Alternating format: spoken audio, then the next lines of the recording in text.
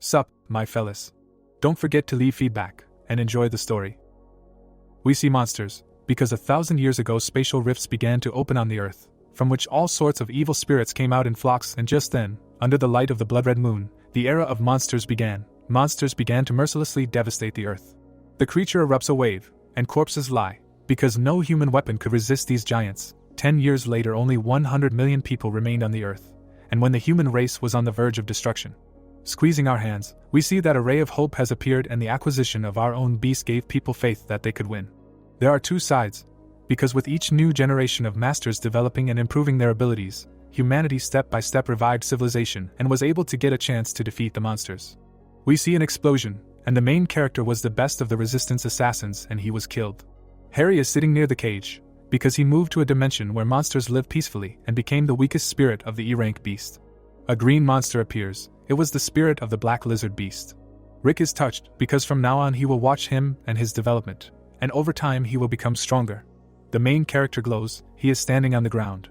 An airplane flies through the air, and they ask for a situation report. Sitting on the chair, he says that the target has been destroyed. Holding his ear, he wonders what is happening. Looking seriously, they tell him that he has worked hard for the benefit of the organization all these years. An explosion occurs near him in the plane. We see a red explosion. The main character wakes up near the cage. His face was dirty. Starting to get up, Harry thinks, didn't he die? Holding his head, he thinks that apparently something damaged his brain. The guy starts banging his head on the floor.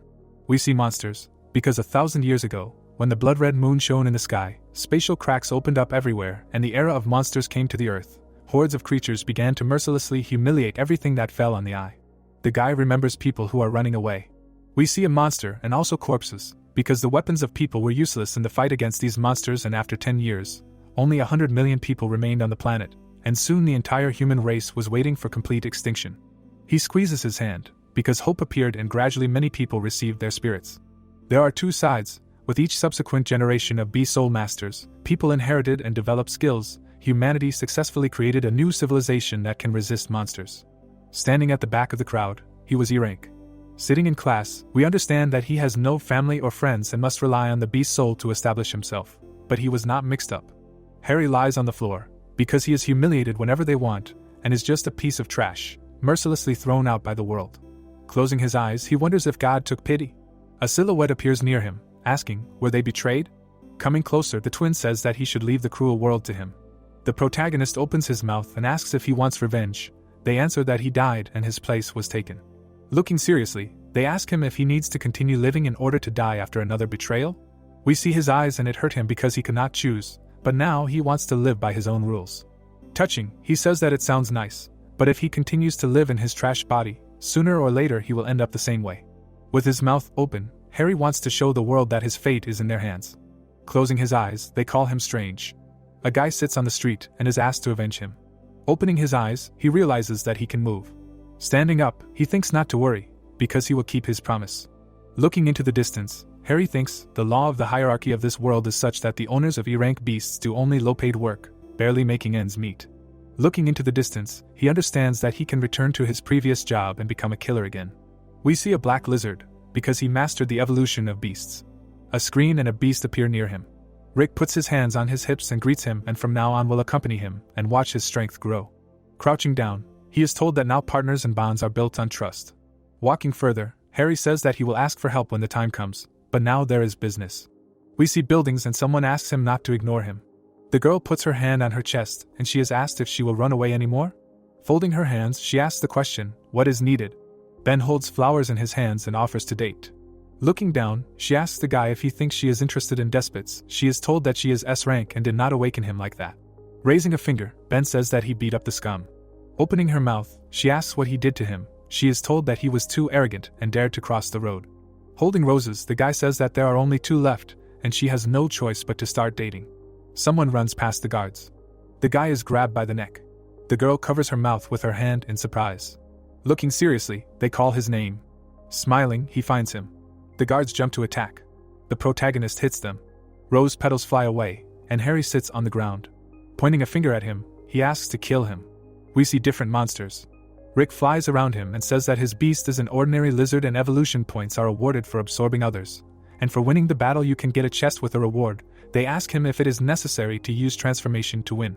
With wide eyes, they call him crazy, because the first attack will kill. There was an explosion near the beasts, and Harry says that if he transforms, he will die faster, because in his past life he was a killer. The wolf opens his mouth and wants to attack him. We see a bright beam. Ben closes his eyes and laughs. In the dust, he sees silhouettes. A leg runs along the ground. The protagonist sits on the beast. After that, he kills it. He throws the body on the floor. Chloe opens her mouth in surprise, because she defeated a B-rank beast with her bare hands. Crouching, he thinks, because his skills are still there, but his body is much weaker. Rick raises his paw and congratulates on the victory, which is why he receives a black iron chest. A chest appears near him and the pet says that there may be useful things there, such as super equipment or points for pumping skills. A wolf lies near them. Raising his hand, he opens the chest. Rick squeezes his paws and says that this is a random skill book and anyone can get it. For example, from E rank to A rank, the chance of an A rank skill is 1%. The guy touches the object. Rick looks at the light. Because this is an A rank daylight skill and when the soul of the beast is activated, it will be able to emit white light that can melt even steel. We see his eye, and the maximum temperature reaches 100,000 degrees Celsius. Harry begins to shine and he is offered to buy a lottery ticket. Ben is surprised, because they point a finger at him and now is not the time to celebrate. Also showing a finger, he orders the monsters to kill him and will give him 10 million. Chloe squeezes his hand and offers to summon her pet, but she is refused. The protagonist looks up, where the monster makes an attack. The guy begins to dodge death. The enemy's eye was red. Harry takes him by the horn and hits him. After that, the elephant stands on 2 legs and is hit again. His body is in the rocks. Rick closes his eyes and waves his hands, also congratulating him, because he got another chest. He runs at other monsters. Attacking them, they are surprised, because it is very fast. The guy takes their heads and knocks them. Ben raises his hands in surprise because this could not be. His eyes shine and he raises his finger, and the guy asks to let go. We see the building and the sky. Taking the backpack, he orders to leave. Looking at the guy, she thinks that he will not bother her anymore. They walk down the street and Chloe was ashamed, because as a master of the soul of the beast of the S rank, she should have protected him herself. Nevertheless, she was saved. Looking at the girl, he asks why she is looking at him like that. A blush appears on her face and she thanks and apologizes for dragging him in. She is told that it is normal and still classmates. Looking down, the girl thought that they were friends. Waving her hand, she says that it is late and will go first, and tomorrow they will see each other at school. Rick folds his arms and says that he is lucky. He is asked not to talk nonsense, because she is one of the friends of the original owner of the body and will naturally protect. The pet looks at him and is told that now it is time to talk about their business. We are in his house and decides to activate the souls of the beast. The guy glows yellow. He is standing on the ground. Rick closes his mouth, and we see a lizard, because in the world of monsters he was only a snack. Closing his eyes, he asks if he needs advice. Flying up to him, the pet says that he can absorb and earn exaltation points, as well as use them to strengthen and receive points from the chest. Pointing to the refrigerator, he asks to eat.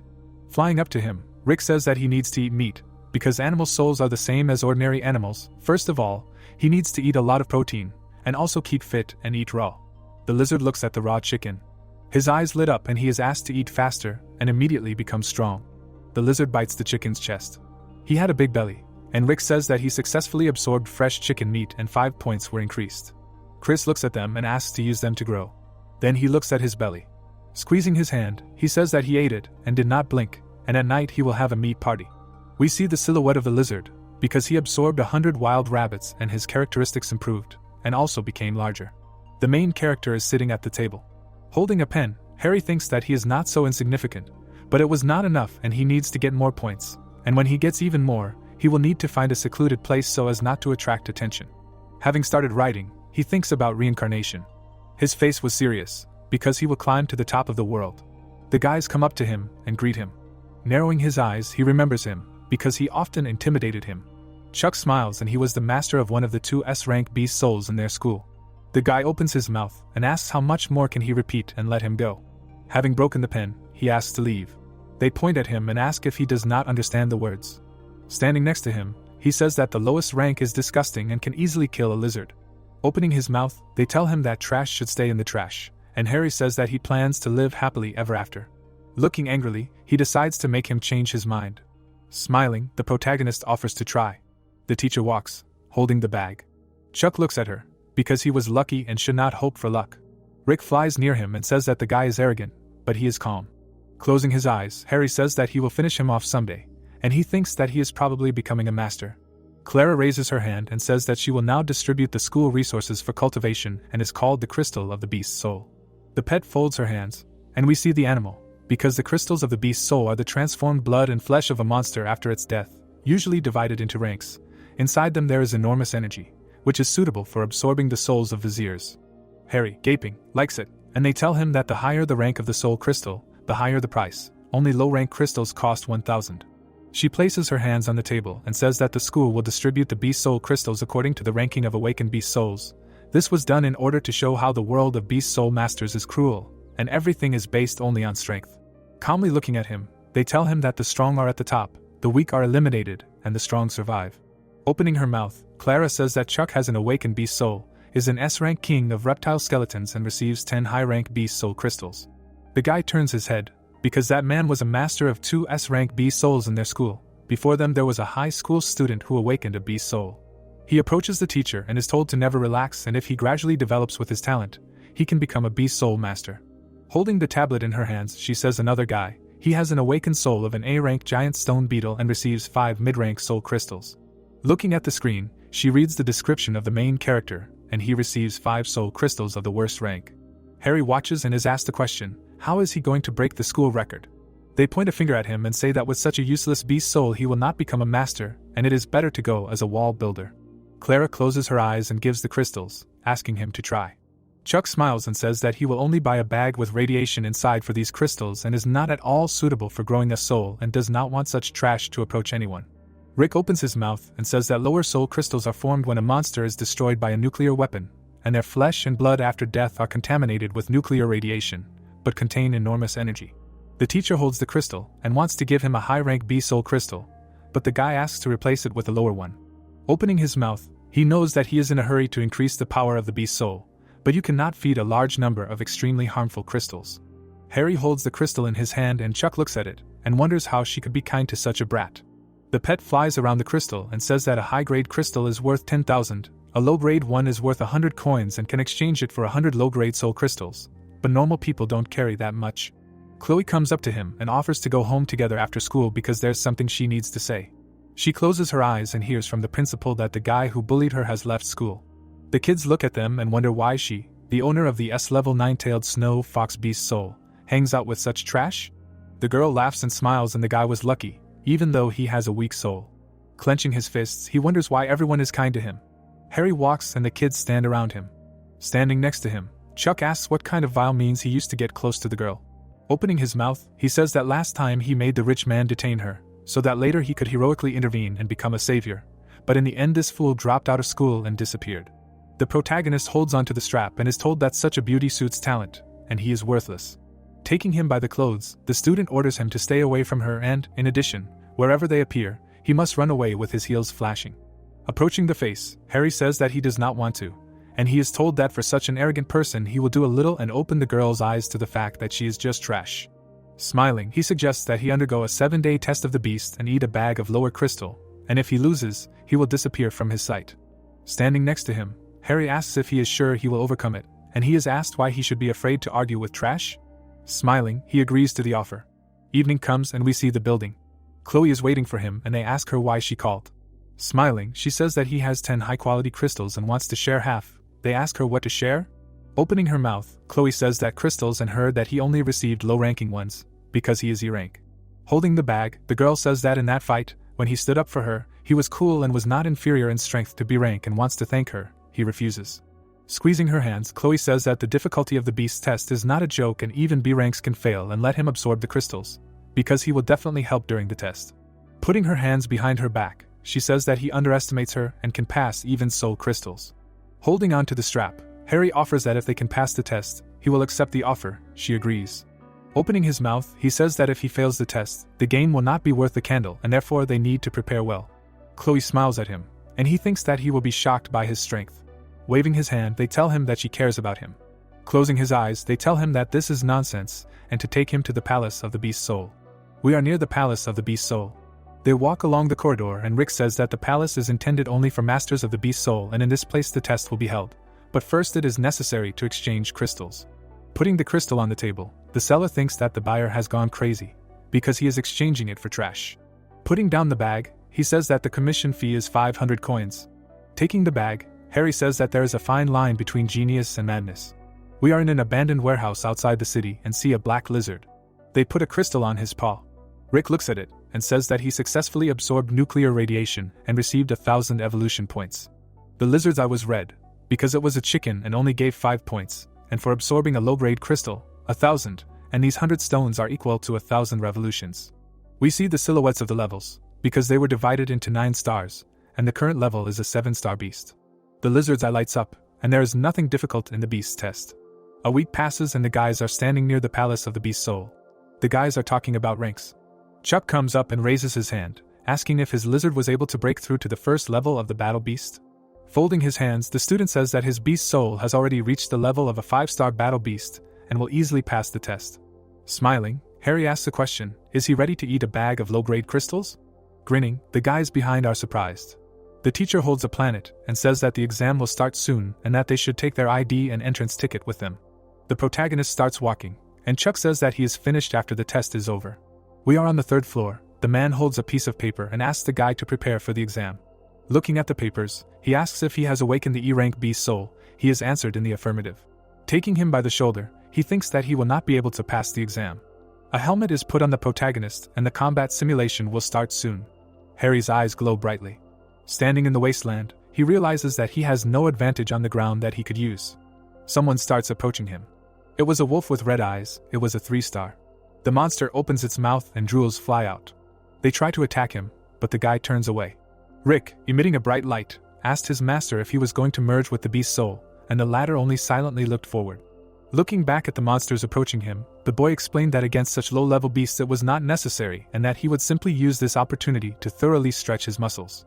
The examiner, watching all this, was very dumbfounded and asked if this guy had really passed the first level. At this time, the protagonist was deftly destroying another enemy. The soldier, clicking on the keyboard in surprise, told his colleague to quickly look at this, and the latter was interested in what was going on there. Coming closer, he was extremely dumbfounded and did not understand what was happening there at all and how he killed a 3-star desert wolf without using the power of the beast's soul. The examiner looked at the monitor screen, adding that he had not even merged with the beast's soul yet. At this moment, Harry struck his fist directly at the beast. After receiving the damage, the huge wolf was thrown back and was bleeding. After finishing his lunge, the boy leaned forward. A moment later, he kicked the enemy with great force. The soldiers watching him were extremely surprised by what happened, concluding that he was some kind of monster, and defeating a 3-star desert wolf without fusing with the beast's soul was an unprecedented case. Clutching his head, the examiner asked if he was cheating. After all, the purpose of the exam is to test the strength of the beast's soul, and he did not even use it. Menacingly looking straight ahead, the other soldier said that this was indeed against the rules, but it was not cheating, and wanted to see if he could pass the 3rd level, and if not, he would fail the beast tests, and his colleague agreed with this, noting that the first 2 levels were for candidates to adapt to the rhythm of real combat, and the 3rd was the key. With a serious look, the man concluded that it was almost impossible to pass the 3rd level without using the beast's soul, even with the strength he was currently demonstrating. As the protagonist glared forward, the examiner added that it was a pity that his beast soul talent rating was only E-rank, but if his beast soul was stronger, his future would be promising. Standing next to his master, who was standing in the middle of the battlefield, Rick told him to save his strength, because it was just a snack, and the real test was ahead. At that moment, a huge wolf beast appeared right in front of Harry. Upon seeing it, the boy was extremely scared, and his companion declared that it was a 6-star desert wolf king.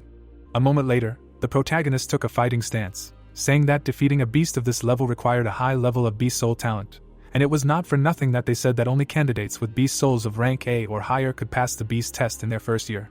Harry stared forward with a menacing gaze, adding that it was time to show his true strength. Opening his mouth slightly, the boy immediately began to merge with the beast soul, and Rick, who heard this, was very happy. A moment later, the protagonist's body began to transform into a huge monster. At the same time, he turned into a huge black lizard of rank S with the level of a 3-star beast general. Admiring this transformation of his master, the black dragon declared that he had successfully reached a higher level, and this was a new beginning. Immediately after this, Harry opened his mouth wide and roared loudly. Then he looked at the desert wolf king below, and the examiner watching this could not understand what happened to the weak beast soul of the lizard, because even such a small thing can become a tyrannosaurus. The soldier with a dumbfounded look asked if he made a mistake when looking at it, and was he really an E-rank. Another with a confused expression answered that he was not blind, and if they did not believe him, then let them check for themselves. because his registration card indicated a low rank. Looking at the photo in the student's file, the examiner wondered what was going on then, because such a gigantic beast should be at least a general rank, and it was incredible, because only a few days had passed since the awakening of the beast soul, and he already had a beast soul of general rank, which means his talent is not lower than S rank. Looking at the huge black lizard that the protagonist had turned into, the soldier added that it was more likely SS or SSS rank. While the Desert Wolf King was right in front of the huge beast, the examiner was very surprised that he could reach such a level. Suddenly, the beast on trial became furious. In an instant, it rushed to attack, opening its mouth wide. The huge black lizard, in turn, decided to counterattack with its large paw. With a deft movement, it managed to deal with the enemy in just one blow. Seeing this, the examiners were beside themselves with surprise that he managed to kill a 6-star beast in a second. A moment later, the soldier pointed his finger at his colleague, telling him to stay there and continue recording his data, while he himself would report the situation to the main examiner, to which the latter agreed and asked him to hurry. Running down the corridor, the man thought that a shocking super talent had finally appeared in their city. At this time, several more desert wolves appeared on the horizon in the test. Looking straight at them, Harry in the form of his beast said that he was a little disappointed by the difficulty level of the exam. Rick looked ahead, saying that the first 3 levels were needed to get a passing score, and he needed to continue fighting, and he could get a higher grade this way. And this was important because many famous universities recruited Beast Soul Masters based on the results of the Beast test. Looking at the Desert Wolves approaching him, Harry said that there was a 6-star Desert Wolf King and 10 3-star ones, and it seemed that this level was testing the combat ability of Soul Masters. Realizing that this was a trifle for him, the boy opened his mouth wide and roared. From the flow of his power, the beasts were suddenly suppressed. A moment later, the protagonist rushed forward, pushing off the ground. At the same time, he managed to kill one of the desert wolves with a blow of his paw, after which he destroyed several more opponents with his leg. The protagonist, in the form of a huge black lizard, sat right on the ground around the corpses of the defeated beasts. He stared menacingly ahead and asked how many more levels there were. The head examiner, with a clearly displeased expression, asked why he had been called and what the rush was for, because didn't they know that observers were not allowed to leave the examination area without permission? The soldier, looking at him dumbfounded, said that the thing was that one of the examinees had indicators beyond the norm, so he wanted him to see it for himself, and the latter couldn't believe his words. The man, moving his hand to the side, explained that his talent rating did not match the strength he demonstrated, and Charlie, standing in front, concluded that this was nothing unusual, and many people exceeded their capabilities during real combat, and a B ranker could produce the indicators of an A ranker, so he was exaggerating. In response, the soldier stated that his talent was E rank, and the examiner, who heard this, turned around in surprise, asking that he really dared to participate in the tests of a beast with such talent, and this boy was clearly a daredevil. Approaching the examination control point, Charlie asked that he really called him only because of a student who failed the E-rank beast soul, and the man asked him to first watch the battle and then draw conclusions. Looking straight at the screen, the examiner assumed that the master of the E-rank beast soul could really pass the test. At that moment, he saw Harry transformed into a huge black lizard. Noticing this, Charlie was very dumbfounded. Pointing his finger at the screen, the examiner asked if he was sure he was an E-rank, and the soldier standing next to him asked if he now understood why he was called here. Watching the boy surrounded by a huge number of desert wolves, the man added that he thought he had the strength of at least a beast general and was currently at the 10th level of the test. Looking ahead, Charlie thought that the 10th level was the last and very difficult, since each of the 10 wolves had the strength of a star battle beast. The soldier, looking at the examiner in surprise, asked if he could pass the 10th level, it would be proof that he had the strength of a beast general, and the examiner replied that, moreover, the best universities would begin to compete for him, and without exception, all those who could pass the 10th level of the test were geniuses. Charlie added with his mouth wide open that at least this child's future achievement was to be a Lord-rank Soul Beast Master, and he might even become an Emperor-rank Soul Beast, which greatly shocked the others. Leaning closer to the monitor, the examiner said that it was too early to talk, and it was still unknown whether he would be able to pass this level. Immediately after this narration, the story shifted to a desert area where Harry was being tested. Staring ahead with a menacing gaze, the boy in the form of his soul beast thought that the final stage of the ability assessment would be the head of the monsters, but there were only 10 desert wolf kings. At this time, the enraged monsters were looking straight at him with fury. Noticing this, the protagonist only hissed in displeasure. Calling them scum and nothing more than trash, the huge black lizard rushed forward. With a deft flick of his paw, he destroyed each opponent, noting that it didn't matter how many there were, they were just a bunch of trash. After destroying several wolves, the rest of the wolves headed straight towards their opponent. In an instant they grabbed Harry, who had been embodied with his beast soul. Watching as the desert wolves failed to pierce the skin of the huge black lizard, the examiners declared that this was a terrifying defense. Looking at the monitor screen in amazement, the soldiers could not believe that he was able to withstand the attack of a strong star beast. Continuing to watch the protagonists battle against the beasts, the man declared that the attack, defense, speed, and explosive power were at an ideal level. Watching as Harry deftly destroyed another desert wolf with a flick of his paw, he concluded that if this was truly an E-level talent. Seeing the final destruction of all the enemies by the boy who had merged with his beast soul, the soldier added that he would then go and commit suicide. The protagonist, looking menacingly ahead, wondered if there were 6 more of them. Immediately after that, he opened his mouth wide. The wolves who saw this were very scared. The examiner, watching the ongoing battle in surprise, asked what kind of power this was.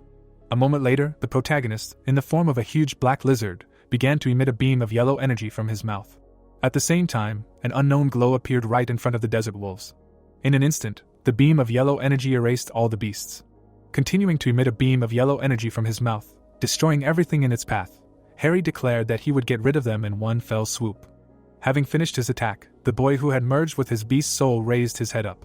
The examiners watching the test, dumbfounded by everything that was happening, could not understand what kind of technique it was. That same beam of yellow energy destroyed everything in its path, changing even the landscape. Suddenly, the protagonist, engulfed in flames, received a notification from the system that the test subject under his name had successfully passed all stages of the beast test. When the system showed a sign that the test had been passed, Harry, looking at it, thought that the beast test was much easier than he expected. Staring forward with a serious look, the boy reasoned that since he had passed the last level, he was guaranteed a good grade, and wondered how many people would be surprised when the results were announced. At that moment, he remembered Chuck, thinking that in the end, even he, with his S-rank talent, definitely could not pass the beast test. Grinning, the protagonist wanted to take this opportunity to let all the universities see that even an E-rank beast soul can have tremendous power. The little dragon companion smiled widely as the system announced that the exam was complete. Immediately after, Harry returned to reality after being stimulated. He was sitting right in the exam capsule. The monitor screen showed information about his characteristics. Looking at it in shock, the soldier thought that at the age of 18, less than 2 weeks after awakening his beast soul, he had reached the rank of a 3-star beast general, and such strength was simply terrifying. At that moment, Charlie came straight to the protagonist, congratulating him for passing all the levels of the beast test and asking if he knew what it meant, and he just smiled widely, suggesting that he probably had a good grade. Looking at him with admiration, the man stated that it was more than good, and he demonstrated talent and strength. So he was sure that the Yanjing Beast Universities in Mo City would compete for him, and the protagonist asked when the results would be published. In response, the soldier stated with a happy expression that if nothing happened, the list would be announced this afternoon, and mused that usually others were worried or happy, but he was too calm. Getting up from the examination capsule, Harry thanked everyone, adding that if that was all, he would go. Looking after him, Charlie suddenly called out to him, and he, turning around, asked what else. Looking straight at him seriously, the examiner asked why his talent was only E-rank, and was there really something wrong when his beast soul awakened, and if he had any problems, he should ask him for help.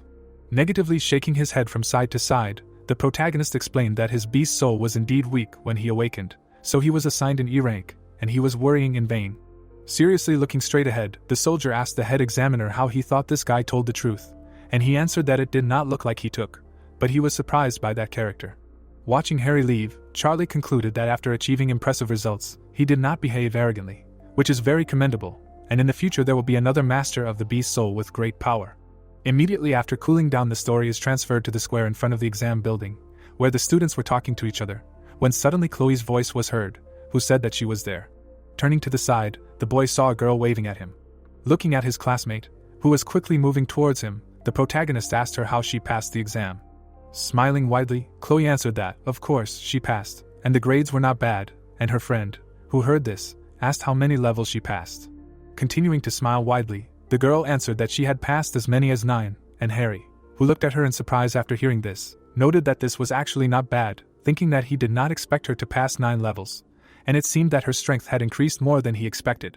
Looking at his surprised classmate, the boy reasoned that she wanted to ask about his grade, but did not know how, and in the end, usually E-ranked ones can hardly pass the first level. Looking straight ahead with a small smile on his face, the protagonist thought that later she would be very surprised. Then, putting his hands on his hips, Harry offered to go, because the exam was over, and there was no need to think about grades, so he invited her to dinner to celebrate her success, and Chloe, happy with such an offer, agreed, saying that she wanted a large bowl of noodles. The boy looked at her puzzled after such a statement, asking if that was all and she just wanted a bowl of noodles, and the girl replied that she was very hungry, and would eat whatever he gave her. The protagonist thought about it, noting that this restaurant was a bit far away and they might miss the announcement of the lists, and the classmate who grabbed his hand said that in any case, the results had already been determined, and what would be announced was just a ranking. While Chloe dragged her friend forward and told him to go faster because she was hungry, he agreed to this, thinking that no matter what, no one could surpass his grades. Immediately after this narration, the story moves to 1 o'clock in the afternoon to the Beast Soul Palace Square, where a huge number of students were. The boys looked ahead in fear as someone asked them to move aside and let them pass, saying that this upstart guy was Chuck from Jinhai Middle School and also an S-rank Beast Soul Master. The elite disciple stood in front of the others with a smug expression as someone said that he had passed level 7, which was the same result as last year's winner. Chuck happily listened to them say that he was strong and would probably be this year's top candidate, because he had an S-rank Beast Soul talent that was terrifying, and with such a result, he could enter one of the top universities, and he thought, a person like him is attracting attention everywhere. With his menacing gaze fixed ahead, the disciple reasoned that he had prepared for this exam and even asked his parents to buy him an expensive pill so that he could maximize the potential of his beast soul in a short period of time. Looking into the crowd of people, Chuck asked why he didn't see Harry and probably hid somewhere, because he dared to challenge him with such a low rank. His henchman smiled widely, calling the boy ridiculous, because in his place he wouldn't dare to say a word and would have buried himself in the ground from shame long ago, while the student standing behind said that he wanted to see this show, but he didn't even show up. Chuck, with a wide smile on his face, declared that since he didn't want to go out, he would remain a coward for the rest of his life, thinking that the protagonist ran away, and this is exactly what he wants, for him to never show up again, when suddenly his voice sounded, saying that he said that the restaurant was far away, but she wanted to eat there, and Chloe answered him that everything was fine, because they were just in time. She ate deliciously. At that moment, the elite student noticed the guys standing right in front of him. Looking at them, it seemed to him that they were happy next to each other. As if boiling with anger after what he saw, Chuck called Harry a scumbag who dared to appear in front of her with Chloe. Snidely stretching his hand forward, Chuck asked if this was really that same Harry, noting that he was so calm, and it seemed that the grade on the test was not bad, and he answered that it completely satisfied him.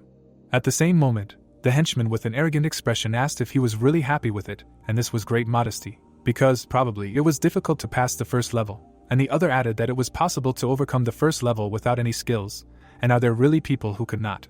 Immediately after this, the students surrounding the guys began to laugh, saying that there was no need to be so embarrassed, and the fact that an E-ranker found the courage to participate in the exam was already a very good indicator.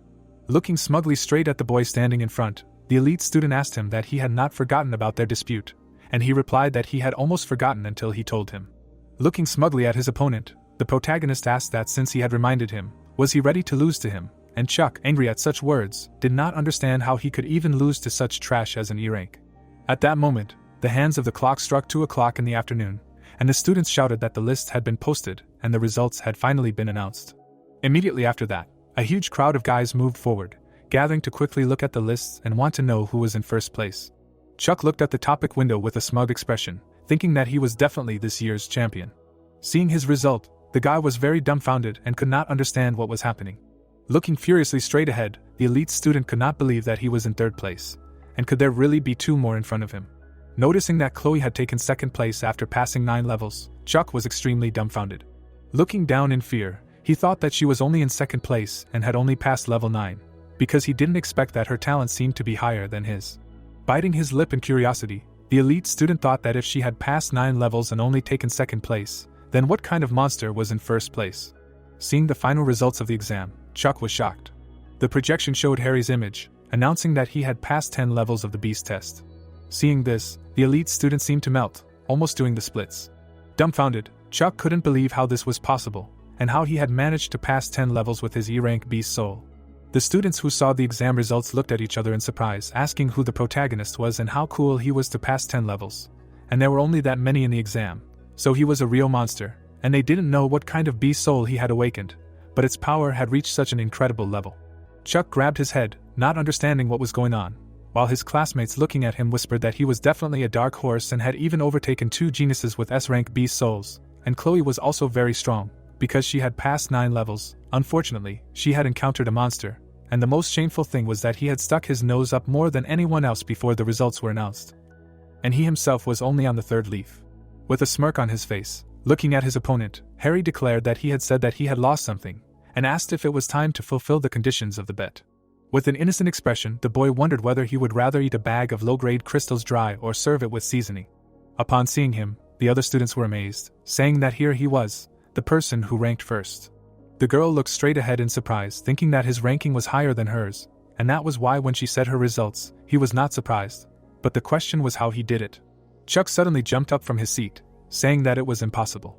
Pointing at the protagonist standing in front of him, he asked how an E-rank trash could get such a result, and he probably cheated. The students, dumbfounded by such a statement, asked that wasn't he an elite student, and did he really think that Harry cheated, and they didn't understand whether it was true or false. After all, how could it be possible for the number one to cheat everyone on the exam? Looking menacingly at his defeated opponent after hearing all this, the boy asked if he really thought he was cheating for the sake of victory. Looking directly at him with displeasure, Chuck stated that he had an E-rank beast soul, and wondered how he would be able to pass 10 levels of the beast test. His classmates, hearing this, immediately began to whisper, also not understanding how he could pass level 10 with his E-rank beast soul, which is the weakest, and if he really cheated, well, this is a simulation of a real battle, and you can't bring anything from the outside world there, so cheating is hardly possible.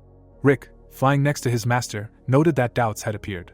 With a smile on his face, looking at Chuck in front of him, the protagonist asked who said that an E-rank beast soul could not pass the exam, and there was no mention of such a thing in the reference books, and Chuck asked him not to be complacent, because he would file a complaint to the Beast Soul Palace Court and expose the vile methods he used. In front of him, Harry asked about the court, and the small black dragon next to him explained that if candidates had doubts about the evaluation, they could appeal to the Beast and Soul Palace Court, but the meeting was rarely held due to other people's evaluations. Angry after hearing this, the boy stated that he could do whatever he wanted, but if it turned out that everything was clean, he would not forget to fulfill the conditions of the bet, and his companion flying nearby noted that this was an S-rank beast soul that did not know how to lose at all, while the elite student who heard all this was clearly dissatisfied. When suddenly someone asked what kind of a mess was going on outside the palace. For a second, it seemed like it was an angry brown bear. A moment later, the guys managed to see that it was Charlie, moving straight towards them, who was the main examiner. Admiringly looking straight ahead, Rick concluded that this was what he expected from a Lord-rank beast soul master, and his suppression power was very powerful, and Harry, who was watching everything that was happening, thought that he really was a Lord-rank beast soul master. At this time, the students began to whisper among themselves that this was the head examiner, and they said that his big ferocious bear had already reached the level of a 7-star lord, and among all the Lord-ranked beast soul masters, he was quite strong, and a talented master from Jinhai who decided to come there as an examiner. Charlie looked straight ahead menacingly, clarifying that he heard that someone wanted to go to court. Standing right in front of him, lowering his head, Chuck said that he wanted to file a lawsuit because he thought that the evaluation of student Harry was groundless. Pointing his finger directly at the boy behind him with displeasure, the elite disciple stated that he had awakened an E-rank beast soul, but he was able to clear 10 levels, which was abnormal, and he wanted to ask the Beast and Soul Palace for a reasonable explanation. Looking straight ahead with a serious expression after hearing this, the examiner explained that it just so happened that he was present at the protagonist's exam and observed everything from beginning to end, so he did not find anything unusual. Looking menacingly at the elite disciple below, Charlie asked what, or did he mean that he helped him cheat? Chuck, looking straight ahead with a serious expression, stated that he was the pride of Jinhai, and Jinhai would not dare to doubt him, but the beast soul that Harry awakened was rated as an E-rank talent. Then he added that he thought everyone present knew exactly what it meant, asking how he could pass 10 levels with such a soul, and everyone around him looked at the boy standing in the middle and his girlfriend with displeasure. With great indignation on his face, the elite student said that therefore he thought the examiner should at least publish the video of the candidates' battle to convince the public, and the guys standing behind him confirmed this, noting that they were also very interested in how he did it. Charlie looked down menacingly after hearing everything, explaining that he was sorry, but he could not agree to this demand, because according to the regulations of the Beast Soul Palace, examiners are forbidden to reveal information about candidates, except for special cases. Smiling at his words, Chuck said that since the video of the battle cannot be published, there is another way to check the authenticity of the results, and the examiner standing in front of him asked him to tell. The elite student, looking forward with a mocking gaze, asked to have a duel. If he won, he would prove the purity of his grade. Sharply pointing his finger at the protagonist standing to the side, Chuck added that if he lost, it would be enough to prove that his grade was obtained unfairly. The students in the square began to say that Chuck was really going to humiliate Harry. Chloe, who had stepped forward with great displeasure, declared that he was very disgusting and did whatever he wanted, just to humiliate her friend, and the boy waved his hand, explaining that there was nothing wrong with that. The little dragon levitating next to the protagonist noted that his thoughts were obvious, and he wanted to take the chance to fight him and then prove to everyone that he was a loser, and his master replied that this was very convenient, and now they would settle the score. Looking seriously at Charlie standing in front of him, the elite student asked him that it was not forbidden to challenge on the territory of the Beast Soul Palace, and he replied that it was true, but it was also necessary to find out the opponent's opinion. Immediately after that, everyone looked at the boy standing next to him along with his classmate and wondered if he would accept the challenge, because the situation was so tense that he had no other choice, because if he refused to accept the challenge, everyone would consider him a cheater. Chuck grinned maliciously and asked if he dared to fight him. Looking worriedly at her friend, the girl noted that if he was not sure, he could refuse, and he explained that if someone provoked him, then it was useless to endure, and the only way to make him afraid was to break bones. Immediately after that, the protagonist raised his hand up, declaring that he agreed to fight. The students around him were very dumbfounded, saying that he really accepted the challenge and now the S-rank Beast Soul will fight with the E-rank Soul, and this has never happened before. But the difference in levels is so great that Harry will be defeated, but he is the first person in the city who has passed 10 levels of the Beast test, and the outcome of the battle is difficult to predict. Moving his hand to the side, Charlie noted that, frankly speaking, he thinks that this fight is not necessary, because they are both the pride of the city, having taken first and third place, so there is no need to fight to the death over such a trifle. Looking at the guys standing in front, the examiner added that, as he already said, he was able to personally verify that he did not cheat during the exam, and gritting his teeth from dissatisfaction with everything he heard, Chuck could not understand why they both help Harry, and whether he is somehow special that everyone covers for him. The elite student looked at the protagonist in front of him with a clearly dissatisfied expression, saying that if that was the case, he should fight him and ask the examiner to witness this battle, in which he was going to show them how he would tear him to shreds. Sighing heavily after hearing this, Charlie declared that in that case, their fight would take place in the arena of the Beast Soul Palace, and everyone who wanted to watch could come there. Immediately after this narration, the story moves to the arena of the Beast Soul Palace, where a huge number of people were in the stands. Standing between the two opponents, the examiner concluded that if both sides were ready, then they should start the fight, but first he wanted to explain the rules. While the students glared at each other, Charlie explained that this fight was just a sparring match, and they could go all out but no killing was allowed, and the fight would end as soon as one side admitted defeat, and that no foreign objects were allowed during the fight, and that if one of the rules was broken it would be considered a defeat, and asked if they understood everything. After a moment, the serious couples did not give a positive answer, and Charlie declared that he would then declare the start of the fight. Looking haughtily at his opponent, Chuck said that he should understand that everything that was happening was his fault, and Harry replied that he did not expect him to make such a fuss to avoid the terms of the bet, and if he was simply asking for mercy, he would consider sparing him his lunch, but with the crystals, thinking that in the end, giving them to him would be a waste. A moment later, the elite student wished him dead and activated the fusion with the Beast Soul. Immediately after that, he transformed into a huge bone monster. The students watching from the stands were very surprised, not understanding what kind of monster it was, and could it really be the king of the skeleton reptile, who was 5 meters tall, and now they understood what an S-rank soul was, which was truly a talent visible to the naked eye, and he was truly a genius who took third place.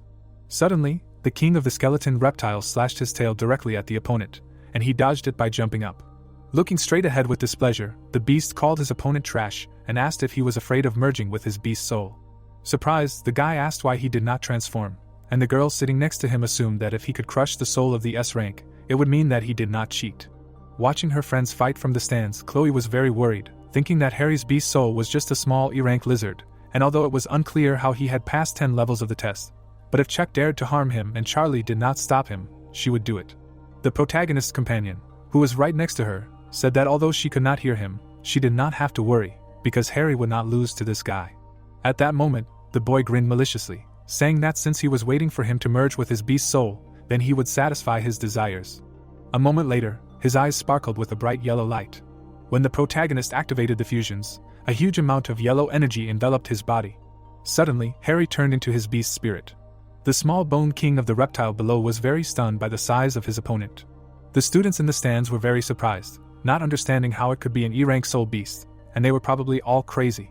Chuck, in the form of his soul beast, looked forward with a very frightened expression, stating that it was impossible for it to be a low-rank soul, and how could it grow so quickly? Harry looked down with dissatisfaction, wondering what happened to his soul beast. After a moment, he raised his paw up, preparing to strike. With great speed, he thrust his paw forward, asking who said that an E-rank soul should be weaker than an S-rank. The elite student below, in the form of a bone reptile king, was very scared by what happened. Seeing the strength of his opponent, Chuck, who had merged with his soul beast, was very scared. Suddenly, Harry struck him with his own blow, destroying everything around him.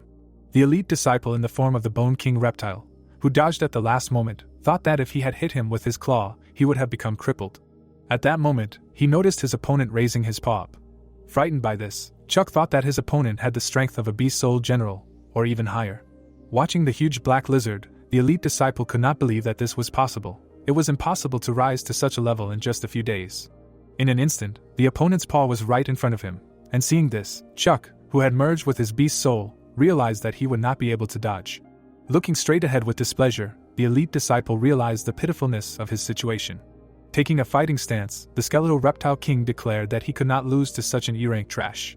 In an instant, he pointed his tail forward, and the boy who saw this said that he did not even expect that he would dare to fight back. Seeing this, Chuck was extremely scared. He watched as the huge black lizard's paw grabbed his beast's tail. With a clearly frightened expression, the elite disciple asked what he was even trying to do. The protagonist slammed his opponent into the ground with great force, asking him what he was thinking. Then Harry did the same trick again.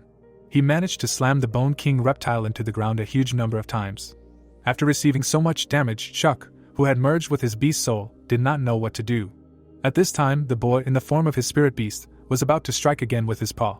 The students in the stands of the arena rejoiced, watching the fight, and could not believe that it was Harry's real strength that defeated Chuck, and it turned out that the examiner was not shielding him at all, but trying to protect someone else. Chloe, looking ahead in surprise, thought that although she knew that her friend was not weak, such a strong E-rank beast soul was simply amazing. With great displeasure, looking straight ahead, the elite student declared that it was impossible for his S-rank beast soul to be weaker than an E-rank. A moment later, a huge black lizard grabbed its opponent by the tail once again. Harry, looking menacingly at Chuck, who was trying to escape, leaving his tail behind, declared that he had lost, and Chuck asked who said that. Suddenly, the elite student threw an unknown pill right into his mouth. Then he slapped the floor, having taken it. Watching this with displeasure, Charlie thought that it was a bloody capsule. At that very moment, a small black dragon appeared right next to his companion, explaining that he had just eaten a pill that allowed him to level up in a short time, and his strength would grow from the level of an 8-star battle beast to a 3-star beast general. Folding his arms across his chest, the protagonist's assistant added that, however, after taking such a medicine, it would take a month to recover, and he was crazy, because he wanted to defeat him at all costs, and Harry, looking menacingly straight ahead, declared that he was just a clown. At this time, the examiner, who was observing the progress of the fight, took the microphone in his hands and declared that he was declared the loser for violating the rules of the fight. Continuing to watch the battle of the two students, Charlie added that he was even more useless than he imagined. Seeing the serious look of the boy, who had merged with his beast soul, he thought that he was going to continue the fight with the opponent even after he took the doping. A moment later, the Bone King reptile fell into a rage, saying that he would kill him. Hearing this, the protagonist only looked at him menacingly. Looking at his opponent, Chuck could not understand why he was so calm, because it was obvious that he was now stronger than him. Suddenly, he saw how a huge black lizard opened its mouth and concentrated a huge amount of energy in it, not understanding what kind of power it was. At that moment, the elite student realized that he had no way back and wished death on his opponent, rushing forward. Immediately after that, Harry finished concentrating the energy in his mouth. A moment later, he sent it forward, straight at his opponent. A large beam of yellow energy burst out right from the mouth of the huge black lizard. It hit the Bone King of the reptile right, throwing him back. After receiving damage, Chuck was slammed right into the wall. Returning to his original form, the elite student fell to the ground, coughing up blood. Immediately after that, the examiner entered the arena and officially announced that Harry had won this battle and, moreover, that he had taken illegal drugs during the fight to artificially increase his strength, and asked if anyone had any objections to the evaluation of this student. The students and those in the stands, stunned by everything that had happened, said that the elite student could not win even with the help of doping and the protagonist was really too strong, and did not understand what kind of blind person assessed his beast soul as an E-rank talent, because no one with such a level had ever defeated an S-rank. Giving Chuck's body to the soldier, Charlie asked to take him to the infirmary, explaining that the injury was not fatal, but the side effects were enough to keep him in bed for a couple of months. Sighing heavily, the man took the defeated student, noting that now, it seemed, no famous university would accept him, and the other added that he must answer for his actions. Joyfully looking at Harry standing in front, the examiner congratulated him on his victory in the duel, and he expressed gratitude for this. Surprised by this, Charlie asked what he was thanking him for, and the boy, smiling at him, answered that he had given him the opportunity to injure him, thinking that he should have stopped him in time, but did not do so. At the same moment, the examiner, putting his hands on the protagonist's shoulders, said that in fact he was not only the main one, but also a member of the admissions committee of the University of Animals in the city of Mo, and asked if he wanted to enroll there. Hearing such a proposal, Harry was very surprised, and the black dragon flying next to him explained that the Yanjing Beast universities in Mo City were the most prestigious, and only the best of the best were admitted there. Hearing this, the boy told the teacher with a smile on his face that he was recruiting people for his own benefit, among other things, and he was the best in this area. Charlie, dumbfounded by such an answer, reasoned that this kid was generally normal and was he really doing the university a favor, and the first thing he thought about was what advantages the university would give him. Looking at the examiner standing in front, the protagonist asked that such a first-class educational institution must be able to offer certain conditions, and he replied that, of course, if he wanted to enroll there, he could apply for a full scholarship, including 500,000 coins, 20 high-quality beast soul crystals, 5 beast soul capsules and a general rank beast sword. With his serious gaze fixed forward, Harry was thinking that 20 high-quality crystals cost 200,000 coins, and a beast soul capsule 250,000, while his companion standing right next to him asked him to think carefully. Spreading his arms out to the sides, Charlie noted that this was the best the university could offer, and he, like the university administration, was sincere in his intentions, when suddenly someone called out to him, calling him shameless. At that moment, a man in armor appeared right behind him, declaring that the admissions campaign had not yet begun, and he had already deceived this boy. Menacingly looking straight ahead, upon seeing him, the boy wondered who this was and how he was talking to the examiner in such a tone. It was Nicholas from Yanjing Beast University, who was clearly unhappy with everything that was happening. Closing his eyes, Charlie asked him not to say stupid things, because couldn't young talents go to any other university except his? Nicholas spread his arms wide and said that there was no need to be fooled, and their school was much superior to Mo University, so if he were to enroll, he would be given 500,000 coins, 40 high-quality beast soul crystals, and 10 beast soul capsules. The students in the stands, dumbfounded by such offers, said that this was what they expected from Yanjing University, and they were really rich, and they also now understood how geniuses were treated, that two popular universities were not only competing for a student, but also offering resources, and if he passed all 10 levels of the exam, he could enjoy such honors. Suddenly, it was as if an angry bear appeared on the stage, calling his opponent a bastard. It was Charlie, who, with a clearly displeased expression, asked how he dared to poach a student right in front of him. At the same time, the beast soul of the tiger was summoned, asking who he was going to scare. It belonged to Nicholas, who was clearly displeased, wondering if they really wanted to suppress him by force. Then the two seemed to clash in a mental duel. Standing between the two forces, Harry could barely hold on, thinking that this is how the energy of the beast soul forces of the Lord rank is. Suddenly, another spirit and beast appeared, calling these two. It was the man with the beast soul of a sloth who was asking what the commotion was about. His power enveloped the surroundings, interrupting the disagreements of others. The boy looked straight ahead in surprise, wondering that he had suppressed the auras of the big fierce bear and the ghostly void tiger, and was this fat man's strength really stronger than those two? The man in the traditional Chinese hat was Harvey from Sichuan Beast University, who was inviting the kid to transfer to his school, and was going to offer 3 million coins, 50 high-grade soul crystals, and 10 beast soul capsules. Harvey extended his hand, adding that he would be given 20 high-grade crystals every semester until he graduated, and it would not be a lie if he said that they spared no effort in cultivating talents. And Harry, who heard this, thought that this was a very rich university. Immediately after that, a huge number of people appeared who said why he shouldn't consider their university, because they could offer the same conditions, so they asked him to choose them, and someone even asked him to transfer to their university, because last year they took 8th place in the ranking, and the boy, puzzled by such a number of offers, thought that although they all wanted to accept him, they obviously wanted to use him as free advertising. Nicholas, who suddenly appeared right behind him, asked him to stop making noise and asked what he thought. Immediately after that, the protagonist bowed to everyone present, expressing gratitude, and explained that he was sorry, and besides the Yanjing Beast University and the Beast University in Mo City, he was not considering other organizations. Hearing this, the fat man adjusted his hat, saying that if he changed his mind, he could come to him at any time, and Harry replied that, of course, if anything, he would contact him. When everyone else left, the two remaining teachers turned towards the boy, waiting for an answer and asking who he would choose. The protagonist, looking forward with a serious gaze, replied that he would tell them his decision before the admissions campaign began. Charlie, closing his eyes after hearing this, said that he would wait, and Nicholas, standing next to him, asked him to think it over carefully with a smile on his face, to which Harry agreed.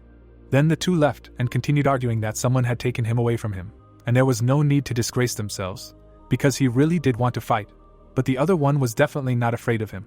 They continued arguing with each other and walked away, while the boy was watching them, when suddenly someone congratulated him, saying that the system had just rated his beast soul as a general's rank, and therefore he had received 1 silver chest. It was a small black dragon, who, with a joyful expression on his face, asked him to quickly open it, and see what was inside, because this was his first silver chest, and the protagonist did not know what to answer, when suddenly someone called him by name. It was Chloe, who said with a smile on her face that he was so cool and was now #1 in the city, so popular universities were fighting over him, and asked him which one he would choose since he had won their favor with his talent and grades after all. With a thoughtful expression on her face, the girl thought that he should choose either Yanjing University or the Beast University in Mo City, and asked if he wanted to go to the same place as her, and the boy replied that it would be great, since she would take care of him, but she would think about it. Looking at her friend, the classmate noted that objectively, Yanjing University was stronger, but she would choose the university in Mo City, and the protagonist, who heard this, asked why she made such a decision. Looking away, Chloe explained that it was because there were people in Yanjing that she did not want to see. As the story moved to the city street, Harry thought that it seemed like it was not the best topic of conversation for her. Suddenly, we are transported to the protagonist's house, where a small black dragon flying around him from different sides declared that he had received 10,000 evolution points and something else. Looking admiringly at the metal claws, he added that this was a general rank weapon, a flaming claw. Joyfully looking at his master's new acquisitions, the little dragon explained that when it attacked an enemy, fire appeared on the claws, which inflicted additional damage, and Harry, looking at this weapon, noted that this was not bad. Barely containing his admiration, the little animal asked what not bad meant, and declared that this was very cool, because weapons are divided by ranks into a combat general, a beast master, a lord and an emperor, and weapons of his level cost hundreds of thousands, and the boy who heard this could not believe that it was so expensive. Then the little black dragon levitates right in front of its owner, tells him that it is still cheap, and anything above the rank of beast master can cost tens of millions, and if they are lucky, they will strike it rich in the future. And the protagonist, thoughtful after receiving this information, declares that he must reach the rank of master as soon as possible. Looking at Harry, who is sitting right in front of him, Rick asks him what he thinks about universities, and Harry asks what information he has about them. Sitting right on the table, the companion animal answers that Yanjing University trains strong masters, and the university in Mo City trains mega strong ones, and also thinks he will like it there, and the boy asks why. Looking away, the little dragon says that they put military affairs above all else, and everything is based on strength, so they created 3 special ratings: the Hiding Dragon, the Beast Master, and the Beast God, and all resources are distributed according to it. Then Rick added that if Yanjing University is a carrot for strong masters, then Mo University is a cruel coliseum, and the protagonist, surprised by what he heard, thought that since one person will ultimately be stronger than 1 million people, then the choice is obvious. Looking forward with a serious look, Harry declared that he chooses the Beast University in Mo City, and wondered why he could not be it. The narrative of the story moves to Charlie's office, into whose office, having broken down the door with his foot, Nicholas burst in. The examiner with a wide smile on his face asked what he needed, because Harry had already applied to their educational institution, so he had no chance, and he asked him not to brag, because he respected the choice of this boy, wondering if Chloe had also entered them. Surprised by such a question, Charlie noted that news quickly reached him, and asked if he really knew her, to which he received the answer that he more than just knew. With a serious look, the blonde man explained that when she arrived at the university, they needed to take care of her, and that she should not forget that he had warned him, because her background was not simple. At the same time, the man with gray hair remembered how a boy came to his office and asked when he could get a scholarship. Scratching the back of his head, he answered that usually after enrolling in a course, but he could apply for him in advance, and he would be able to get it soon. Pointing his hand at the girl sitting in front of him, the teacher asked if he needed to apply for her in advance, too, and she refused, explaining that she could come as usual. With a thoughtful look, Charlie noted that she really looked better off than the protagonist, and Nicholas, standing in front of him, said that he could not explain everything to him in detail, but they just needed to take care of it. Immediately after this, the story jumps forward 3 days, where Harry came to the Beast Spirit Palace, saying that he didn't expect the scholarship to come so quickly, and a subsidy of 500,000 coins, 20 high-grade crystals, 5 Beast Soul capsules, and a general rank Blackthorn armor weapon. The happy little dragon levitating next to him noted that this equipment will make his scales harder, and at the same time, his spine will be covered in spikes that will protect him from injury, and it seems that the university still values his abilities highly. With his serious gaze forward, the protagonist thought that it is not the equipment that is important, but the subsidy of 500,000, because for it you can get 5,000 low-grade crystals and 5 million evolution points. The man in glasses looked at the mountain standing right in front of him in surprise and asked what he really wanted to exchange for low-quality crystals again, and how much this time, and he answered that he would buy 500,000. Hearing this, the merchant was extremely dumbfounded. Then the narrative of the story moves to the moment when a huge number of bags with low-quality crystals were loaded into the back of the car, and the man said that that was all. Waving his hand from the car window, the boy thanked the seller, and he replied that there was no need for that. Puzzled, looking after the car driving away, the man in glasses thought about what he bought so much, and was he really going to feed them to pigs? Immediately after this narration, the story is transferred to the protagonist's house, where he was sitting surrounded by bags of crystals and saying that it was inconvenient to explain the address of the secret warehouse to the driver, so he brought everything home, and asking how long it would take to maintain the state of fusion to absorb them all, while his assistant explained that then you can stay at home and absorb in human form. Surprised, turning towards the little dragon, Harry asked that this is really possible, and doesn't it need to merge with the beast's soul to absorb the energy of the crystals? And he said that this is usually how it happens, but he has a system, and he can use it to absorb the crystal in human form. Smiling happily after hearing this, the boy did not understand why he did not say this before, and his assistant explained that the absorption speed would simply be a little slower, but compared to the enormous energy spent on maintaining the beast form, this is the best option. A moment later, the protagonist began to meditate, absorbing energy from low-quality crystals. The power of dark purple color enveloped his entire body, penetrating inside. Joyfully looking at his master, Rick congratulated him on successfully absorbing nuclear radiation and receiving 1,000 evolution points. Looking at the clock standing on the table, Harry thought that it was 15 minutes for him and really a little slower than during transformation, but he needed to speed up to absorb all 500 pieces, because on average it was 84 per day. At this time, deep night fell outside. The little dragon happily spun around his master and said that his body had mutated in the process of absorbing nuclear radiation, and now he was able to resist it, while he continued to absorb energy from low-quality crystals. Looking at his assistant levitating right in front of him, the boy asked what immunity to radiation meant, and he explained that with such an ability, no concentration of nuclear radiation was scary to him. Imagining a scorched wasteland in his mind, the protagonist stated that nuclear weapons were used to exterminate monsters in many areas, and now his body will not be affected by these contaminated restricted areas, which is very good. Clenching his hand into a fist, Harry noted that there are still 2 months ahead and he must absorb all the crystals to increase his strength as quickly as possible, and Rick agreed with this. Suddenly, the narrative of the story moves to the conference room of the University of Beasts of the City of Imo, where a huge number of people are sitting at the table. Director Vincent looked straight ahead with complete seriousness. Menacingly looking forward, the director of the academy said that they all worked hard these days and at the moment, the recruitment of students to their university has been successfully completed. Putting his hand on the tablet, he added that this year's freshmen are even more worthy than in previous years, and not only their university, but also other prestigious institutions have received incredible talents and geniuses at their disposal. Vincent closed his eyes and concluded that the process of waiting for them to grow up was indeed too long, and if he had to wait until then, he was afraid that he would already retire.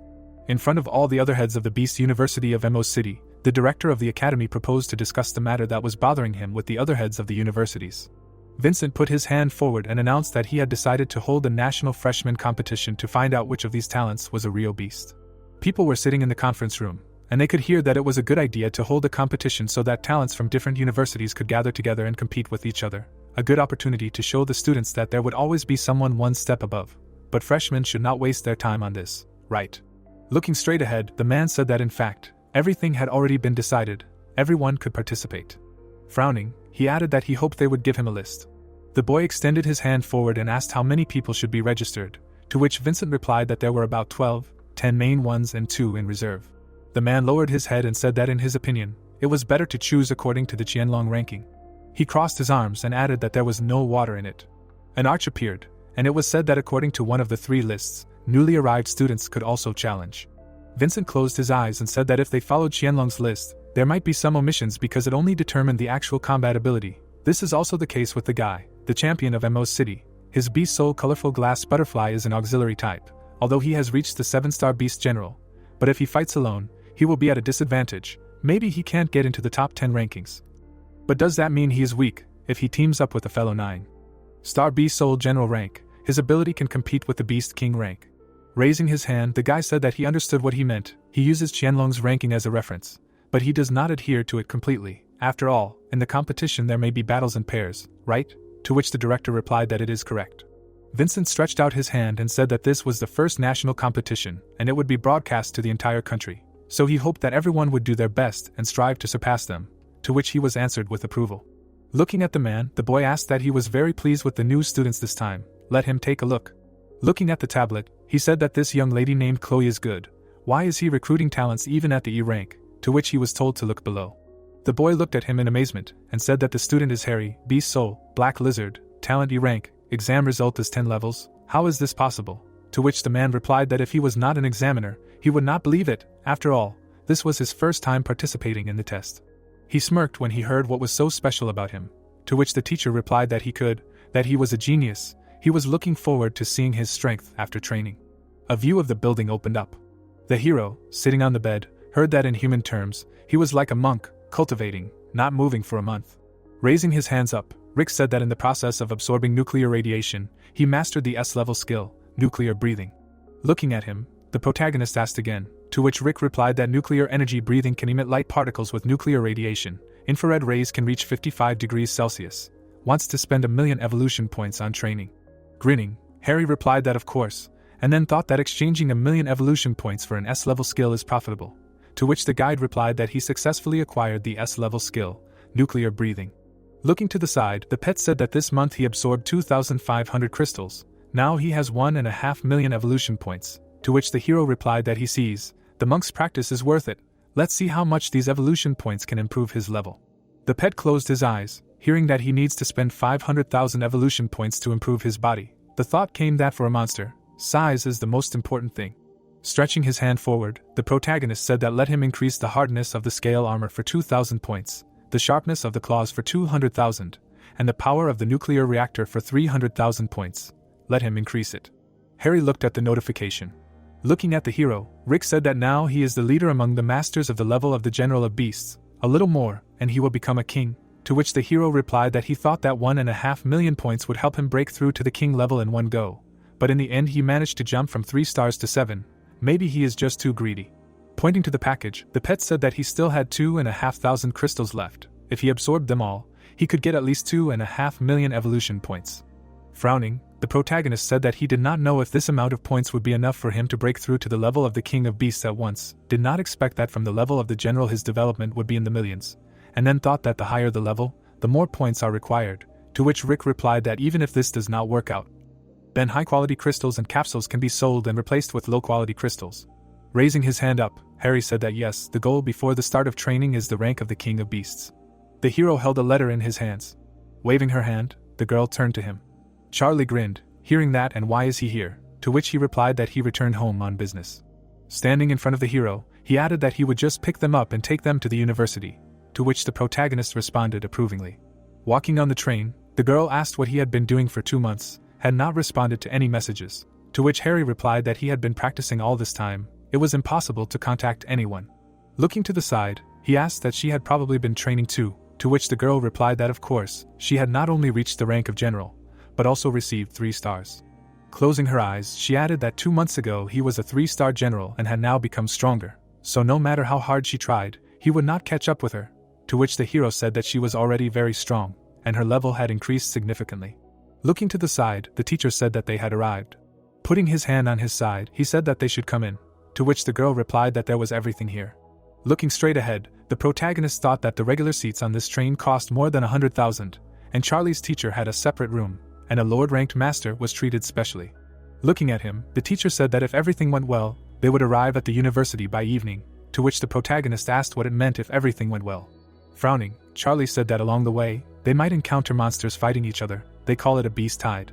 Sitting on the sofa, he added that accidents mostly happen when packs of beasts or several Lord-ranked monsters attack the train. Sometimes even King-ranked monsters are encountered, to which Harry replied that it sounds very dangerous. Grinning, the teacher said that he shouldn't worry, in any case, the probability of their appearance is extremely low. If this happens, he will try to delay them so that they and the people on the train can escape. He can even hold out for 5 minutes against an Emperor-ranked monster. The train moved forward rapidly, and it occurred to him that with Charlie's strength, he could only hold back the Emperor rank for 5 minutes. Looking out the window, the hero thought that it seemed that this rank was much more terrifying than he imagined. People looked to the side in surprise. Standing in front of the teacher, the man said that 10 kilometers away, the radar detected that a pack of beasts was approaching them at high speed. The girl shuddered in surprise when she heard that she was afraid. In 10 minutes. The man opened his eyes in fear and said that in 10 minutes they would collide with the train. Standing in front of him, the teacher asked how big the beast tide was, to which the man replied that 3 beast kings, more than 50 generals, and about 300 battle beasts, 2 other beast soul masters hurried to meet them. Looking to the side, the teacher asked that they wanted to go together, said that the tide was small, let them consider it as a model of a real battle before starting training. Frowning, the hero replied approvingly, and the girl said that she would go then. A view of the blue sky opened up. The train was moving forward at a rapid pace. A vehicle appeared, and the teacher asked if he could drive one, to which the protagonist replied that it shouldn't be a big deal, and the girl said that she had never done it. Taking the wheel, the man said that it was okay, he would go with Harry, and let them follow him. Looking straight ahead, the hero said that he had simply run away. How irresponsible. Turning around, he added that he should get in. Sitting behind him, the student asked if he really knew how to drive it, to which the protagonist replied that no, but he didn't think it was difficult, he would learn while they were driving. Harry pressed the pedal. They quickly rushed forward. Frowning, the hero thought that it was almost like riding a motorcycle. Sand mountains appeared. The protagonist rode forward and asked that there should be a wave of beasts ahead, to which the teacher replied that he would remind them before they entered the battle. If they encountered a beast that was too tough for them, then they should get as far away from it as possible and not waste time. This was not a training battle, their safety was above all else. Frowning, Charlie said about merging with the beast's soul. The beast raised its hands up. The students shuddered when they saw it. A glow appeared around the paw. Striking the ground, the beast said that the claw of the earth. The ground in front of him began to crack. The beast fell down. Cracks appeared on the surface. The hero, opening his eyes in surprise, thought that he had split the earth. If the master of the beast's soul was capable of such a thing, then the rank of emperor, moving mountains and dividing the seas, could change the world. The beasts rushed forward. Jumping up, the girl said about merging. A blow flew at the monster. The monster swung its blows. The creature's eyes lit up. A glow appeared around the beasts. Looking straight ahead, the wolf shouted for him to run away. Blows flew at the monster. The thought appeared that everything was useless. The beast rushed forward, using the red flame claw skill. The monster struck him. The beast flew to the side. Looking straight ahead, the beast thought that this porcupine was at least at the last stage of the general rank. Harry was able to crush him in one blow. How strong was he? The train was moving forward rapidly. Frowning, the man said that he should take a look. The detection radar was out of order, to which the commander asked what was out of order. How was that possible? Looking at the radar, the captain asked that the purple dots weren't supposed to be the kings of the beasts, to which he was told to wait. Something was wrong, there were only 3 kings, so where did the 4th dot come from? Pointing at the radar, the man said that it had disappeared. No, it looked like it was a beast king who could hide his presence. They should immediately report this to the soul masters on the front lines. The man was lying on the ground. The monster was sitting above him. He raised his head up. Looking to the side, the girl asked how many general rank beasts they had killed, to which the hero replied that he did not know, probably about 10. A portal appeared near them. The beast raised his head up. The monster growled angrily. He tried to strike the beast. The beast looked at him in surprise, hearing that he should close his eyes or else he would get blood. Suddenly, a blow flew at the monster. Blood splattered, a loud scream was heard. The hero tore off the monster's arm. Raising his hands up, Rick said that this beast lord was the best at stealth, to which he replied that it looked like they had been misinformed. There was another one. Looking at the monster, the protagonist said that she, a cowardly mongrel, could only hide and bark at him. Suddenly the monster disappeared. Looking to the side, the girl said that he should be careful, he could appear anywhere. The monster suddenly swung his hand. A blow flew at him. The monster's paw was pierced by a thorn. Looking to the side, the protagonist asked what he decided to scratch his back. The creature raised its paw up. He opened his eyes in amazement. Closing his eyes, Harry asked that it was his turn now. He opened the monster's mouth. Its eyes lit up.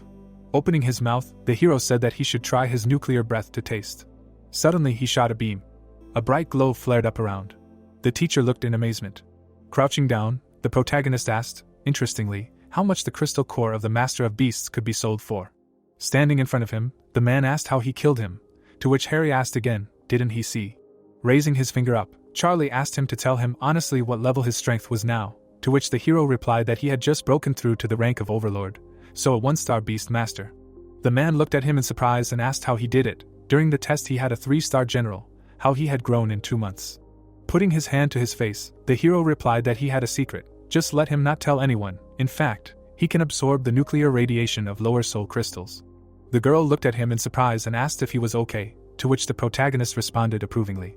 Closing her eyes, she said that thank you, otherwise she would have died, to which Harry said that in reality she was very strong, she just got scared and lost her composure. The teacher grinned and said that after all, this was the first time she had encountered such a situation, and it was normal for a person to be nervous, to which the girl replied that Harry was right, unforeseen situations on the battlefield could happen at any time, she should try harder so as not to let her comrades down. They grinned, looking at each other. The man looked at her in surprise and thought that they were really extraordinary. The train was moving forward rapidly.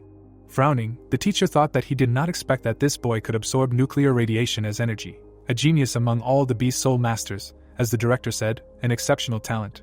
Grinning, he said that he had collected all the loot in the storage badge.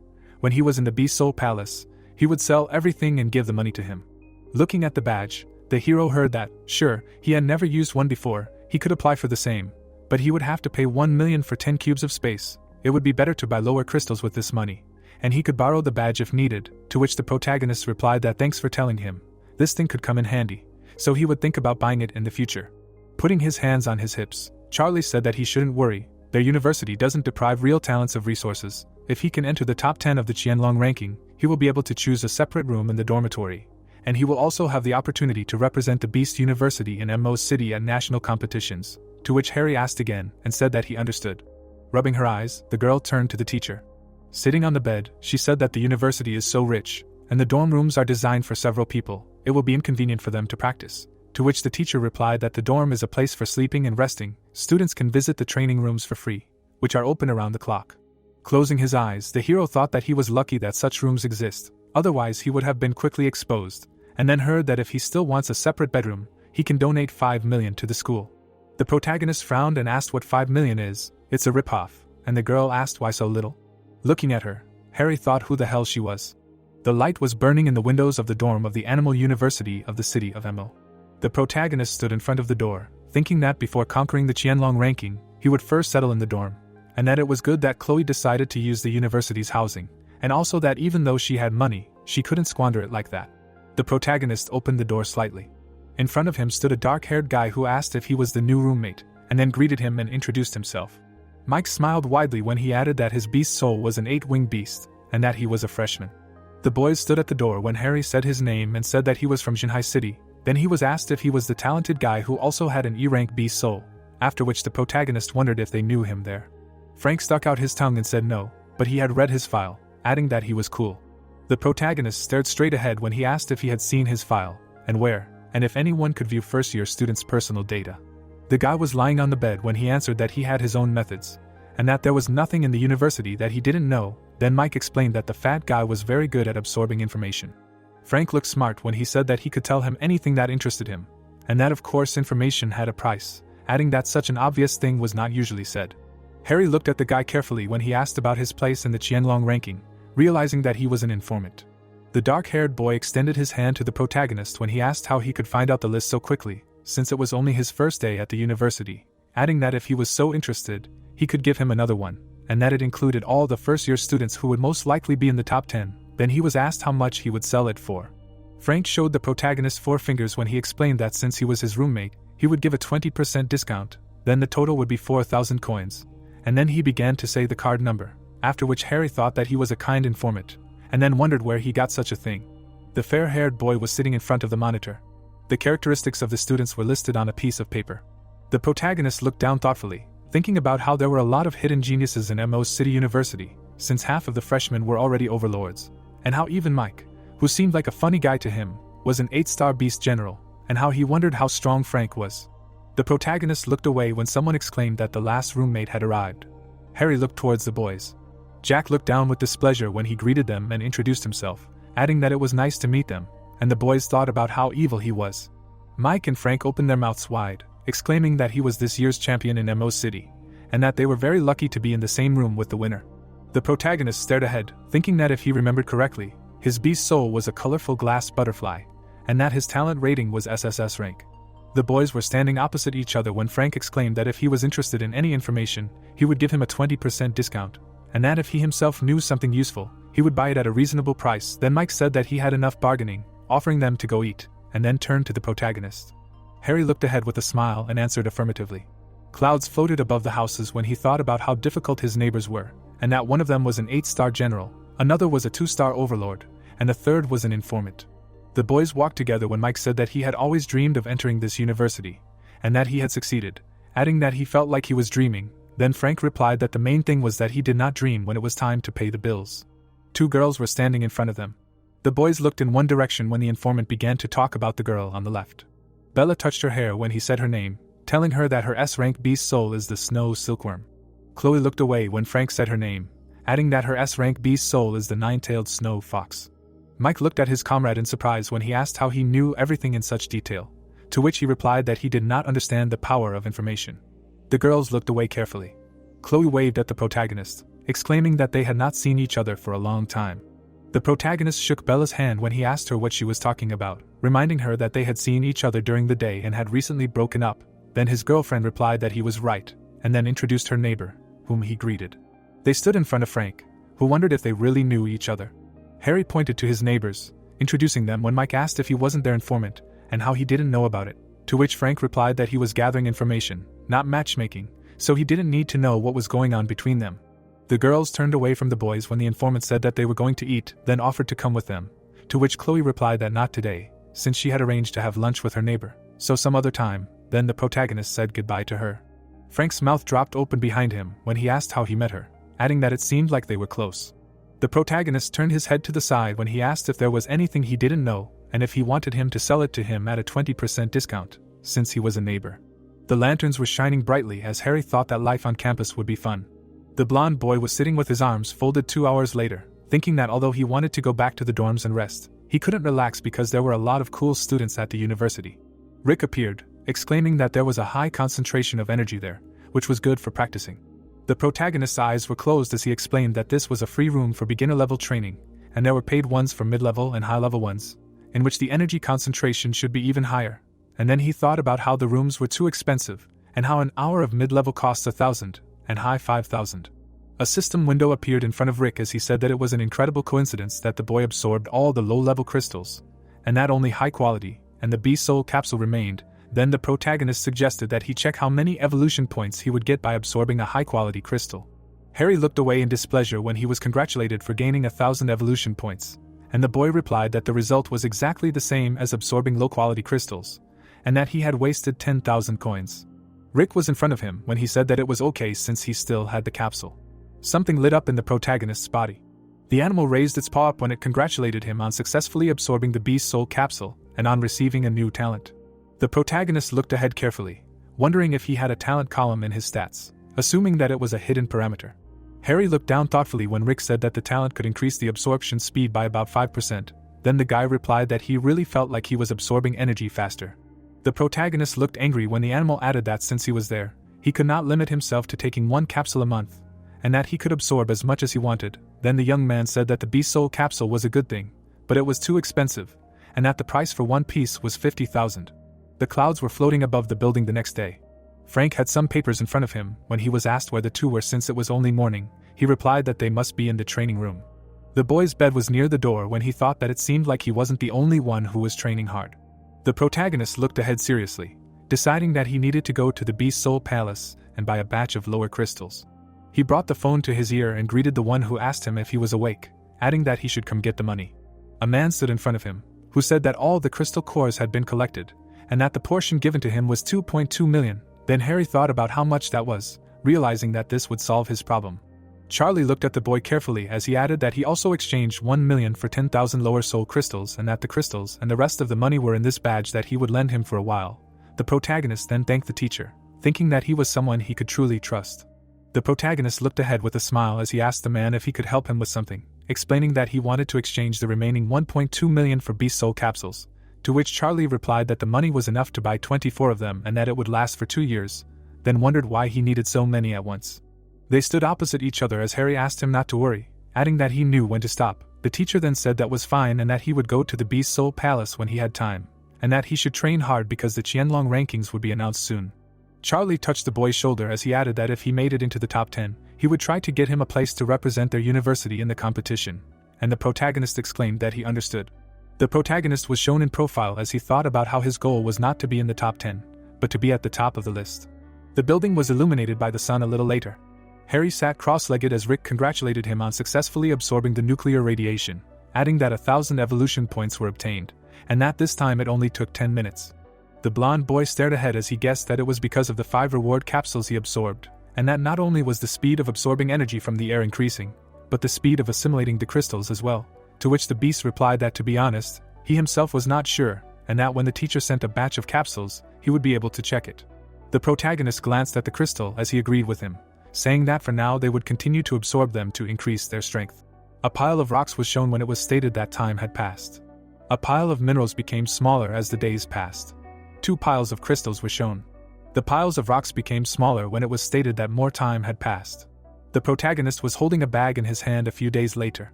In front of him were his neighbors when he asked if today was a special day and why they were all there, and he thought about how the 3 usually left early and came back very late, except for Frank, who spent the whole day gathering information.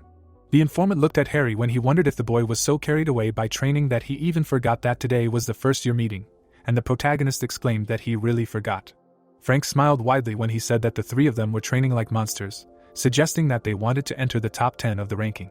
Mike looked ahead as he answered that with his 9-star general, he could only enter the top 100, but Jack with his strength could definitely enter the top 10. The dark-haired boy put his hand behind his head as he said that although he was an overlord, his soul was an auxiliary soul, so he was bad at fighting, and that besides, there were a lot of talents in the university, so he was not sure. The protagonist looked ahead with interest, thinking that it seemed like the competition would be very fierce this year. Clouds were floating above the university when he realized that he had to train hard. There were many people in the audience, when someone exclaimed that he was the Emperor of Beasts, and that his turnout would show that the students were very important to the institution. Then someone asked if he didn't know that this year there would be a national competition for freshmen from famous universities, adding that the principal attached great importance to selecting the students who would represent them in the competition. Someone put a hand on the boy's shoulder. Charlie was standing next to him when the protagonist turned to him and asked why he was there, to which the man replied that teachers should also participate in the freshman competition. The boys looked away when the teacher said that they must be his neighbors. Then Frank exclaimed that he had long admired him. Harry's mouth fell open when he explained that it was his neighbor who specialized in collecting information. Charlie looked down attentively when he asked him again, adding that he took after his father. The protagonist turned to Frank, who thanked the teacher, and asked if they really knew each other.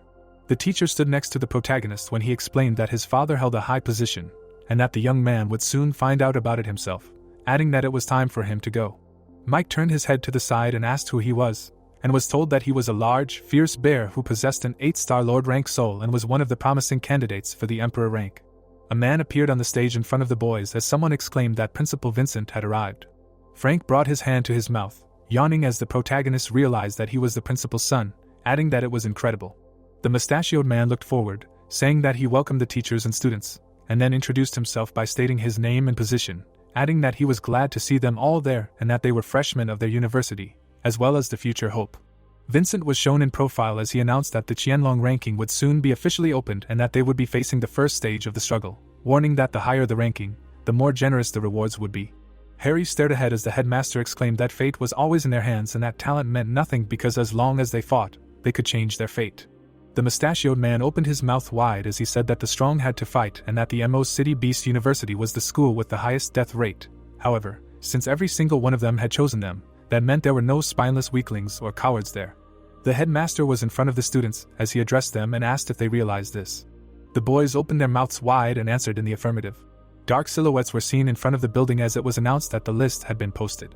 A system window with the names of the top 10 appeared, and the protagonist then thought that Frank's information had been useful and that his assumptions were correct. The protagonist was shown in profile as he wondered where he stood in that case. A screen appeared, showing that Harry had rank 312, and he realized how low it was. There were students crowded in front of the university. The fair-haired youth looked ahead sadly, thinking that there really were many super-talented students in the Mo City Beast Academy, and that he had only ranked this high after 10 rounds of testing. The protagonist lowered his gaze thoughtfully as he wondered what the rules of the Qianlong ranking were. Rick touched his shoulder, exclaiming that he knew. The protagonist looked up at the lizard, who informed him that the first rule was that only a low rank could challenge a high rank, and the gap in ranks could not exceed 20. The second rule was that each day you could only challenge once, and the first 3 times you could not refuse the challenge thrown to you. The third rule was that each participant had the opportunity to challenge an opponent with a gap in rank up to 100 once a week. The fourth rule was that the use of illegal drugs was prohibited, and the weapons used had to match their own level. And finally, the fifth rule was that if one of the parties admitted defeat during the fight or was no longer able to fight, then the duel would immediately end. Rick crossed his paws over his chest as he added that based on their current ranking, it would take about 16 days to get to the top, and Harry thought that if he added in the fact that they could challenge someone up to 100 times the ranking once a week, that time could be cut in half.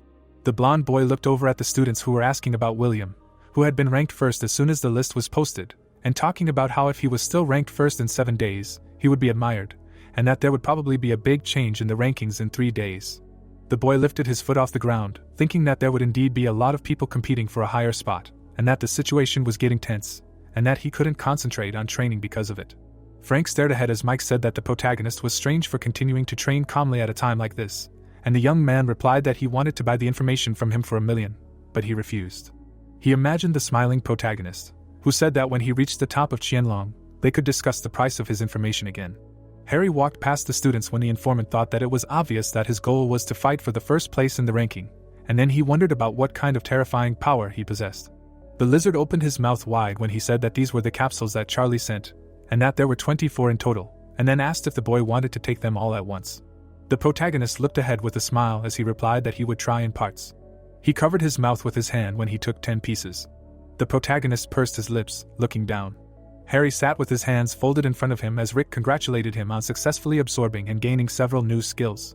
The blonde boy looked ahead confidently when he was told that he had gained 10 talent points. Then he replied that it was obvious that the absorption speed had increased greatly. There was a pile of minerals lying next to him when he added that he would now check if the fusion speed with the crystals would also be increased.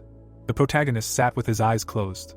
Rick raised his paws up 7 minutes later when he congratulated him on successfully absorbing nuclear radiation and gaining 1,000 evolution points.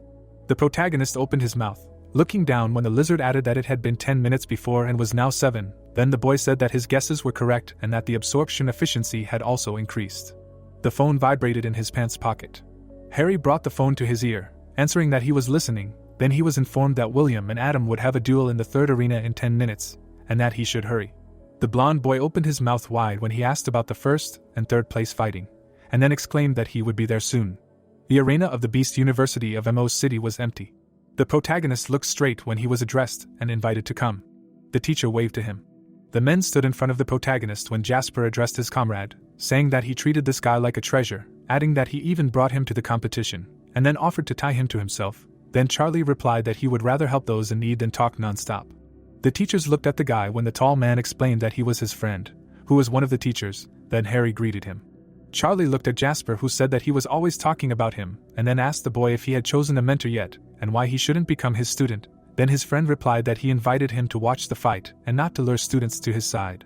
The man with glasses turned his head to the teacher when he asked who of the two had a higher chance of winning, to which he replied that he didn't know because he didn't know them.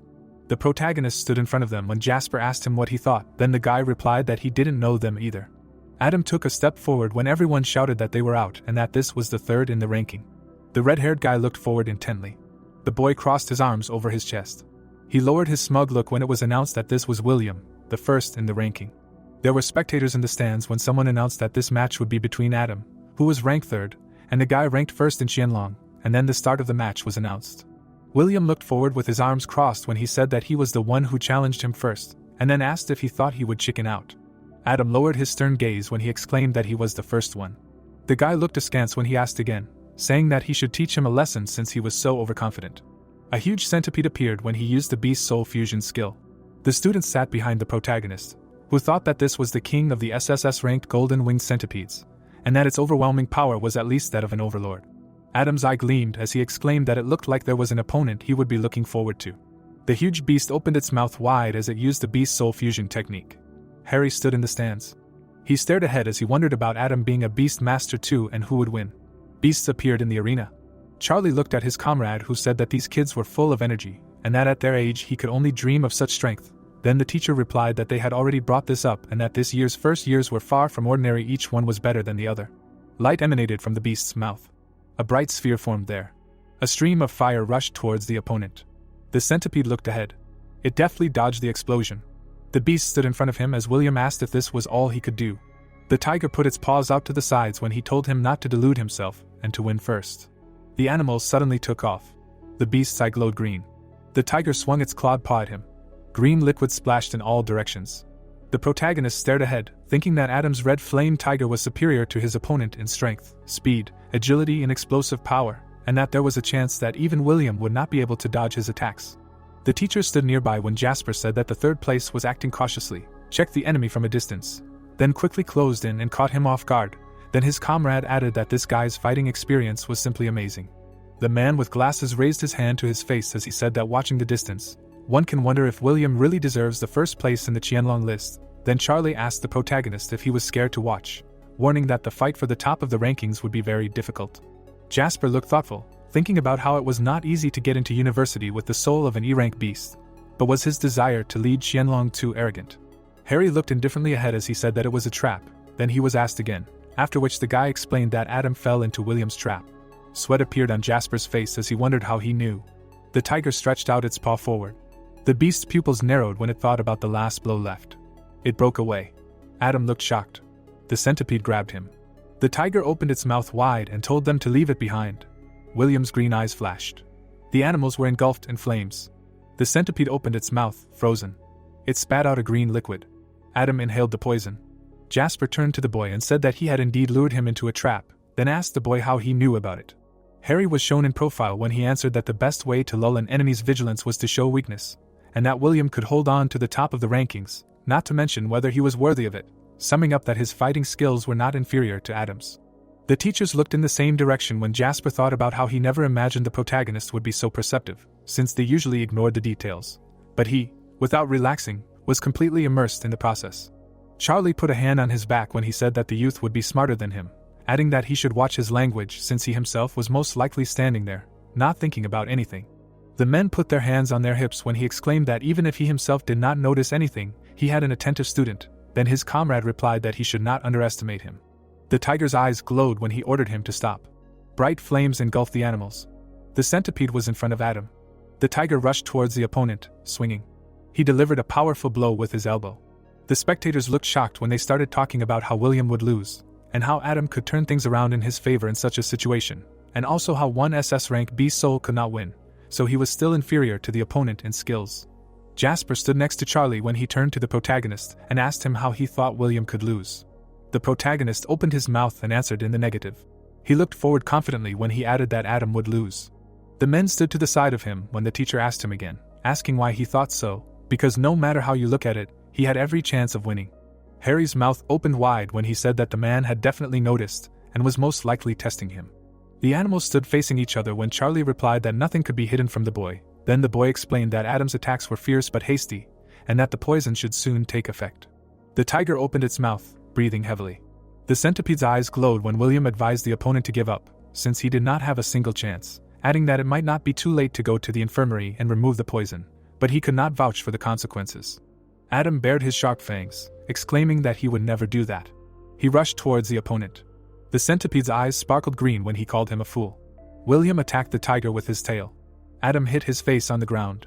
The opponent lay in front of the centipede, when the protagonist thought about how, having fallen into its trap, he had already lost, and that although William was in first place now, more serious opponents awaited him in the future. The man raised his hand and announced the winner. Charlie was shown in profile as he said that if Adam had not been poisoned, the fight could have been more exciting. He looked at Jasper, who replied that if he thought like Harry, the outcome would have certainly changed, and he thought about how the guy was obviously a beginner, but had the insight of a seasoned hunter, and how this scared him. The protagonist turned to the men when the teacher addressed him and asked if he knew why he had invited him to watch the fight, to which he replied that Charlie wanted him to admire the young talents. The teacher frowned forward as he said that everything was correct, and that he needed to clearly know his own position, the strength of his opponent, and realize the need for self-improvement, adding that if he wanted to be at the top of the rankings, he should not relax. The protagonist smiled as he thanked him, adding that he understood everything. Harry was sitting on the floor an hour later in the meditation room when Rick asked him about his impressions of the duel, to which he replied that William had definitely reached the 4-star level of Beast Master, and Adam, if not 4-star, then at most 3-star. The boy remembered the duel of the beasts when he added that the former simply released a poisonous cloud, while the latter was a master of controlling the Scarlet Flame, and that given this data, their strength in real combat was much higher than others of the same level. Then the lizard said that they were indeed worthy of their place in the Qianlong list. The protagonist sat with his legs bent when he said that. Moreover, aiming for the first place, William undoubtedly had the advantage, and that the question was whether Frank would be able to get such information. Then Rick asked about the youth's chances against them. The protagonist raised his hand to his face as he answered that it was about 3 to 7, and that 3 was for him and 7 was for Adam, and that he had good intuition and developed fighting skills, but in a duel to the death, his chances were not so high, not to mention William. Then the lizard said that their souls were S rank, and that they were geniuses. But the guy had to compensate for their shortcomings in order to be sure to win. Harry looked forward seriously as he answered in the affirmative, adding that he would definitely try, and that there was less than a month left until the national competition, and that he should be on the list. Then Rick reminded him that he also had 1,000,000 unused evolution points left, with which he could rise to a 2-star master. The crystals were lying in the guy's palm as he suggested continuing the meditation, to which the lizard agreed. The sun was shining on the leaves a week later. Rick was in front of the protagonist. The protagonist opened his mouth and exhaled. A system window with characteristics appeared in front of him, when the lizard exclaimed that he had leveled up a lot, to which the young man replied that he had been saving evolution points since receiving the rank of Beast Master, and that at the moment he already had more than 3 million. The guy looked at Rick, who asked how he would distribute the points, when Harry said that if it were not for the experience boost, he would not have been able to accumulate so much. The guy bent 2 fingers when he explained that 200,000 would go to the hardness of the scales, another 200 each for the sharpness of the claws and the sharpness of the teeth, and the same amount to increase the power of nuclear breath and capacity. The protagonist looked at his hand half an hour later, when the lizard congratulated him on receiving the 2nd star, informing him that there were still 1.75 million points left. Then the young man said that it was a pity that he did not reach the 3rd star, but it was still not bad. They headed for the exit when the protagonist said that it was time to test their abilities. Then Rick agreed with him, answering that he had not appeared in the dorm for a week and slept for 2 or 3 hours, thinking that according to the description, he was a real monster. Frank looked ahead in the bedroom in surprise and asked why he showed up. Harry looked ahead in confusion when he asked if it was really impossible, reminding him that this was a dorm. The neighbor was standing in front of him when he answered that he had already gone crazy from pumping up, and that they had not seen each other for a long time. Then the protagonist asked about where Jack and Mike were. The informant was holding a bag in front of him when he answered that the second was seriously injured, and that he came for a change of clothes, and the first made an appointment with the neighbor's offender tonight, and was probably training for now. The protagonist looked ahead tensely and wondered why he needed this at all. Frank stood in front of him when he answered that a kind person like Mike would never conflict with anyone, and that there were simply too many raiding hunters, so Jack had to stick his head out. Then Harry asked him again. The informant imagined a dark silhouette when he said that he also did not know, explaining that this was a recently formed group of first years, and that they used strong students to get to the top, and then give up places to the weak. The protagonist looked at his neighbor when he asked him to tell in more detail. He imagined people with flags when he said that at first the stronger first years fight for a place on the list, and then deliberately lose to weaker members of the group in order to pass on the rating to them. He imagined people with bills when he added that, moreover, in order to maintain their indicators, participants must make a weekly contribution, and those who want to get a higher rating are obliged to pay much more. The protagonist leaned towards his neighbor when he asked about the fact that they should not be thrown out of the list if they do not match the skill. Frank frowned heavily as he replied that no, and that their position was maintained as long as the money was coming in, and that if they dared to challenge the man they were protecting, they could become a target, summing up that Mike couldn't stand it, so he challenged them to a fight, but was badly injured. The boys looked at each other when Harry said that it was indeed his style, asking if the university didn't care. Then the informant wondered if he had forgotten that their academy admired its students more than any other, so of course no one was going to interfere. The protagonist imagined the fighting people when he thought that this university was even more brutal than he imagined, and that he was starting to like it more and more. Frank sat in front of the protagonist, who asked who founded the organization, suggesting that perhaps someone not so strong had thought of such a thing. Harry looked worriedly at his neighbor, who replied that William was the creator of the group of hunters. Frowning, the hero asked if he wasn't first on the list. Looking at him, the guy replied that he hadn't been first for a long time, and that he was considered a hidden talent among the current first-year students. Holding the phone in his hands, he added that he should look at the ranking table. The phone had a list of leaders written on it. Frowning, the guy said that on the second day after the list was published, William created an organization of hunters for the ranking. He recruited a bunch of strong guys. Looking down, he added that William promised a lot of privileges, now a third of all students in his organization, but some did not join. Putting his hand to his face, the protagonist said that they do not get along, so it is not surprising that about the other, he did not suspect his strength. Frank smiled and said that it took him only 4 days to get to the top, which is funny. Many hunters challenged him, but were just another obstacle. This really angered William, to which Harry asked that he lost to him. Looking straight, the guy answered that to be honest, their souls are different. For example, one can fly, it is impossible to catch him with a poisonous spit, so he won. A view of the sky opened up. It was heard that a little later he would send him a video of their battle to watch. Now he needs to run, to which the hero replied that he is with him. Lying on the bed, the guy asked what happened. Holding the basket in his hands, the protagonist asked how he was, to which the guy replied that he was fine. Frowning, Frank asked that he was fine in some place, to which the guy apologized. Grinning, Mike asked that by the way, today is Jack's meeting with that guy. Looking at him, the guy replied that yes, in the evening, in the 7th arena. Mike closed his eyes and said that it was all his fault. If only he was a little stronger, then nothing would have happened, to which the guy replied that okay, let him lie still, otherwise he will need to be bandaged again. Looking straight ahead, the hero asked that the one Jack was fighting today had wounded him, right? It got dark outside. Sitting in the stands, Frank said that today's opponent is called Nate. He is in 25th place.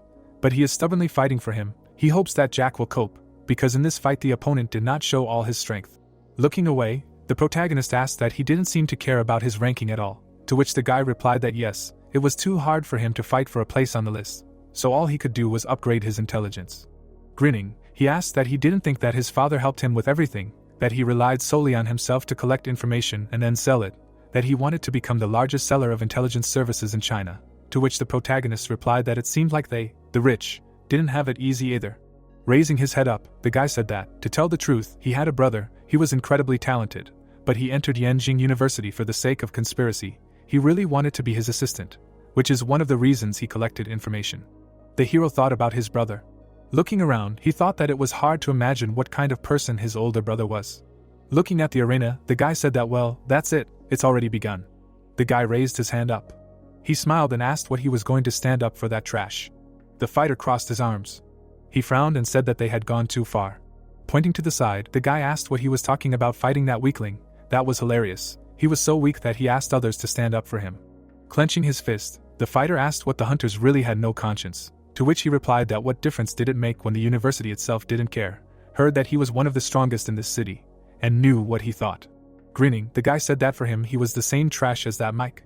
The fighter flexed his fists. Stretching his arms out to the sides, he shouted about merging.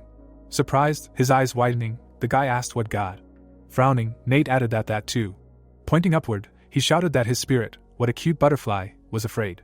Sticking out his tongue, the guy said that his shiny wings were just right for sticking needles into them. Suddenly, he shouted about fusion. He transformed into a huge beast. The fighters stood in front of each other. The crowd shouted in admiration that why the appearance of Jack's spirit was different. I heard that it was a purely auxiliary soul with no combat power. How to fight it? Nate's four-armed demonic monkey was an aggressive soul. Jack was in danger. Looking to the side, the guy said that Nate was incredibly strong. He had every chance of getting into the top 10 rankings. Did Jack have a chance to win? Asked what he thought. Who would win? The monkey jumped up. It was heard that he did not know yet. But now, obviously, the monkey had the advantage. Standing in front of his opponent, Jack used acceleration. The monkey missed his blow. She froze in amazement. Looking to the side, Nate asked again. Looking at him, Jack used rage. Suddenly, he rushed forward. A blow flew at the monkey. Nate fell to the ground. Frowning, the hero said that so, this is what the glass butterfly's power is, to which the guy replied that despite the mediocrity of the soul, it is still necessary to reckon with it. If Nate relaxes, he will suffer. The butterfly looked forward. The monkey's eyes lit up and he shouted the name of his opponent. Swinging, he added that he should die. Jack looked surprised. He released beams in front of him. A blow flew at the monkey.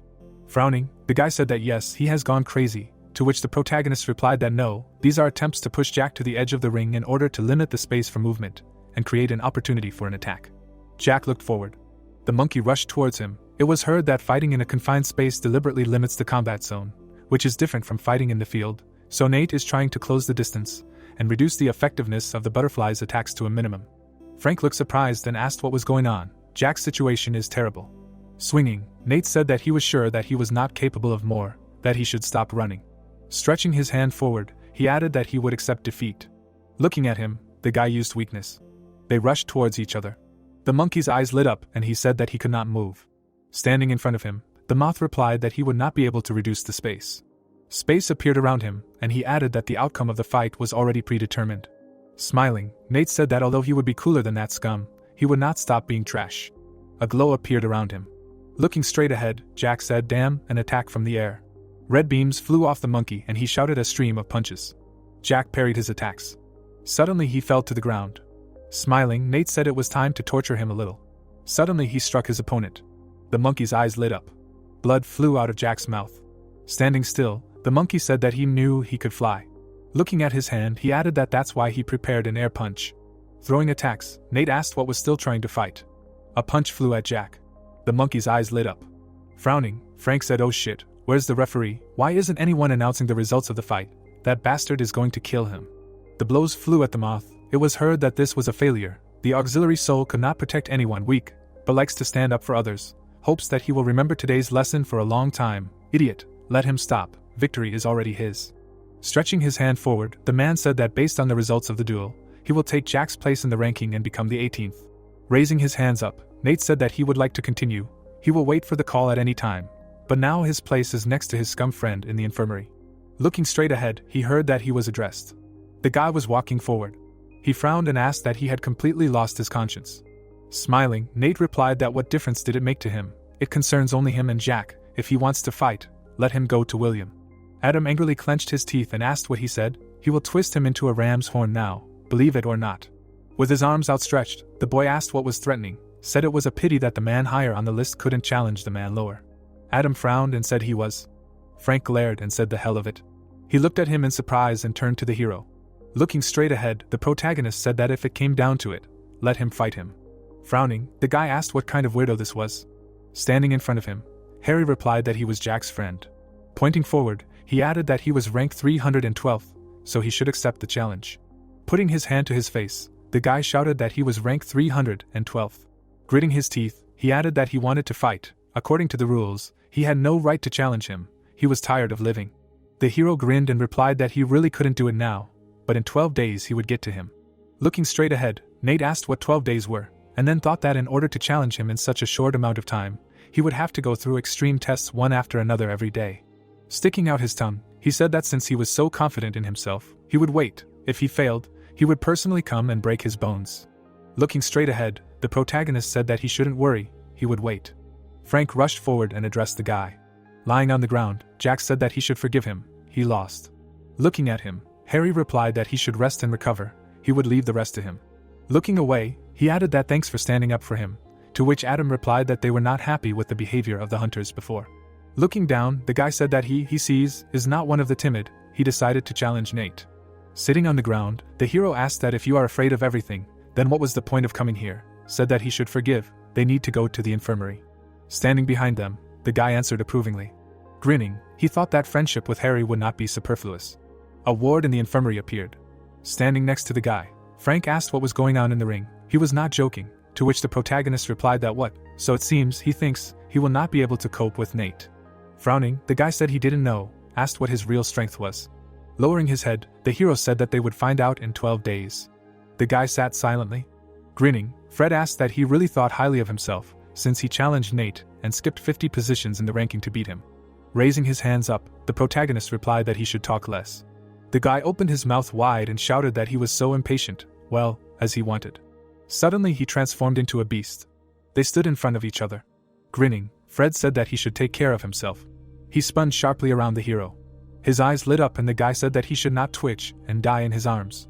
He looked surprised, hearing that good moves. Looking straight ahead, Harry said that but, unfortunately, not good enough for him. Suddenly a bright light flashed around him. Looking at him in fear, the snake thought that this was the power of the Beastmaster level. He was no match for him. He opened his eyes in amazement, hearing that okay, it was time to finish. Raising his head up, Fred shouted that he admitted defeat. Rays appeared. It was heard that the victory was for Harry, that so quickly this guy, it turns out, is the level of the master, so it was not difficult for him to win. Grinning, the guy said that he is a scoundrel, all this time he hid such power, to which Harry asked that he really came to his senses and decided to help him with reconnaissance.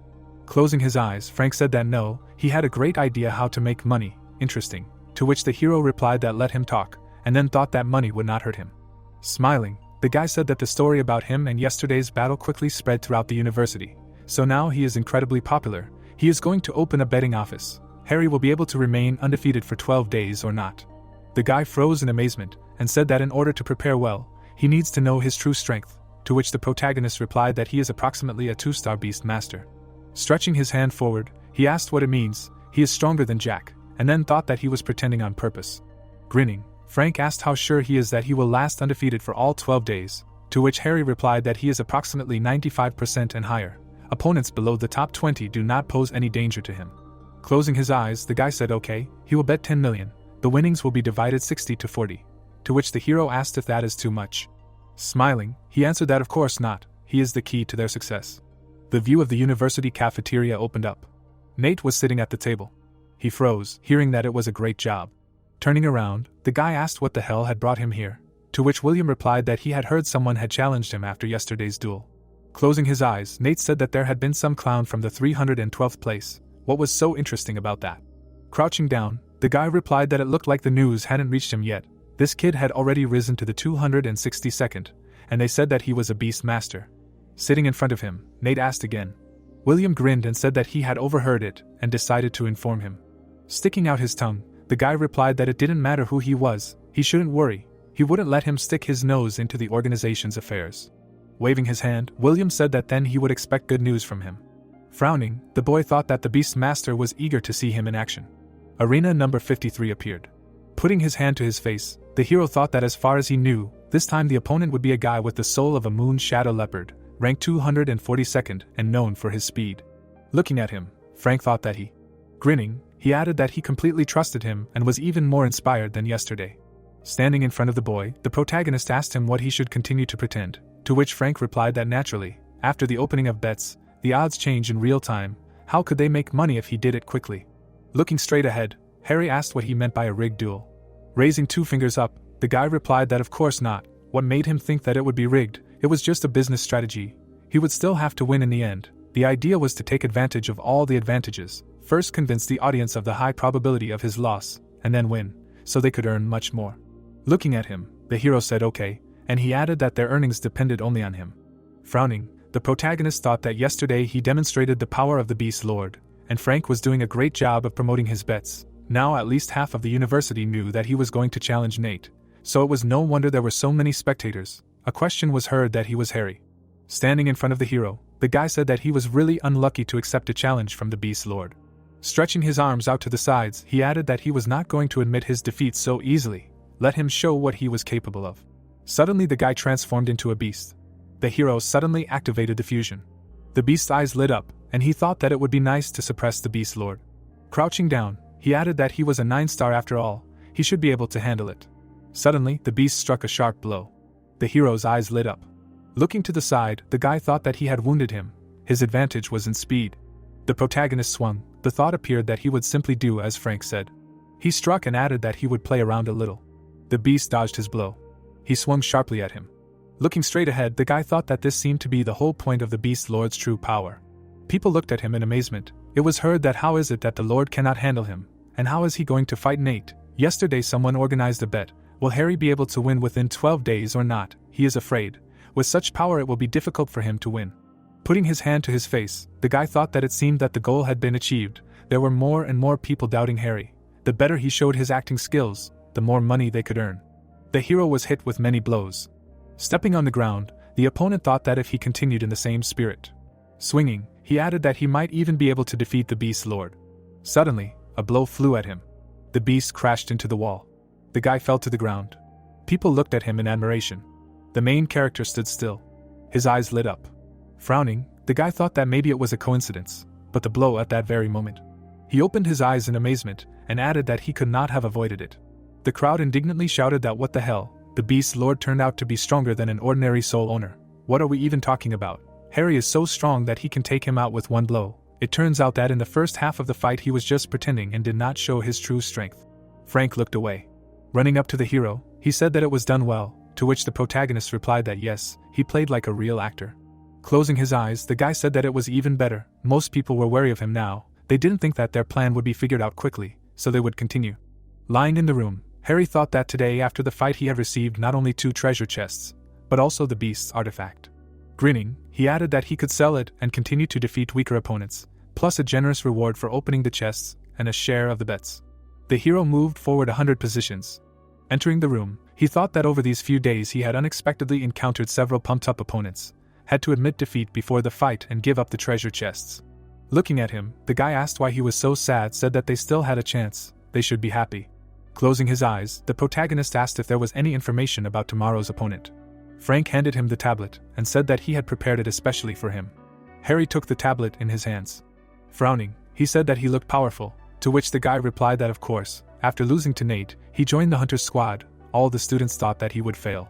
Smiling, Frank said that when he defeats him, everyone will finally see his true strength, so he will close the bets before the fight. In a duel with him he cannot hold back, he will show everything he is capable of. Looking at him, the hero replied that it was good, it was finally time to have fun. The girl was sitting in the leveling room. Suddenly, a notification came to her phone. Looking away, she asked what happened, to which Bella replied that Harry had a fight today, she would come to watch. Putting her hand to her face, the girl asked what and how strong this guy was. Bella closed her eyes and replied that he was ranked 92nd, a 1-star beast master. She lowered her head and said that he was a 1-star beast master. With her arms outstretched to the sides, the girl said that she didn't seem to be worried at all about Harry losing. Chloe smirked and replied that he was very strong, she believed in his victory. Putting her finger to her face, the girl said that she was confident in her boyfriend. Chloe opened her eyes wide and said that he wasn't her boyfriend. Don't talk nonsense. They were just fellow countrymen.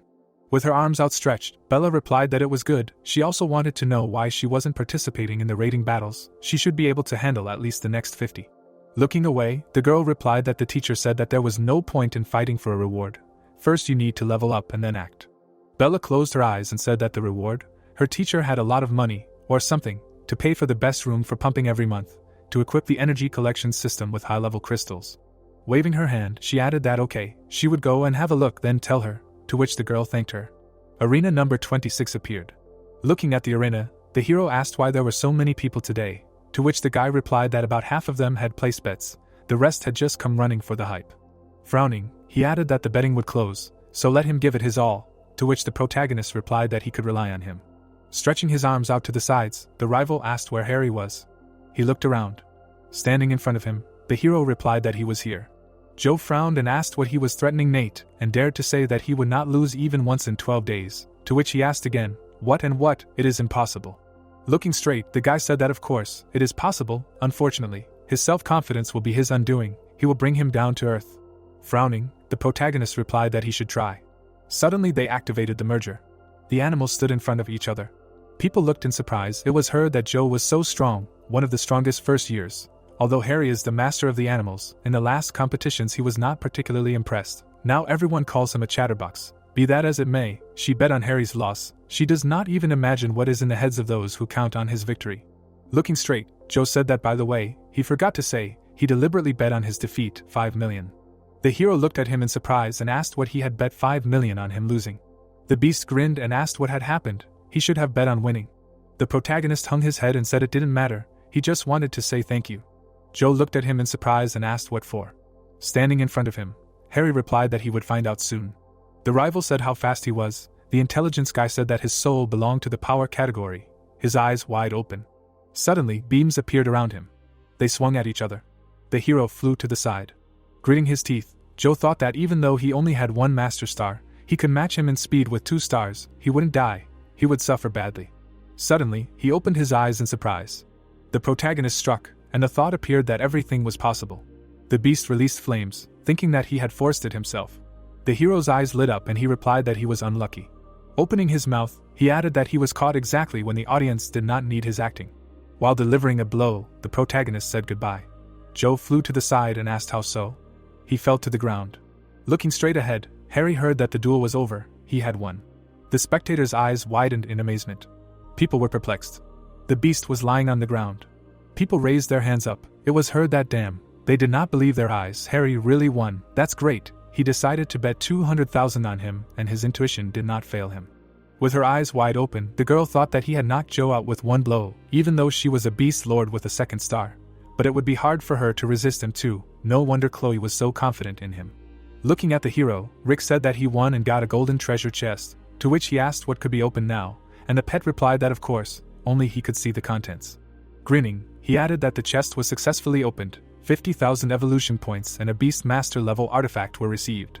The hero opened his eyes in surprise hearing that this claw was a beast king level artifact. When struck, the claws are charged with lightning light, which gives increased attack speed, as well as a bonus to lightning attribute damage. Looking straight ahead, the protagonist said that this is much better than the flame claw. It is a common level, but it can be sold for a good price, to which he was asked what it was. Rushing forward, Frank turned to him. Closing his eyes, he shouted that what a beautiful victory, now they are incredibly rich. Standing in front of him, Harry replied that that's great, it was heard that he, it turns out, is still capable of something. The guy clapped and said that he watched the duel, it was exciting. Frowning, Frank asked what he came for. Smiling, Nate said that he just wanted to see how his roommates were. Lowering his head, the hero said that he shouldn't worry about it. Standing in front of him, the guy said that there was no question of any excitement, he only had a few days left, he should go and check on them. Suddenly, he pushed Frank. Nate looked away and said that when he fought Joe, he didn't waste so much time. Frowning, Frank asked how he wasn't tired of mocking everyone yet. Turning his head, the protagonist said that he should let him rage. Looking straight ahead, he added that he would look at him when it was time to say goodbye to life. 3 days later, Harry moved to 32nd place. He was sitting in the leveling room. Looking straight ahead, the hero said that he finally reached 3 Beastmaster stars, to which Rick replied that tomorrow he would be able to challenge Nate. Grinning, the protagonist replied that yes, over the past few days, his opponents had not brought him any valuable rewards. He already imagined what the chest would be like after defeating Nate. The next morning came. Smiling, Frank said that by the way, a couple of days ago he opened a new bet, to which the protagonist asked something like whether Harry would be able to defeat Nate, and how much he bet. Stretching his hand forward, the guy replied that 1-1 and 2-1, people would not dare to bet large amounts, since they saw his true strength, so the chances of hitting the jackpot are small, to which Harry said that then he would bet 6 million on himself. Frank looked surprised and said that this was all the winnings he had given him. It seemed that this time he was really serious. Grinning, the hero said that he would see there. Sitting in the medical center, the guy asked what brought them here. Frank handed him the bag and said that here are the buns from the 3rd canteen, still hot, to which the guy thanked him.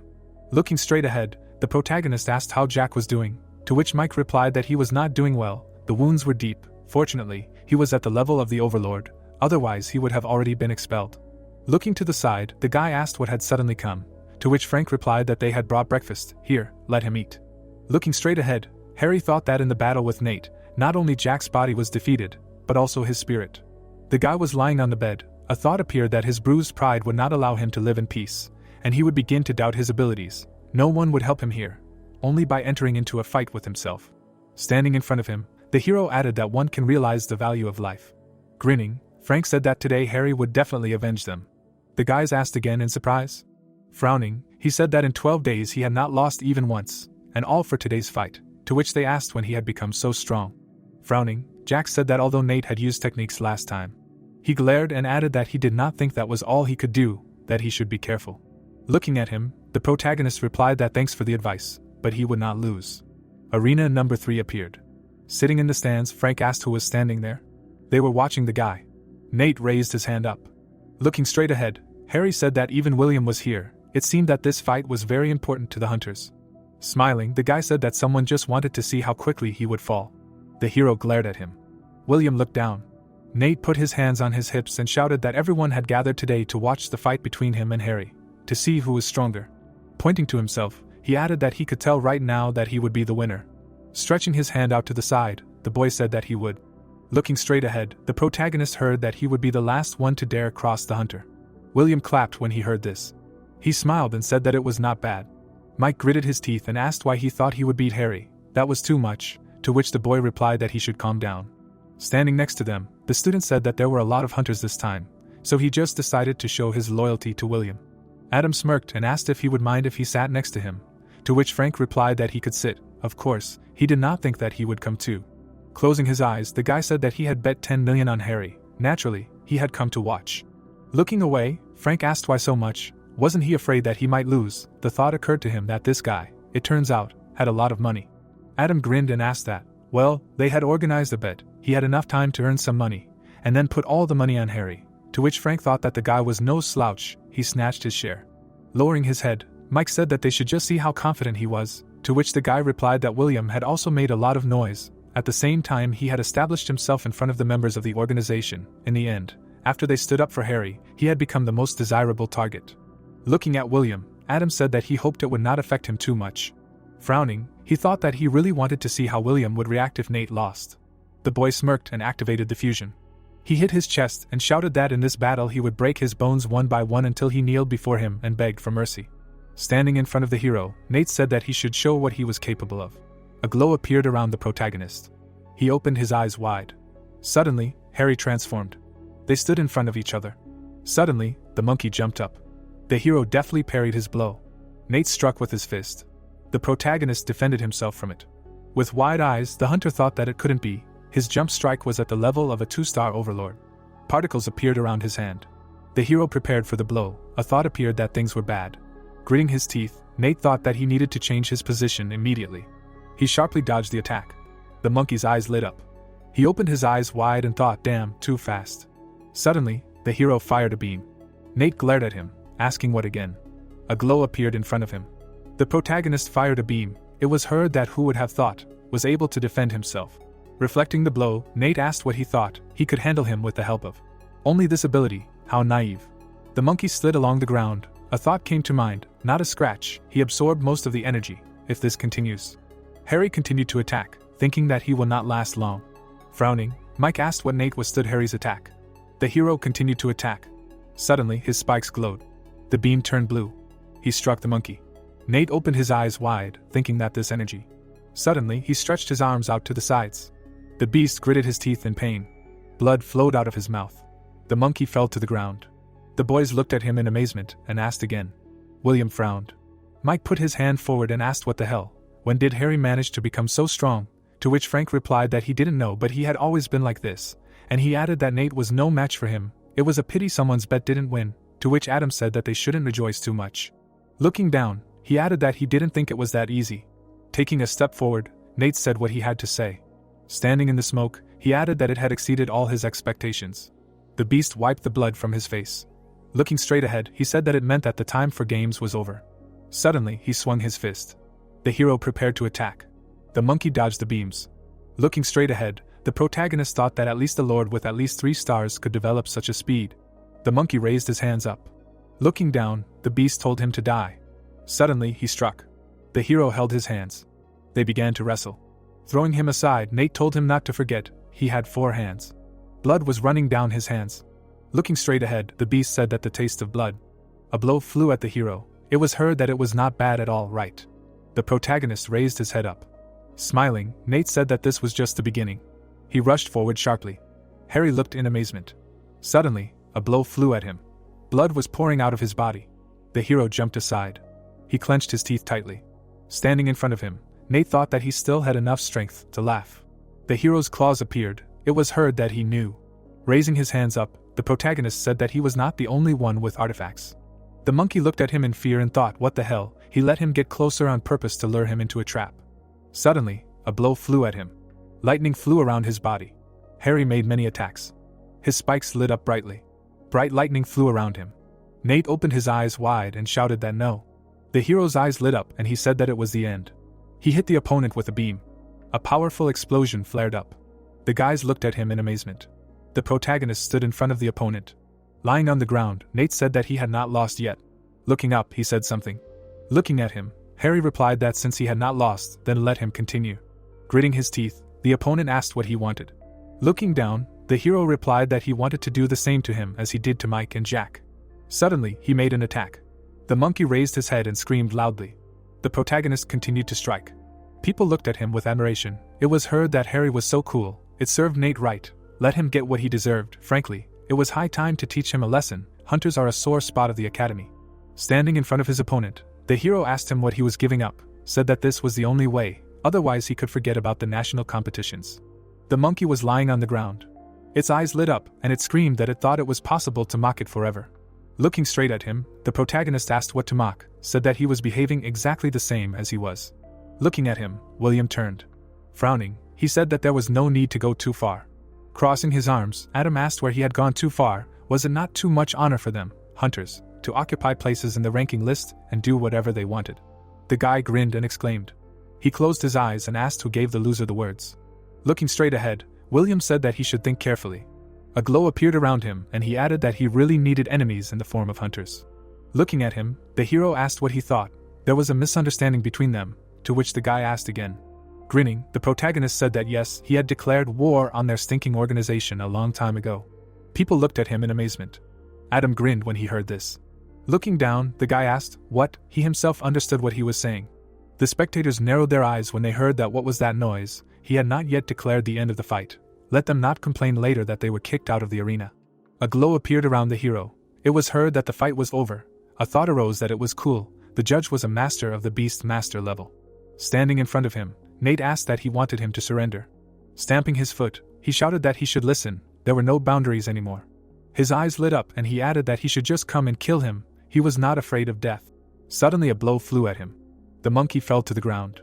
The guy was lying unconscious. The hero stood in front of him. It was heard that it couldn't be. Harry really won. The protagonist frowned. It was heard that the winner of today's duel. William clenched his fists, hearing that Harry. Frowning, he said that he should remember, the time will come to pay the bills. Closing his eyes, Rick said that he defeated the beast master of the king level and knocked out a golden chest. A golden chest appeared. Grinning, the hero thought that another one, cool. Rushing forward, the guy turned to him. Closing his eyes, Mike said that he could not have imagined before that he was such a beast. Crossing his arms, Adam said that he should be careful. William will not leave it like that. He is the kind of person who will stop at nothing until he achieves his goal. To which the hero asked what he thinks, who he will send next. Frowning, the guy answered that most likely it will be Kevin. The protagonist put his hand forward and asked why him. They were in higher positions than him. Putting his hands on his hips, Adam replied that William was at the top of the hunter's list, so he valued his skin like no one else. It was almost impossible to challenge him to a duel. He definitely wouldn't send him without special need. Only this guy remained. Looking to the side, Harry asked what it was. Did he have any information about him? To which Frank replied that he would find it if necessary, and not only about him. Closing his eyes, the guy said that they could waste no time and asked him directly. He had fought him. Mike looked surprised and asked what and who had won the last time. Grinning, the guy said that he was saying that as if he hadn't seen the rating table. Putting his hands out to the sides, Adam said that naturally he lost. Frowning, he added that not only was he incredibly strong, but his animal soul was also extremely eccentric. Frowning, the hero asked what he meant. Standing in front of him, the guy asked again what he heard about the Fido soul. Standing in the observation room, the man said that it was a really spectacular duel. The judge turned around and asked how he was here. Standing next to him, the rector replied that he had just watched the fight, and this Harry was not so bad. Looking at the screen, the man said that he agreed. He was experienced enough, ruthless and determined. This is what most students lack. To which Vincent asked what he heard. Now his abilities have reached E rank. The judge closed his eyes and said that it was exactly so, but there was a thought that the information was incorrect. The power he showed was at least S rank. Looking away, he added that by the way, he should know something about the hunters. Lately they have become more aggressive, captured the ranking table, continued to put pressure on the other students. There are complaints. Standing next to him, Vincent said that it was understandable, but William had not broken any of the academy's rules. His approach also corresponded to their division. The students must feel unfair. The judge frowned when he heard that it was quite natural. The world was cruel by its nature. These children did not yet know the pressure. Looking straight ahead, the man said that people encountered it every day, and the further, the more. A view of the cultivation hall opened up. Standing in the middle of the room, the hero heard that his name on Qianlong's list was currently ranked 18th. With advanced training he was now given a 50% discount. Room A116. The procedure would not take more than 5 minutes. The protagonist looked into the room and said that it was cool. Now it was clear why everyone was trying so hard to get to the top of the ranking table. To which Rick replied that he should open the chest faster. Stretching his arms out to the sides, the pet said that 50,000 evolution points and a master-level artifact. Looking at the crystal, Harry asked what it was, to which Rick replied that the crystal accumulated energy. The owner's attack upon reaching the maximum in energy in the crystal becomes 50% more powerful. Moreover, the owner can pour his own energy into it. He can try right now. Blue beams appeared. It was heard that good fusion. Lowering his head, the hero said that a worthy place for cultivation, like a four-dimensional space. He held the crystal in his hands. Green beams appeared around the protagonist. The crystal began to emit a glow. Then it stopped glowing. Grinning, Rick said that it was filled. Looking straight ahead, Harry said that it took him almost half of all the energy and more than half an hour to fill such a small stone. It would be almost impossible to recharge in battle. Looking away, the pet said that it was good at preliminary preparation. If used in combination with breathing, it could cause devastating damage, to which the hero replied that he thought so. Flying around him, Rick said that the absorption was successful. 1,000 evolution points were received. A view of the building opened up. The protagonist looked away. Putting his hands on his hips, Frank said that he had settled in well, using an advanced room for cultivation. Harry grinned, hearing that it was all on the money he had earned.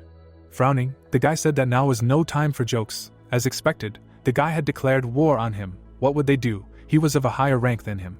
Looking away, the hero said that they couldn't refuse the fight, since the victory over Nate. The other hunters had been watching him. By the way, he planned to continue making money on them.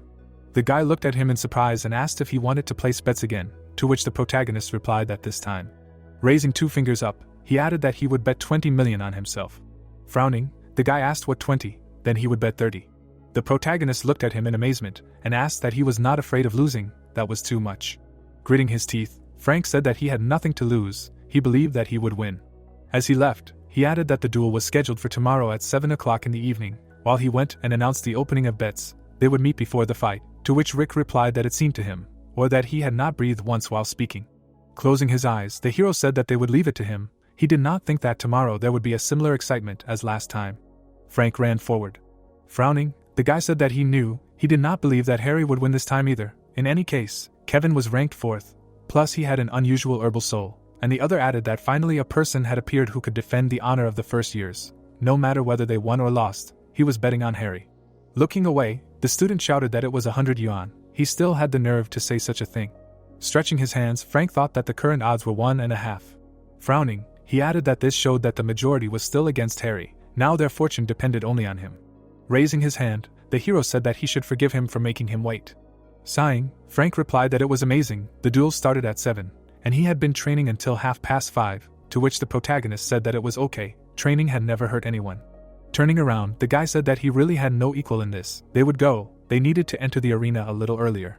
Grinning, Harry said that they would just run in to eat first, he hadn't had dinner yet. The guy looked surprised and asked again. The dishes were on the table. Sitting at the table, the hero asked why he suddenly rushed to pay the bill, took the wrong pills today, to which Frank replied that he had bet all his money on him, so let him eat in silence. The more he ate, the stronger he would be in the duel. Looking at him, the protagonist said that he was the rector's son, but pretended that he had no money. Closing his eyes, the guy replied that it was not about that. Money from his father and money earned were two different things. He wanted to show his father that he was not a freeloader at all. Holding the sticks in his hands, Harry said that, by the way, he still did not know what kind of beast soul he had. Frank looked away and said that he shouldn't even ask, he'll find out later.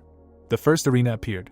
Looking straight ahead, the hero asked why there were so many people, to which the guy replied that of course, this time he was up against the 4th in the rankings. Considering how exciting the fight against Nate was, it would be strange to gather less.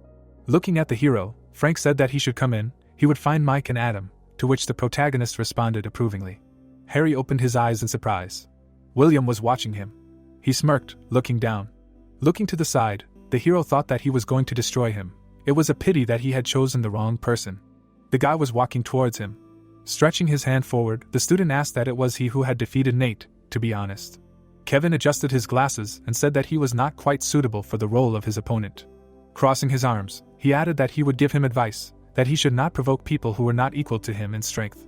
Smirking, the hero replied that thanks, but he did not need advice. They stood in front of each other, and it was heard that since everyone was gathered, the duel was declared open. People raised their hands enthusiastically. The protagonist suddenly transformed. The guy grinned and exclaimed. Suddenly, he transformed into a beast. The roots suddenly rushed forward. Kevin's body began to grow. The hero stretched his arms out to the sides. Looking straight ahead, he said that it was nothing. A glow appeared around his hand. Suddenly, he cut the roots. The sprouts fell down. It was heard that he was barely holding on. Raising his hands up, Mike shouted that they should hold on, to which Adam replied that it was too early to rejoice. He was only testing the waters. Kevin's true strength lay in something completely different. Kevin's eyes lit up. The hero swung his hand and asked that this was all he could do. The roots spread across the ground. Suddenly they grew. Looking straight ahead, the opponent said that he thought he understood everything. Standing in front of the hero, he added that now it was time to finish him off. Roots suddenly grew out of the ground. People looked at him in surprise, and it was heard that the vine was starting to grow again. Looking down, the protagonist thought that Adam said that one of Kevin's abilities was regeneration. While he did not have enough energy, the vine would grow endlessly. A glow suddenly appeared around the guy. Harry looked at the roots, and it was heard that he should die. The monster looked up, and Harry wished for death. He opened his mouth to make an attack. With his attack, he broke the branches of the enemy. Standing next to each other, they were told that the vines were destroyed. His eye was burning, and he said that he had finally angered him. With his mouth open, the monster asked what new things he could show. After these words, he released the vine. It approached his enemy. Frowning, Adam said that the situation was not optimistic, and Harry would hardly be able to protect himself from such an attack. The guys are standing next to him, and they are told that if the main character takes away the advantage, it will not be easy to get it back. Frank closes his eyes and thinks. We see his tongue, and he sticks his tongue out. The creature waves his arms, because this is the very technique when many tendrils are directed from all sides. He opens his mouth and creates an attack. Removing the tendrils, he is told that even Harry will have to sweat, because one breath is not enough. A tendril appears behind him. It touched the creature. It was the same on the other side. All the branches were in it. Frank opens his mouth in surprise. We see Kevin, who asks if he is ready to beg for mercy. His eyes light up red and says that the vines pull energy from the body. They look at the creator of the vine, because the second ability of the Qing and Guy is energy absorption. Kevin hits him with vines and orders him to beg for mercy if he wants to keep at least a drop of energy. We see his mouth, and he says that he hasn't achieved anything to ask for such a thing. He raises his hand. After that, he cuts the vine. They stand next to each other. Seeing the green monster, he says that such attacks will not help. After that, the vines were in his body. They stand not far from each other in the arena. The monster opens his mouth, and we see a blue aura. His eye glows and thinks that the nuclear breath with which he won, but he knows this technique. He raises his hands and spreads the vines. After that, he makes a circle. A blue attack flies towards him. The monster hits, but Kevin has a shield. The guys sit in shock and say that thanks to the breath, Harry rightfully deserves the status of one of the talented first years. We see the green monster. He has a shield in his hands, from which a yellow aura emanates. His eye glows and he thinks that a lot of energy was put into this blow before the beam collided with the shield, but he did not expect the blow to be powerful. He looks at Harry, because he will win. His eye glows and he thinks that he has no more ways to resist. Seeing his mouth, he laughs, because he was unlucky. Kevin stands and asks not to talk nonsense. Seeing his back, he talks about the crystal that accumulates energy. His eyes turn red, because he could lose to him. Flying dust appears around them, because something like this will not happen again. Having created vines, he thinks about what is happening. We see a monster, and he tells him to go away. Kevin runs and asks a question, is this a joke? Then he turns into a ball. He turns into another monster. The monster rises and his vine flies away. The guys open their mouths in surprise. The main character creates an attack and hits him. The monster was in the wall because of the blow. He falls from the wall to the ground. Harry looks at him lying down. People are watching the fight, because the guy won. Adam smiles, because he could not even think that this could happen. Harry is reborn into his body, because the fight is over. The guys hug, and the guy folds his hands because he won. He looks at the main character. Frowning, William starts to get angry. Kevin is lying on the floor, all scratched. Opening his mouth, Harry says that this is his first gift, and what will he say? Squeezing his hands, he asks to think about the consequences. Looking at him, the main character asks a question, did they think when they started their activities? Because Mike was injured because of their group, because he did not put up with the established rules and therefore decided to challenge. The guy bares his teeth and squeezes his hand. Jack was injured and it is unknown when he will be discharged from the hospital. Opening his mouth, he asks a question, does not it seem to him that they themselves should think about the consequences? Putting his hand in his pocket, William says that this is just a misunderstanding. Smiling, he feels sorry for his neighbors and let him be stricter with them so that this does not happen, but aggression from one of the sides is inevitable. Putting his hand on his chest, the guy says that if he wants, he can apologize to his friend on behalf of the entire organization. He extends his palm to him. Closing his eyes, William invites him and Jack to join them, because he values them and maybe one day they will be able to become friends. Opening his arms, he asks to agree, because I will receive the same payment. The audience opens their mouths in shock, because the guy wanted to add to Harry's favor and calls this one more friend one less enemy. Smiling, the main character asks whether he put forward the same conditions to another person. Squinting his eyes, William is interested in what he means. Looking at him, the guy says that he takes money from ordinary first-year students in order to use it to lure others to his side, and this is the difference. Opening his mouth, he asks why someone refused him, because tigers and jackals do not live, especially huge ones. William frowned with anger. Standing near the guys, they are told that they are just a group of bloodsuckers, parasitizing on society and dare to call themselves a serious organization. In his opinion, this is not even mature, than playing with children's toys. Adam folds his arms, because he thought he had gone crazy. People begin to shout that Harry is right and the group feeds at the expense of students, and the list does not exist for the top to seize. Biting his lip, William has never experienced such humiliation. Raising his hand, he says that he looks dissatisfied.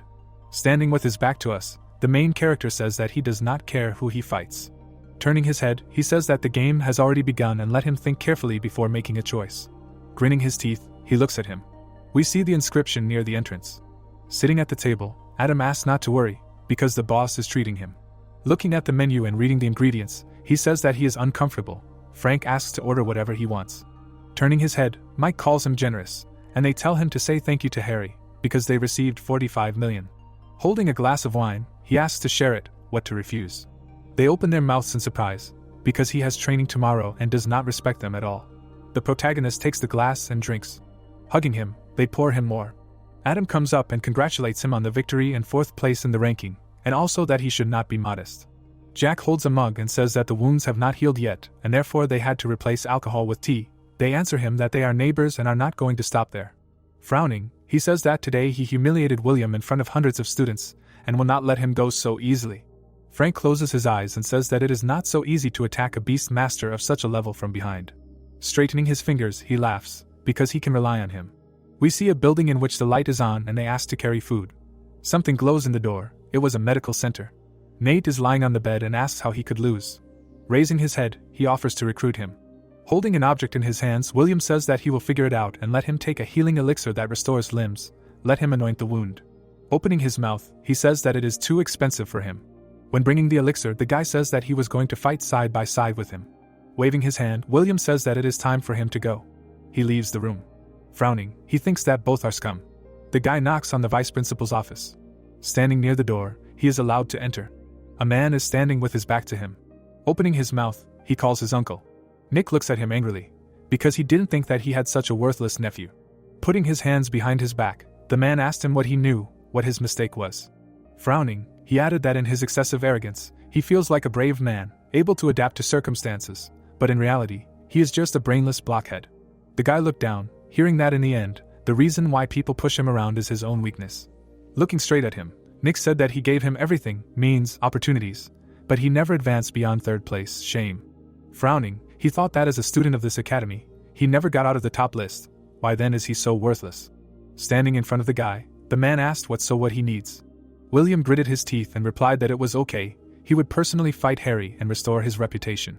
Looking at him, the man said that he shouldn't even try to challenge him if he wasn't sure of victory. The National Freshman Tournament would officially begin in 10 days. Crossing his arms, he added that prestigious schools from all over the country attached great importance to this event. Beijing would gather all the talents. He understood what he was talking about. The guy looked angrily, hearing that only by showing himself worthy at the tournament, he would be able to demonstrate to everyone that he was truly worthy of leading people, to which he replied that he understood. Sitting at the table, Nick said that fine, he would take care of the rest, let him return to training, to which William replied that he thanked him for the instruction. Putting her hand to her face, the girl said that she was right on target. Harry defeated Kevin. Closing her eyes, Chloe said that in the end, he never did anything he wasn't sure of. Standing in front of her, Bella asked that, by the way, had she already reached a sufficient level to fight for a place in the ranking list? What did she think? To which the girl replied that the tournament would start soon, and there were only 12 free places left. She needed to be in the top 10 to have a chance to pass. Looking straight ahead, Bella said that with her current abilities there should be no problems, asked who she was going to fight. Standing in front of her, Chloe answered that of course with William, to which the girl asked that because he insulted Harry. A view of the building opened up. It was heard that yes, she had no reason to let him go. The thought arose that well, he really was going to stand up for him. The capital appeared. The protagonist opened his eyes in surprise and said that this place really deserved to be called a hall. Such a scale, such a scope, to which Rick replied that there was everything here, a practice area, a business area, a place for quests, entertainment, consultations and talent identification. To buy something, they needed to go to the shopping area. Standing in front of them, the girl asked what they were interested in. Closing her eyes, she thought that he was so young, she did not think that he was able to buy things for a large amount. Scratching the back of his head, the protagonist asked that storage artifacts were sold here. The girl's eyes lit up and she replied that of course, let him follow her, and then thought that the check would come out to several million. A counter with artifacts appeared. Looking at them, Harry said that when he was promoted, the bronze storage he wanted to get was only 10 cubic meters in volume, to which the pet replied that this was too little, it would be better to buy more. Turning his head, the hero asked that they have artifacts with a volume of more than 10 cubic meters, to which the consultant replied that of course, if she allows, she can recommend several. She grinned and said that here, a ring with storage, has a reserve of 20 cubic meters, is convenient to use, easy to carry, is well suited for young people who are often away from home, and then thought that but its price is 5 million. Looking at her, the protagonist said that let her give it. By the way, he also needs crystals of the soul of a low-level beast. There are such, to which the girl asked what and how much he needs, and then thought that rich, in addition with fantastic curiosity. Closing his eyes, Harry said 100,000. The girl looked in amazement, and said that let him excuse him. But why does he need so much? Because of such a quantity she will have to contact the manager. The hero grinned and said that he was from the Animal Academy. His mentor was conducting experiments, studying how creatures changed after a long intake of crystals of the lower soul of the beast, and he was only helping him with shopping, and then thought that he would not lie if he hid that he himself was that mentor. Grinning, the girl said that it was clear, let him wait a minute, they would prepare everything for him, to which the protagonist replied that he should add another 100 wonderful animal pills. Standing behind him, the consultant thought that an excellent student, and even with money, was remarkably generous, and Rick asked that this time everything cost 20 million, something else was needed, to which Harry replied that no, there was not much left in the account, it was necessary to stop a little. Then he looked to the side. Suddenly the hero opened his eyes in surprise. A glow emanated from the artifact. It was heard that this was something else. Rick grinned and said that it was a rune-type artifact that did not take up a weapon or armor slot. Added attributes. This type of rune increased the agility attribute, to which the protagonist asked what was just like Jack's buff. The pet closed his eyes and replied that it was possible to say so, but in a single battle there would be no Jack who could share this very buff, and Harry said that he was going. After all, the explosive power he possessed lowers the value of the agility attribute. The hero closed his eyes and said that it was somehow too expensive, he was short 12 million, to which the pet replied that he could borrow it. Holding the phone in his hands, the protagonist said that was also true, and Frank asked what had happened, and he added that he would not borrow 15 million for a month. Harry grinned, hearing that he had more than 20. Where did they go? To which he replied that he spent everything on equipment, and the guy said that okay, he will throw it off now. Looking straight ahead, the hero thanked him, and the girl turned to him. Closing her eyes, the consultant said that here are his crystals and the storage ring. Pointing to the artifact, the protagonist said that he will take it too. The girl stretched out her arms to the sides and thought that the number of sales reached the average figures at the beginning of the month. Thank you. Bowing, the girl said that he should come again, and Harry thought that the almost rich man instantly became a debtor. Well, and who would have held on in his place? Looking straight ahead, he asked why they all gathered. Grinning, the guy answered that he was just in time, asked that they would go to the lecture together. The hero lowered his head and asked if they didn't have to practice, saying that the academy had no rules for passing tests, so attending classes was not necessary. Frowning, the guy replied that everything was true, but the lecture would be very useful for people of their level, so it was better to go. Standing behind him, the protagonist asked what it was about, to which he was told that, as they say, there is a gap between the level of the overlord and the king. Many people stopped at the overlord. Grinning, Frank said that this time the teacher personally volunteered to give the lecture. Harry looked in surprise, hearing that he would teach him to evolve to the level of the king. The lecture hall appeared. Looking straight ahead, the hero asked if the teacher was really that popular, to which the guy replied that of course, he reached the level of the king at a young age, which caused quite a stir in society. Looking at the crowd, he added that they should look, all the seats in the front rows were already taken. The guy smiled and said that they should rely on him. With him they would definitely take their seats in front. Raising his finger up, he added that they should forgive them, they were a little late. If they gave up their seats, he would give everyone 10,000 yuan. People raised their hands up, it was heard that he could. Looking away, Mike said that the power of money in all its glory, to which Frank replied that he did not have to say. The man walked onto the stage. Charlie grinned and thought that Harry had also come to listen. Looking straight ahead, he said that he was very glad to welcome them all. He believed that everyone was here to learn how to evolve to the level of a king. He knew that many of those present had already reached it, but as they improved, people looked at him in bewilderment. Frowning, the teacher said that they probably found that they had stopped in one place and were unable to advance further. This issue was the most pressing, so the Beast Soul Hall conducted several studies. In the end, the following conclusion was made: many of them still did not understand their own path. The hero looked in amazement and thought that the paths. People began to discuss among themselves. It was heard that he did not understand what he was talking about. Standing on the stage, Charlie said that the so-called path is the perfect match between them and their beast soul. In other words, complete unity. Looking at the guy, Mike asked him what he understood, what he was talking about, to which Jack replied that he understood some of it, but was not sure if it was right.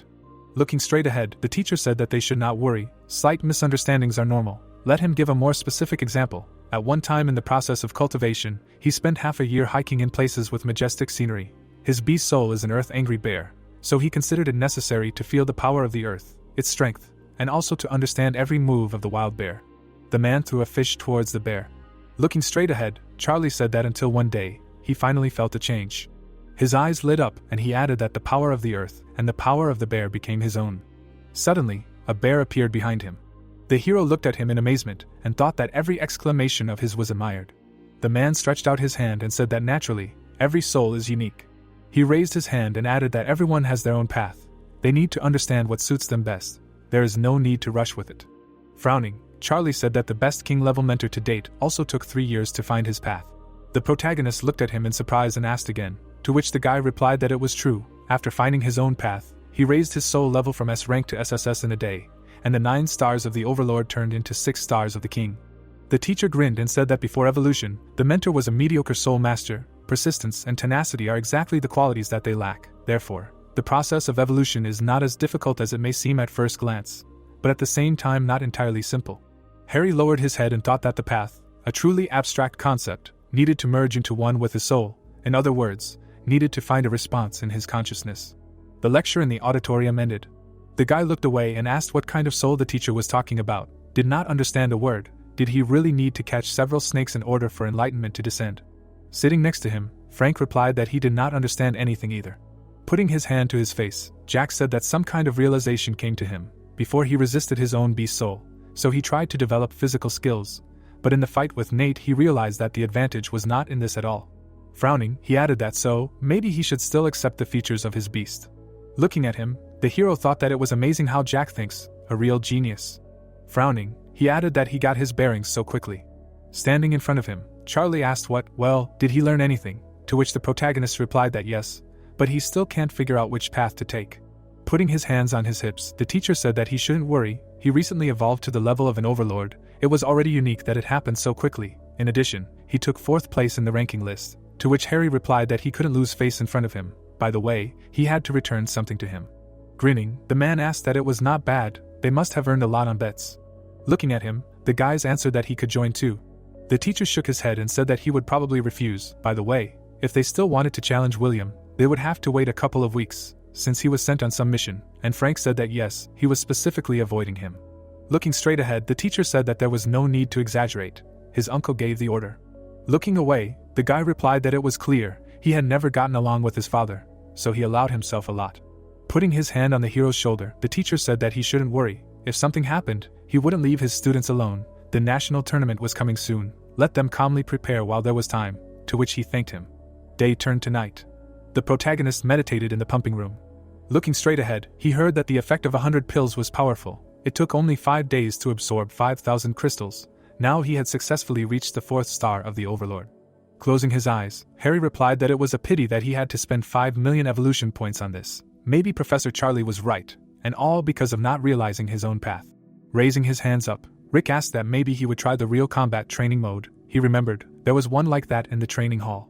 By pressing the installation, the hero said that they would see it now. A squid appeared, it was heard that it was good at fighting in a swamp environment, it has extraordinary vitality. The wolf opened its mouth, it was said that it was an extremely bloodthirsty monster. The monkey looked furiously, it was heard that it was an incredibly ferocious and bloodthirsty monster. The armored monkey raised its hand, it was said that it was covered with steel armor, very powerful protection, it causes hallucinations with direct eye contact with the help of a golden pupil. Rick smiled and said that the actual combat simulation function allows you to select an opponent according to his strength, and simulate the battle process 100%. You do not have to worry about injuries. Looking at the notification, the protagonist said that here, he chooses a 5-star armored monkey.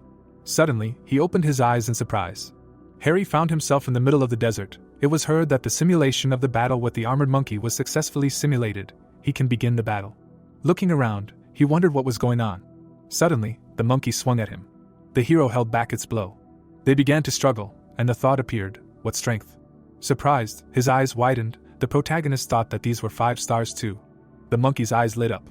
Lightning flew around Harry's hand. Suddenly, he grabbed the monkey by the neck. The hero dug his claws into it. Looking straight ahead, he thought that, it turns out, the neck is not a weak link, it is all covered in armored fur, what the hell? The monkey grinned, and the thought appeared that the claws were stuck. Suddenly, it struck back.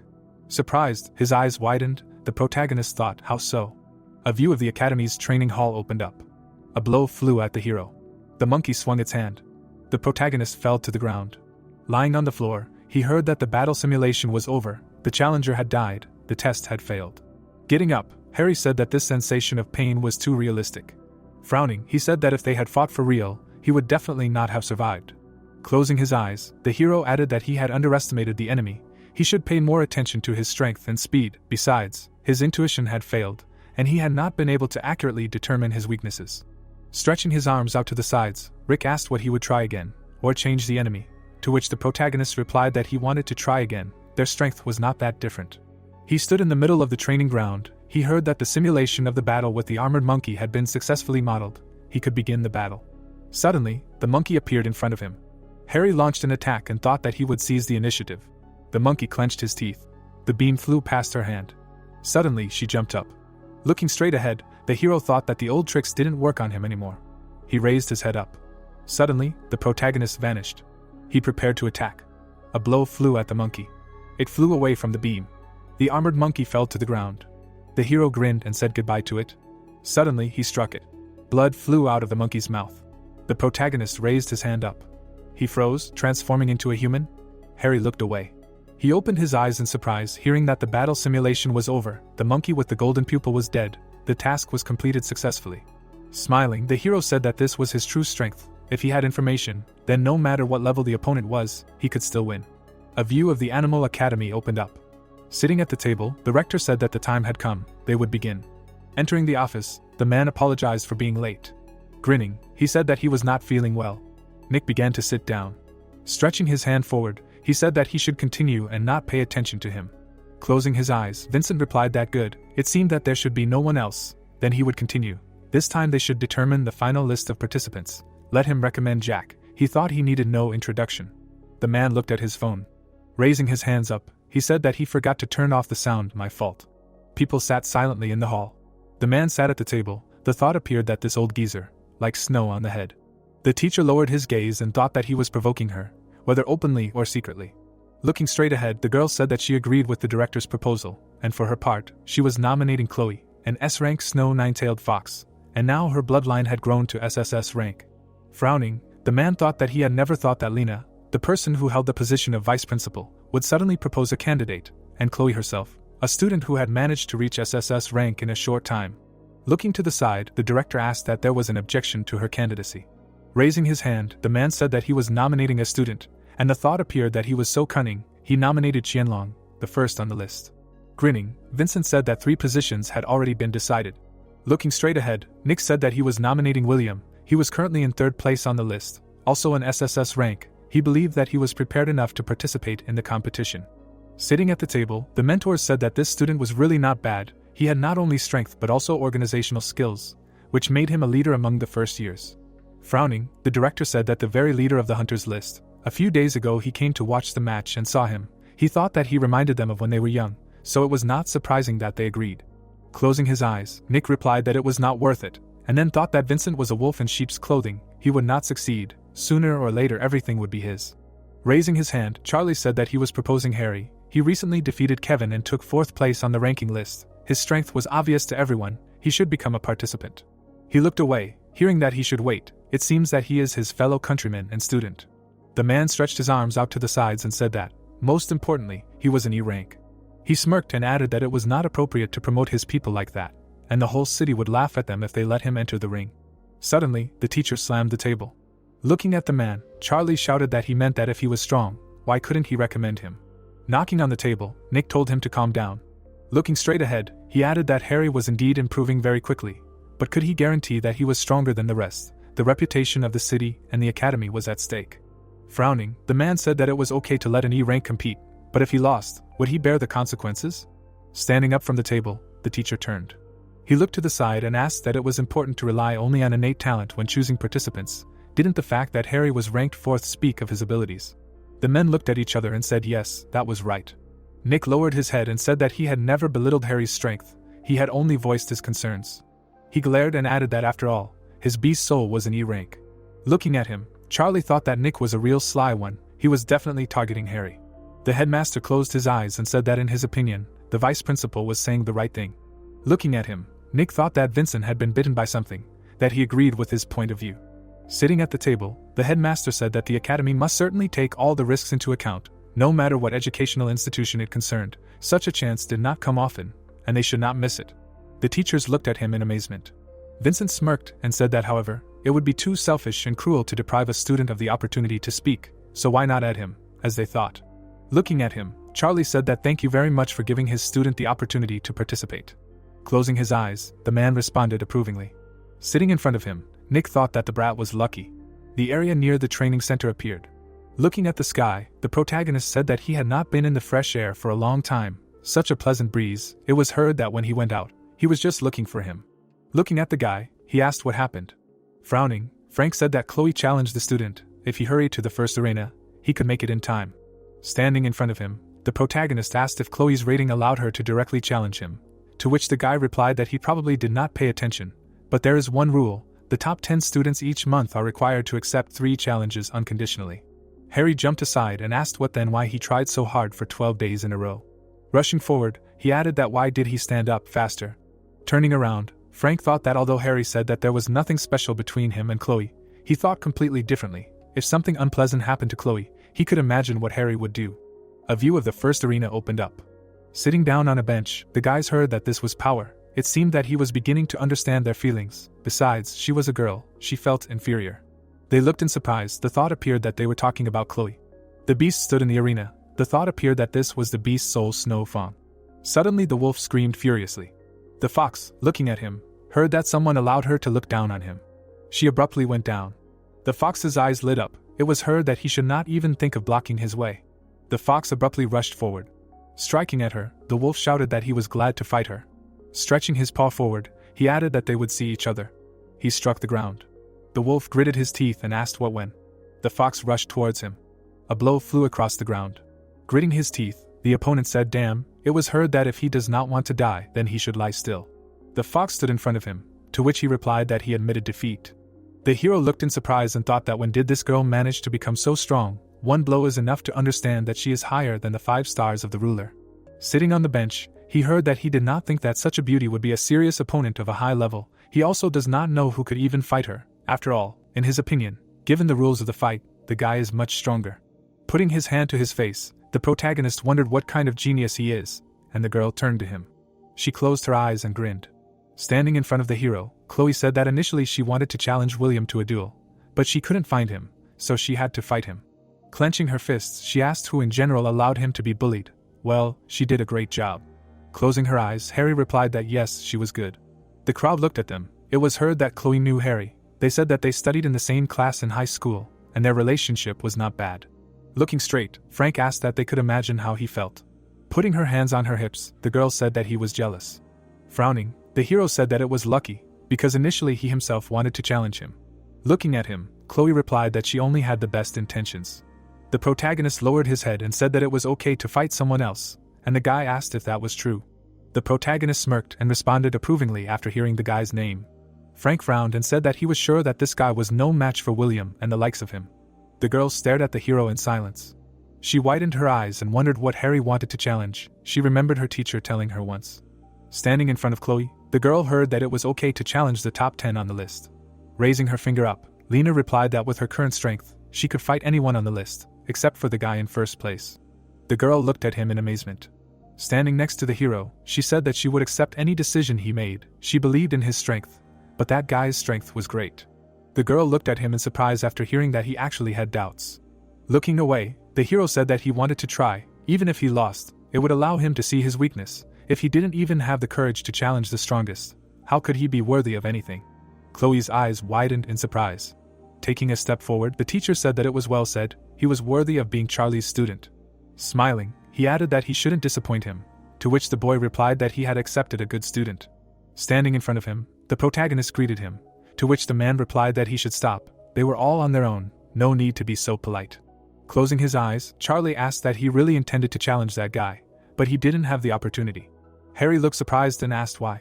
Pulling out a sheet of paper, the teacher said that everything was very simple. The list of participants had already been published. The school did not want them to get involved in some meaningless showdown during the preparatory period. It was all to avoid injuries, to which the hero replied that he understood. He looked at the list of participants. The protagonist looked at him in confusion. Lowering his head, the man said that he had added him to the list, but Nick wanted to reject his candidacy, since he possessed the spirit of a beast of rank E. In the end, he and Principal Vincent came to a compromise, and included him in the list as a substitute. Standing in front of the hero, the guy said that yes, this place was on a substitute, but his teacher did everything possible to add him there. He should not be blamed. Clenching her fists, the girl asked why, said that it was unfair. Kevin and Nate were going to lose to Harry. Why could they be included in the official list of participants? And Harry was forced to hang around as a substitute. Rushing forward, she added that no, she would go to her teacher. This couldn't be done. She would give up her seat to Harry. Suddenly, the hero grabbed her hand. She looked at him in amazement. The protagonist looked straight ahead. He smirked, looking at the girl. Standing behind them, the teacher said that this list had been unanimously approved by the school's top management. Even if she didn't participate, he wouldn't be given her seat. Turning around, Harry asked that if he remembered correctly, Nick was William's uncle. Yes. Looking straight ahead, Charlie replied that yes, that was one of the reasons he was targeting him, mostly because of his quarrel with Principal Vincent. Lowering his head, the hero said that in other words, he could only be seen as a victim in the process of struggle. He understood. Looking at the teacher, he added that he thanked him very much for everything he had done for him. Let him not blame himself. The protagonist's eyes widened as he said that as long as he could participate in the competition, even as a substitute, he still had a chance. He smirked and added that he would take what was rightfully his with his own hands. The man frowned and thought that he had resigned himself too quickly and had remained calm all this time. Frank held out his hand and said that he should wait. He would try to talk to his father and see if they could put him on the official list of participants. After all, with his strength, it was kind of pathetic to participate as a substitute. The hero smirked and said that he shouldn't. The headmaster suggested putting him on as a substitute. At least it showed that he wasn't planning on punching Nick in the face. He held out the sheet of paper and added that he thought he would be much more interested in such a list. The guy closed his eyes and said that he was an intelligence agent. He could guess whose name was on the list. Come on, let him see. He opened his eyes in surprise and asked again. Frank buried his face in the list. The girl looked at him in bewilderment. Pointing to the sheet, she said that she did not see Frank. Even if he had not been chosen, would not his father have found a loophole? Closing his eyes, the guy asked what. His father really wanted to get him into connections. But what about the replacement then? Looking at the teacher, the girl asked that he had not nominated him, right? Standing on the stairs, Charlie said that where there was evil intent, they told him. He meant that Frank had great potential. So he decided to nominate him. To which the hero asked, what great potential, really? Frowning, he said that he had deliberately nominated Frank to put Principal Vincent in an awkward position, because if he did not agree, he would admit that his son was good for nothing, and if he was for it, he would wait a little and see. The protagonist grinned and said that he shouldn't be nervous, since the director had agreed, he would definitely believe him, to which the guy replied that his spirit beast was not a fighting type at all. Looking at him, Harry asked what and what, to which he replied that it was a secret. Looking down, the girl asked why he should keep a secret to himself, and the teacher said, okay, he shouldn't frown, it's good that he was chosen. Looking at his hand, he said that the resource payments for participants and for replacements were the same, a whole 50 million. Smiling, the hero asked if it was possible to withdraw them from the account, and then thought that it turns out that now he has no shortage of resources, but he owes Frank 1.5 million. Raising his finger, Charlie said that the Beast University provides resources worth 50 million, including crystallized pills, and also the secret magical weapons of the beasts, and things that cannot be bought anywhere. This is an amazing chance for them to get into the university's treasury, so he suggests that they do not forget about it and make a good choice when the time comes. Smiling, the protagonist replied that he understood, thank you. The man was standing in the main building of the university. He was looking out the window. Looking straight ahead, the director turned to someone. Closing his eyes, Vincent asked that before he came next time, could he please knock first? Looking at him, the man replied that he should get used to it. Frowning, the director asked that Mr. saw everything, yes, how the guys reacted. Looking straight ahead, the man replied that Frank's reaction was simply incredible, nervous and awkward. Let him allow him to participate in the National Freshman Friendship Competition. Perhaps it was a trap, and an unwise choice. Turning around, the man said that he knew his son too well. To be honest, Frank's strength had reached the 4-star Beast Master level, so there was no problem in participating in the competition. As for Nick, he did not pay attention to him, to which the man asked why he was so confident. Closing his eyes, Vincent said that it was all because his brother was too good, his beast soul was strange, and not suitable for showing it, and as for him, he worked hard, and the knife did not slow him down. The competition was the last chance he could give him. A work table appeared. He heard that he was speaking well of his son. How was Harry? Looking straight ahead, the stranger replied that he was calm. He did not see him as a freshman, even when he looked at him. His eyes lit up and he added that inside there was some kind of deceptive feeling that they were similar. The man looked at him in amazement. Stretching his hand out to the side, he said that he rarely spoke like that about people. Maybe he would take him as a student after finishing the course. Looking at him, the man replied that there was no need. He was not interested in taking someone as a student. Frowning, the director replied that it was a pity. Looking at the window, he thought of Harry. A view of the treasury of the University of Animals opened up. Gritting his teeth, the man asked that these 3 offspring were candidates for participation in the competition. The guys silently looked at him. Grinning, Charlie replied that yes, this document was signed by the school director. Let them look at it. Holding the paper in his hands, the man said okay, let them come in. Frowning, he added that as soon as the time comes. Standing in front of them, the man said that they should leave immediately. He looked surprised when he heard that he should not worry. He understands everything. He will look after them. He bought this wonderful wine especially for him. Let him try it. The man closed his eyes and said that it was not bad. He was still as tactless as before. To which Charlie replied that of course he had not forgotten about him. Let him drink slowly. Entering the room, the guy asked how the old man was. Turning around, the teacher asked what they had heard about the Beast Soul Master who had blocked the beast tide alone 20 years ago, hunted Emperor-level beasts, and saved an entire city. The guys looked at him in surprise and asked what he was about. Frowning, the teacher said that yes, it was that same old man, Richard, so let them be more polite to him. He was once one of the strongest Beast Soul Masters in China. Standing behind him, the hero asked what happened, To which he replied that well, after blocking the beast's tide, he suffered a serious injury that was difficult to heal, and his soul was damaged. Putting his hands on his hips, Charlie said that if he had calmly healed his wounds, he could have lived for 3 to 5 decades. But now he was just guarding this treasury. Closing his eyes, Frank said that he had heard that the old man had a bad character and was not easy to befriend, but it seemed to him that he was very friendly with him now. Looking at him, the teacher replied that of course he had a good relationship with him, maybe because he saw talent in him at first sight. Raising his finger up, the guy replied that yes, it certainly had nothing to do with the fact that he brought him good meat and wine. Waving his hand, the man said okay, let them not play poor, quickly choose from the treasury. A huge treasury appeared. It was heard that they should choose. There were artifacts on the shelves. The protagonist looked to the side. A lot of jewelry appeared. Jack frowned. Looking to the side, Frank said that there were ordinary items on the first floor, so he suggested starting with the second, to which the guy replied that thanks for reminding him. Standing in the middle of the treasury, Harry thought about the fact that there were all sorts of medicines, secret methods, beast magic weapons and special materials, but it was a pity that the item quota was only 50 million, how could he satisfy his needs? Walking forward, he said that according to the teacher, in order to understand the Tao, you need to find special treasures that can improve the strength of the soul. The hero looked at him in bewilderment. He walked towards one of the artifacts. It emitted a glow, its description appeared. The protagonist, opening his eyes in surprise, thought that it was a mini nuclear reactor. Grinning, he added that such energy was simply created for him. The room appeared half an hour later. Charlie was standing near the exit. Looking straight ahead, he asked what the quotas were spent on. Jack grinned and replied that he spent 45 million, bought a beast artifact that suited him, and a few more beast spirit pills and high-level beast soul crystals.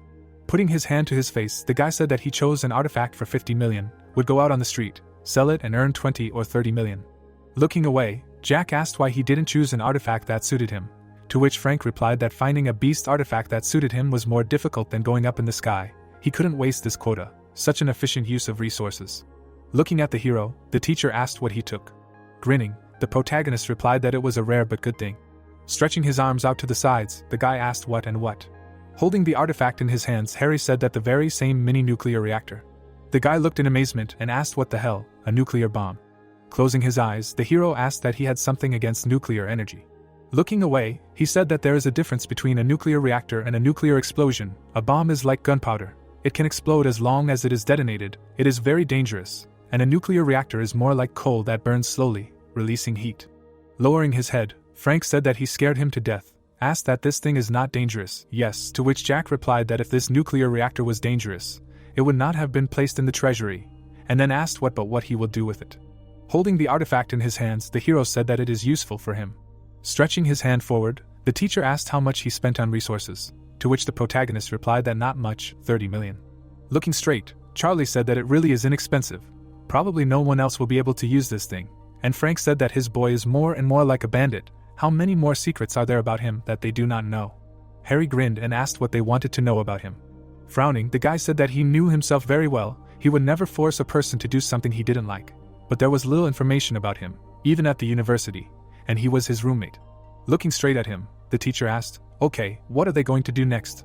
Putting his hand to his face, the hero replied that he would train, to which Jack replied that he would too. Pointing at Frank, Charlie asked what in him. Smiling, the guy thought that a bunch of kings, and then said that yes and him. Crossing his arms, the man said great. Then on Friday morning, in 3 days, they would meet at 9 o'clock at the school gates. They would drive to the animal university by car, where they would prepare for the competition, and they shouldn't be late. Looking at him, the guys replied that they understood. A view of the building opened up. Flying in front of the hero, Rick said that it was a nuclear reactor, to which he replied that yes, but he did not know how to use it. Maybe it was something like absorbing soul crystals. With wide eyes, the pet said that like the soul crystal, it was a disposable consumable, but the method of using the item was different. Looking at it, the protagonist asked again.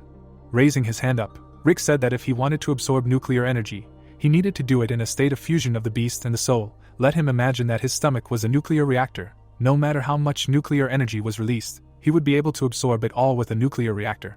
Harry, looking straight ahead, asked what he could try now, to which the pet replied that it was not necessary. His strength would increase immediately after he absorbed it, but perhaps the energy would only last for a certain period of time, and the rest would be converted into evolution points. Grinning, the hero said that he understood. First gives him a short-term buff, and then evolution points, then he needs to use it carefully. Looking at him, Rick said that this is an ace up his sleeve. A view of the buildings opened up. The hero looked at the people. The guys looked at him angrily. The protagonist frowned. The man put his hands behind his back. A thought appeared that he was the deputy director of the University of the City of Mo, Nick. Harry looked forward. Grinning, William said that here is Harry. Looking at them, the hero thought that it was he who prevented him from getting into the official list of participants. In the future he will definitely take revenge on him. The man looked away and thought that this guy had a murderous look. Frowning, Nick said that he brought it on himself, like a wolf's son, to which the guy replied that he should not worry, he will deal with him himself. It was heard that he was here. The girl ran forward. Standing in front of her, the hero said hello. The girl looked straight ahead. The thought occurred to her that it was Chloe's teacher, Lena, who looked very young. Walking forward, the guy asked if they hadn't agreed on 9 o'clock. Yawning, he added that they had come a bit early. The man sighed angrily. A flame appeared around him and he said that for such an important matter they could come earlier. Asked why he was dressed like that, was he going on vacation or to a competition? To which Frank replied that he should bring his luggage. It was all so troublesome, they would just wait until the head was appointed. Closing his eyes, he added that he was not late anyway, who hadn't come yet. The director frowned in rage. Taking a step forward, the guy said that he should apologize, he was a little late. He stopped, and it was heard that he should take a look. Wow. The guy was looking forward. The hero looked at him in surprise and thought that it was Archie. Pointing at the boy, Frank said, "Let him look, there are some people who haven't arrived yet." Hitting him, the principal replied that the boys were first on Qianlong's list, and their lateness meant that they were wasting their time on self-improvement, and a thought arose, what kind of double standards? Stretching out his hand, he said that now that everyone was gathered, they would prepare to leave. Looking at the students, the man said that before he left, let them allow them to say something. He frowned and said that if they wanted to do well in the National Freshman Friendship Competition, they should pay attention to their own strength. Looking at him, the students heard that, as the saying goes, let him know himself and his enemy. The boys frowned when they heard that they should go through hundreds of battles unscathed. Stretching out his hand, the principal said that now it was up to him to decide whether to share with him. Frank looked at him in amazement and asked again. Closing his eyes, the director said that he had heard, he had spent a lot of time collecting information about the participants from other schools. Raising his hand, the guy replied that he was doing it for the money, but since he was not a stranger to him, he could give a 20% discount. The hero and the girl grinned. Closing his eyes, Vincent asked what he should repeat again. Standing up, Frank said that okay, for the sake of their university he would share this information, to which the man responded approvingly. The guys sat silently on the bus. Looking away, Jack asked if he didn't care, information about other players. The guy looked at him. He looked down and said that the information about the defeated opponents. Archie turned his head and asked what should interest him. Jack frowned and thought that this guy was too arrogant, but he was smart and rich. The guy looked down. Grinning, the hero thought that he was right. Intelligence was not worth mentioning in the face of powerful strength. He was more and more curious about how strong he really was. Holding the sheet in his hands, Frank said that so, let him share the information with them. A list was shown. It was heard that in addition to them and Yanjin Beast University, famous schools included in the top, the opponents in this competition are the following institutions: Sichuan Beast University, Tianan Beast University of Military and Martial Arts, Beijing Hangzhou Beast University. Looking at it, the guy asked that Yanjin Beast University can compete with them. Is it worth worrying about other schools? Frank raised his finger and replied that it was unlikely. This year is called the Year of Outstanding Geniuses. There are many of them in schools. Take the same Sichuan University of Beasts as an example. Pointing at Kevin, he added that with his strength they would not even be in the top 5. Closing his eyes, the guy said that it could not be. He was in 4th place. Is Sichuan University really harder to defeat than them? Holding the artifact in his hands, Frank said that the captain of Sichuan University has a nickname Kung Fu Panda, to which he was told that it was a funny nickname. The panda appeared. It was heard that they were laughing early. He studied martial arts since childhood, and therefore perfectly mastered Tai Chi and Wing Chun. In addition, Kung Fu integrated him into the earthly panda of the SSS rank beast soul. The boy frowned and said that his strength was at least that of a 6-star beast master, and his track record of entering schools was based on the weak defeating the strong. The highest record was a head-on defeat of a 7-star high school student with the rank of beast master. The weakest in their team had a 4-star beast master. He was sure that they would win. The boy looked at him in surprise and mumbled. The principal frowned and said that that was right. The gap between this year's first-class merged institutions and their beast university was not as big as they thought. Willfulness was self-destruction. Looking straight ahead, the protagonist thought that how the strength of Sichuan Beast University had suddenly increased. They were so strong that perhaps his strength was not worth mentioning in the competition. He needed to work harder. Smiling, the guy said that it would be better to talk about Yanjing Beast University. The deputy captain was born in a family with beast souls. Beast souls are ancient barbarians of the SSS rank. Their strength reaches the 8-star beast master. People looked at him in surprise, and someone asked again. Frowning, Kevin said that he was also a new student who had just entered the university, to which Frank replied that they should not be surprised, he was not the strongest on their team. Looking to the side, Archie said that he was the strongest. Frowning, he asked who the hell. Frank opened his eyes in fear and said that he had tremendous strength, but his beast soul was unknown. According to one reliable information, when he came face to face with an opponent, he was devastating, and the enemy was sure that he would lose, and then he thought that he should not look at him like that, he was afraid. People sat silently on the bus. The guy smiled and said that they shouldn't be too upset. Yenjin University is not ashamed to lose. They can take second place, they are used to it. Having hit him, the director said that he is a son of a bitch. Closing his eyes, the guy asked why he was hitting him, said that he shared information, to which Vincent replied that he asked to share information, and not to intimidate. There is no need to fight for second place, you need to do everything possible for first. Putting his hand behind his head, Frank asked what first, who does not want to win, said that the problem is that their opponents are stronger, they are strong, but not that strong. Lowering his head, the guy said that he will defeat him, whoever it is. Frowning, he added that his job is to be their opponent. William smirked and said that fear of battle was not their style, the competition had not yet begun, anything was possible. Why should they give in to anyone? Now that they saw the gap, they had to try their best to make up for lost time. The guy flexed his fists and said that it was well said, it was just a competition, they would break their backs but win. The director closed his eyes and said that he was a worthy student of their beast university. But they should not worry, after Yenjing University they would undergo 3 days of special training. The man lowered his head and said that they could use this time to determine a candidate for the post of captain of their team, to which the director replied that yes, well then let them remember the rule of the beast soul master, strength is respected, the strong are first. Looking straight ahead, he added that the candidate for captain. Sitting on the chair, the guy heard that it would be him. Putting his hand to his face, Nick said that he did not mind. He added, frowning, that although he was strong, he lacked the skills to handle the simplest of things, it would be better to assign William and Jack as deputies to help. The guy smirked, hearing that one person who had management experience and was good at solving problems. Jack frowned, hearing that the other was thoughtful, reasonable, considered the problem more carefully, thought that these two complemented each other. A view of the building opened up. It was heard that now that the deputy director had thought everything over, they would make a decision. The guy looked ahead angrily. William smirked, looking away. Jack frowned, hearing that they were leaving. People were standing near the train. They got on it. The train was moving forward rapidly. Holding the list in his hands, the hero thought that all these people had a rating higher than 5 stars. Frowning, he added that with his current strength, a 5-star beast master is just a noob. The girl sat down next to him. She poked him with her finger. Chloe smirked and said that he had been looking at this piece of paper for more than half an hour. His eyebrows would remain raised. The protagonist looked at her happily. Raising her hands, the girl said that they still had 3 days to train. She believed that with such talent and abilities, he would make a real breakthrough. Looking down, Harry asked why he believed in him so much. Smirking, the girl answered that of course, he was Harry. The hero looked at her. Closing his eyes, the guy said that he should be excused for disturbing their conversation, but he needed to tell her something very important. Chloe widened her eyes and asked again. Frank smiled widely and said that his father said that he would conduct training with him at the Bathhouse Health Center. Frowning, the hero asked if he was sure, and the girl said he was joking. Closing his eyes, the guy said it was true. His father had finally come to his senses. They had worked hard all the way, so it would be great to have a rest like this before the competition. Putting his hand to his face, the protagonist said he thought the director had other plans. Frowning, the girl said yes, he said that this was special training. Not everything is on the surface. He should not rejoice so early. Crossing his arms, Frank asked what she thought, what a bathhouse can teach. A wife echoes her husband in everything. Looking at him, the girl said that she did not want to live, to which the guy replied that he was leaving, they should not bother these two. Closing her eyes, the girl said that this Frank, she wants him to try her strength one day, to which the protagonist replied that she is really good now, from S to SSS rank. Chloe looked at him in amazement. She grinned and thought that it was because she didn't want to be his shadow, she wanted to become stronger and be on his side. Harry asked, wide-eyed, what was wrong? There was something on his face. She looked at him in surprise and said no, they were about to arrive in Yenjing. The hero looked away.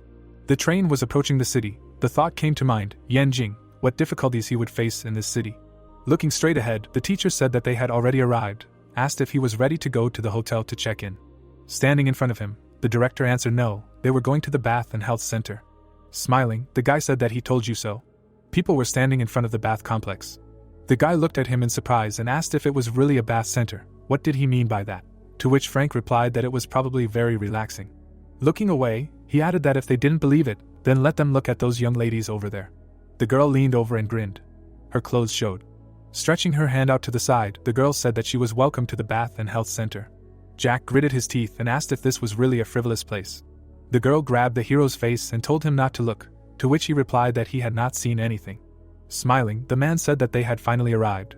Vincent closed his eyes and said that they had not seen each other for a long time, asked how he was, to which the protagonist asked again that they knew each other. Stretching his arms out to the sides, Harvey said that it was a great honor for him that Director Vincent could bring his students here and allow him to see all the geniuses of his animal university, to which the director replied that he should not flatter him, asked that he had prepared what he asked for. Pointing to the side, the man replied that of course, how could he forget about it? An elevator appeared, and it was heard descending. Looking straight ahead, Harvey said that on the second floor in the dungeon there was a secret bathhouse, which was closed to the public on weekdays. Adjusting his glasses, he added that their director had found him and collected a batch of materials. Before the National Freshman Friendship Competition began, he would like to offer them his place to take a medicinal bath in order to stimulate their potential as much as possible. The boys looked at him in surprise and exclaimed. Frowning, the girl said that he was mistaken, to which Frank replied that in any case, it was a bath, so he was not mistaken. The second floor of the dungeon appeared. A man was pouring liquid from a bucket. Looking straight ahead, the protagonist thought that a ghost flower, powder from the bone of a giant barbarian, one bucket of such stuff is worth at least 50 million, and if the bucket is larger, then hundreds of millions.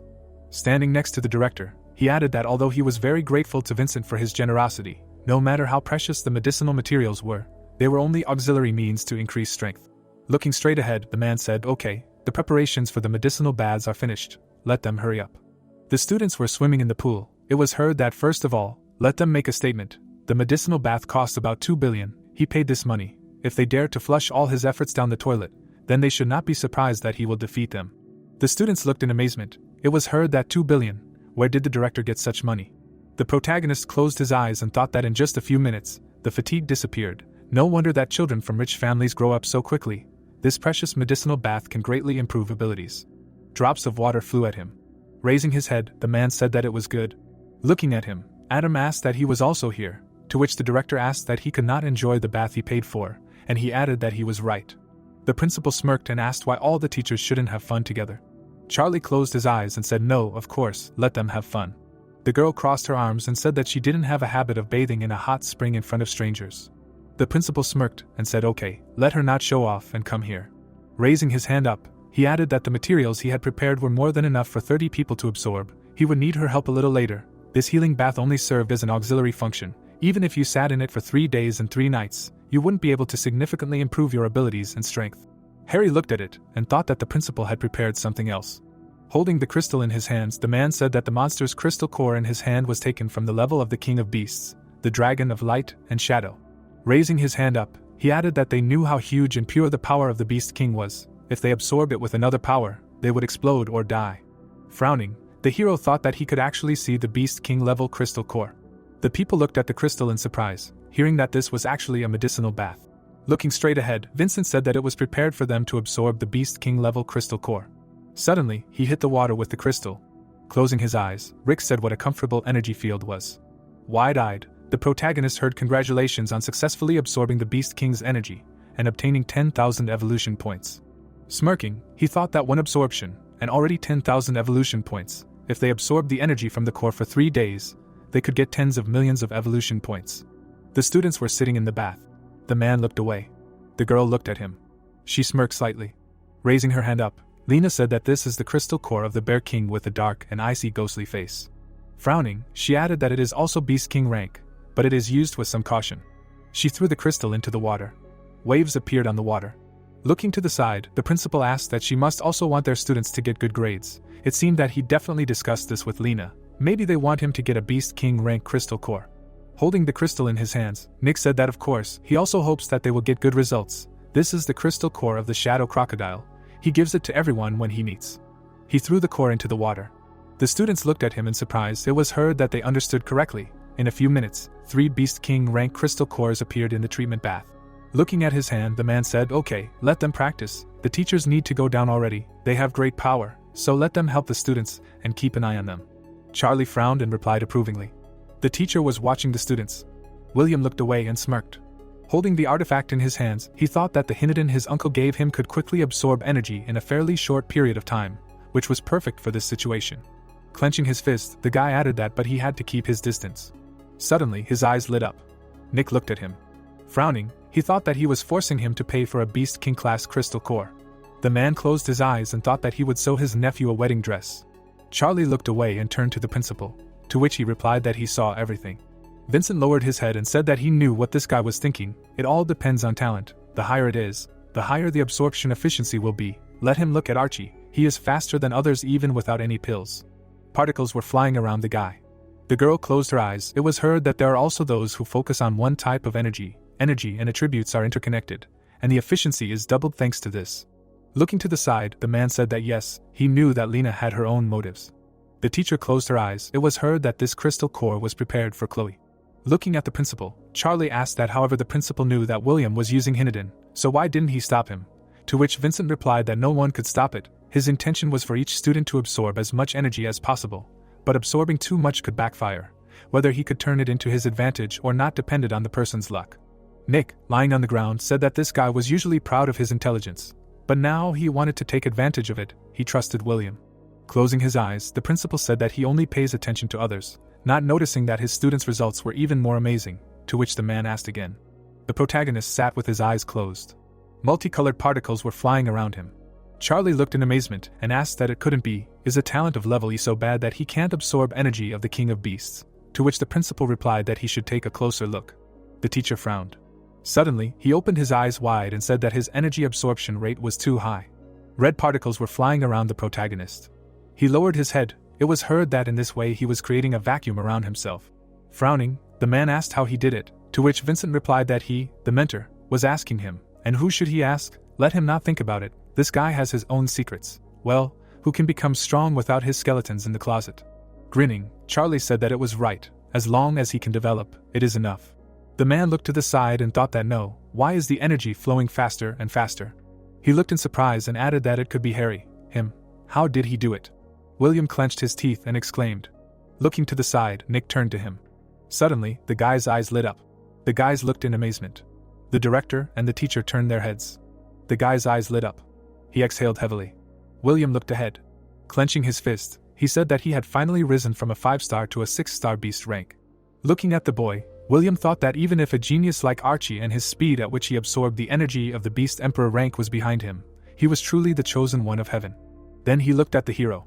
The boy opened his eyes in surprise and thought that the speed at which he absorbed the energy, why was it so slow? Frowning, he added that no. A glow was flying around the hero. A thought arose, why was it so fast? William looked to the side and thought that maybe he had also prepared a Hinodin, but it was impossible to achieve such an effect with it.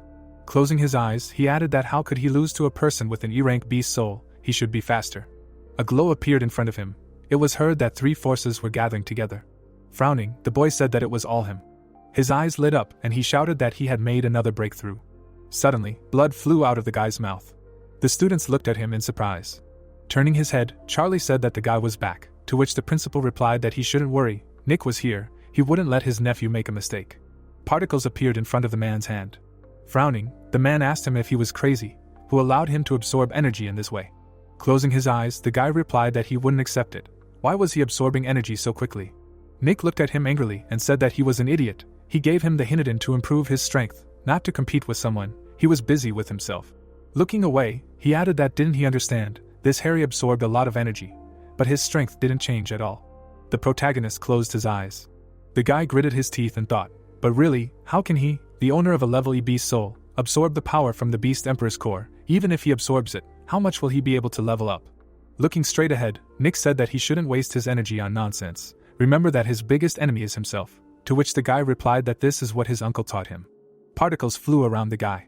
The girl raised her hand up. Jack closed his eyes. Adam frowned. Closing his eyes, the director said that it was not bad. Charlie looked away. The hero was sitting with his eyes closed. A swimming pool appeared. The girls were standing in front of each other. Adam clenched his fist and grinned. Putting his hand behind his head, Frank said that he had leveled up, thanks to him for the healing bath and the crystal core. The man grabbed him by the ear and said that it was good that he was satisfied. He hoped he could change for the better, to which the guy replied that he understood. Let him go. The protagonist silently looked at them. Someone turned to him. Looking away, Harry turned to the teacher, to which Charlie replied that he just wanted to ask why he hadn't leveled up yet. The hero silently looked at the teacher. Standing in front of the teacher, he said that for sure, he forgot. Looking straight ahead, the protagonist thought that Rick should consume evolution points and level him up, to which the pet responded approvingly. Charlie looked at the hero in amazement. Raising his eyebrows, he asked how this was possible. He was breaking through, he could control it. Looking at the hero, the teacher asked that he should now be a 6-star beast master, yes, to which Harry responded approvingly. The thought appeared that in fact he still had 20 million absolutely useless evolution points, which should be enough to level up to an 8-star beast master. The guy looked away and laughed. Looking at him, the hero thought that he could level up very quickly, but his base was unstable. Now he was a 7-star beast master, and how could he reach such a level? The director, looking at him, thought that it was not bad. Closing his eyes, Vincent thought that this guy was amazing. He had absorbed almost a third of the entire force. Raising his hand up, he said that it was time for them to go to the hotel. A view of the Yanjing Hotel opened up. A room inside was visible. A room in the hotel was visible. Raising his hands up, Frank said that they said that Yanjing Beast University rented this hotel, and all its guests were students and teachers from other universities. Lowering his head, he added that he wished he could eat something now. Chloe grinned and said that later, when they were all settled, she would take them out to eat. There was a lot of delicious food in Yanjing. The guy crossed his arms and asked how he knew. The girl looked at him angrily and said that she had looked in the guidebook. It was impossible. The man took a step forward. The students looked away. The man walked forward. Looking at Frank, the hero asked who they were. Frowning, the guy said that they were students from Yanjing University, the first two. The man grinned, and it was heard that it was Henry. The guy looked angrily, and someone said that it was Luke. A view of the hotel opened up. Jack frowned and said that they were Henry and Luke from Yanjing, to which the guy responded approvingly. Gritting his teeth, the guy grinned. Raising his hand up, he said that he would go and greet them. After all, they would have to see him often in the future. Stretching his hand forward, William said that they were a team from the Beast University of Mo City. He was the Vice Captain William. Shaking his hand, the man said that wow, it turns out they were students from the Beast University of Mo City. He was the Vice Captain of the Yanjing University team. They shook hands. The guy looked at him in surprise and thought that he was so strong. Removing his hand, William grinned and said hello. Stretching his hand forward, he asked what, and this must be their captain, Luke, huh? The guy silently turned around. The student closed his eyes. The student stood silently in the hall. The guys frowned, looking straight ahead. The boy's eyes widened, wondering what was wrong with him. He didn't want to show his true colors, arrogant. Henry smirked and apologized. Shaking his hand, he said that their captain was a bit shy and reserved. Even the people from Yanjing couldn't get him to talk, so he should be patient, to which William replied that it was okay, and then thought about letting go of his hand. Jack smirked and asked where they were going. The man closed his eyes and replied that they were going to the nearest arena in the Beast Soul Palace, where many students were gathering to compete and learn from each other. Charlie looked at the students and said that in that case, they should come. He looked away and added that they should check in at the hotel and remember not to cause trouble. The student's eyes widened and he replied that they understood. The view of the Beast Soul Palace opened up. Looking straight ahead, Henry said that it seemed like they had arrived just in time, to which the hero replied that the beast that looked like a giant panda was probably the one mentioned earlier, the captain of the beast team from Sichuan University. There were particles flying around the panda. Frowning, the protagonist asked what and who was that. Looking at him, the guy replied that he was the deputy team at Beihangzhou Beast University. A monkey appeared, and his name was heard. Zack gritted his teeth. Clenching his fist, Adam said that the captains were talking. There was something to see. Suddenly, the monkey swung. It rushed forward sharply. Particles began to fly around the panda. The monkey struck it. The panda looked away. Flames appeared around Zack's hand. It was heard that he had excellent fighting methods, no unnecessary movements. The protagonist frowned. A glow appeared around the panda's hands. She struck sharply. Zack raised his leg. The thought occurred to him that there was nothing special about this power. Suddenly, Ralph struck. Blood flew out of the monkey's mouth. The panda stood in a fighting stance. She suddenly began to swing her arms. Blows flew at Zack. The guy looked at her in surprise and asked what kind of fist-fighting technique it was. Frowning, Frank said that he should not forget that Ralph had perfectly embedded martial arts into the soul of the beast, and the hero said that he had armor, attack, and strength. There were no problems with his indicators. Looking down, the protagonist added that his gloves on his paws were some kind of beast artifact, right? Frank's eyes widened and he replied that yes, it was an artifact of the highest-ranking beast, the king of beasts, called boxing gloves. It could absorb chi energy and blood from the enemy's body and use it as its own nourishment. Frowning, the protagonist said that it turned out that the effect of this artifact was somewhat similar to the soul of Kevin's beast, so when fighting Ralph, it was best not to let him get close to you. Zack was hit by many blows. He bowed his head, and a secret technique was heard. A glow suddenly appeared around the monkey. The panda stood in front of him. Suddenly, Zack grew several times. Frowning, Adam said that he did not expect Zack to be able to master the secret technique. Looking straight ahead, Frank said that it was not good to reveal your secret skills before the competition. He opened his eyes wide and added that the so-called secret techniques are special skills that the owner of the beast soul has. In addition to the basic talents, the secret technique can be learned through astronomy. Secret techniques can be said to be priceless. Lowering his head, the protagonist said that Zack is the deputy team of Beihang's Beast University, so his possible loss will hit the morale of the university students, then he will be helpless. Suddenly, the monkey rushed forward. He abruptly struck. Ralph deftly dodged his strike. Frowning, Zack asked why this panda was reacting so sharply. The panda struck back and exclaimed. Then she struck again. The monkey opened its eyes wide. Suddenly, it fell to the ground. Ralph closed his eyes. Frowning, Adam said that it was really a pity. If he had used his secret technique earlier, he would have been able to defeat Ralph. Looking straight ahead, Frank said that it was a pity Ralph's secret techniques had not yet been demonstrated. What a waste. Clenching his fists, he thought that this guy deserved to be special. His way of thinking was different from normal people. Suddenly, the guy transformed. Raising his hands up, he said that he did not know who else would dare to go on stage to fight him. The Beast Soul Arena appeared.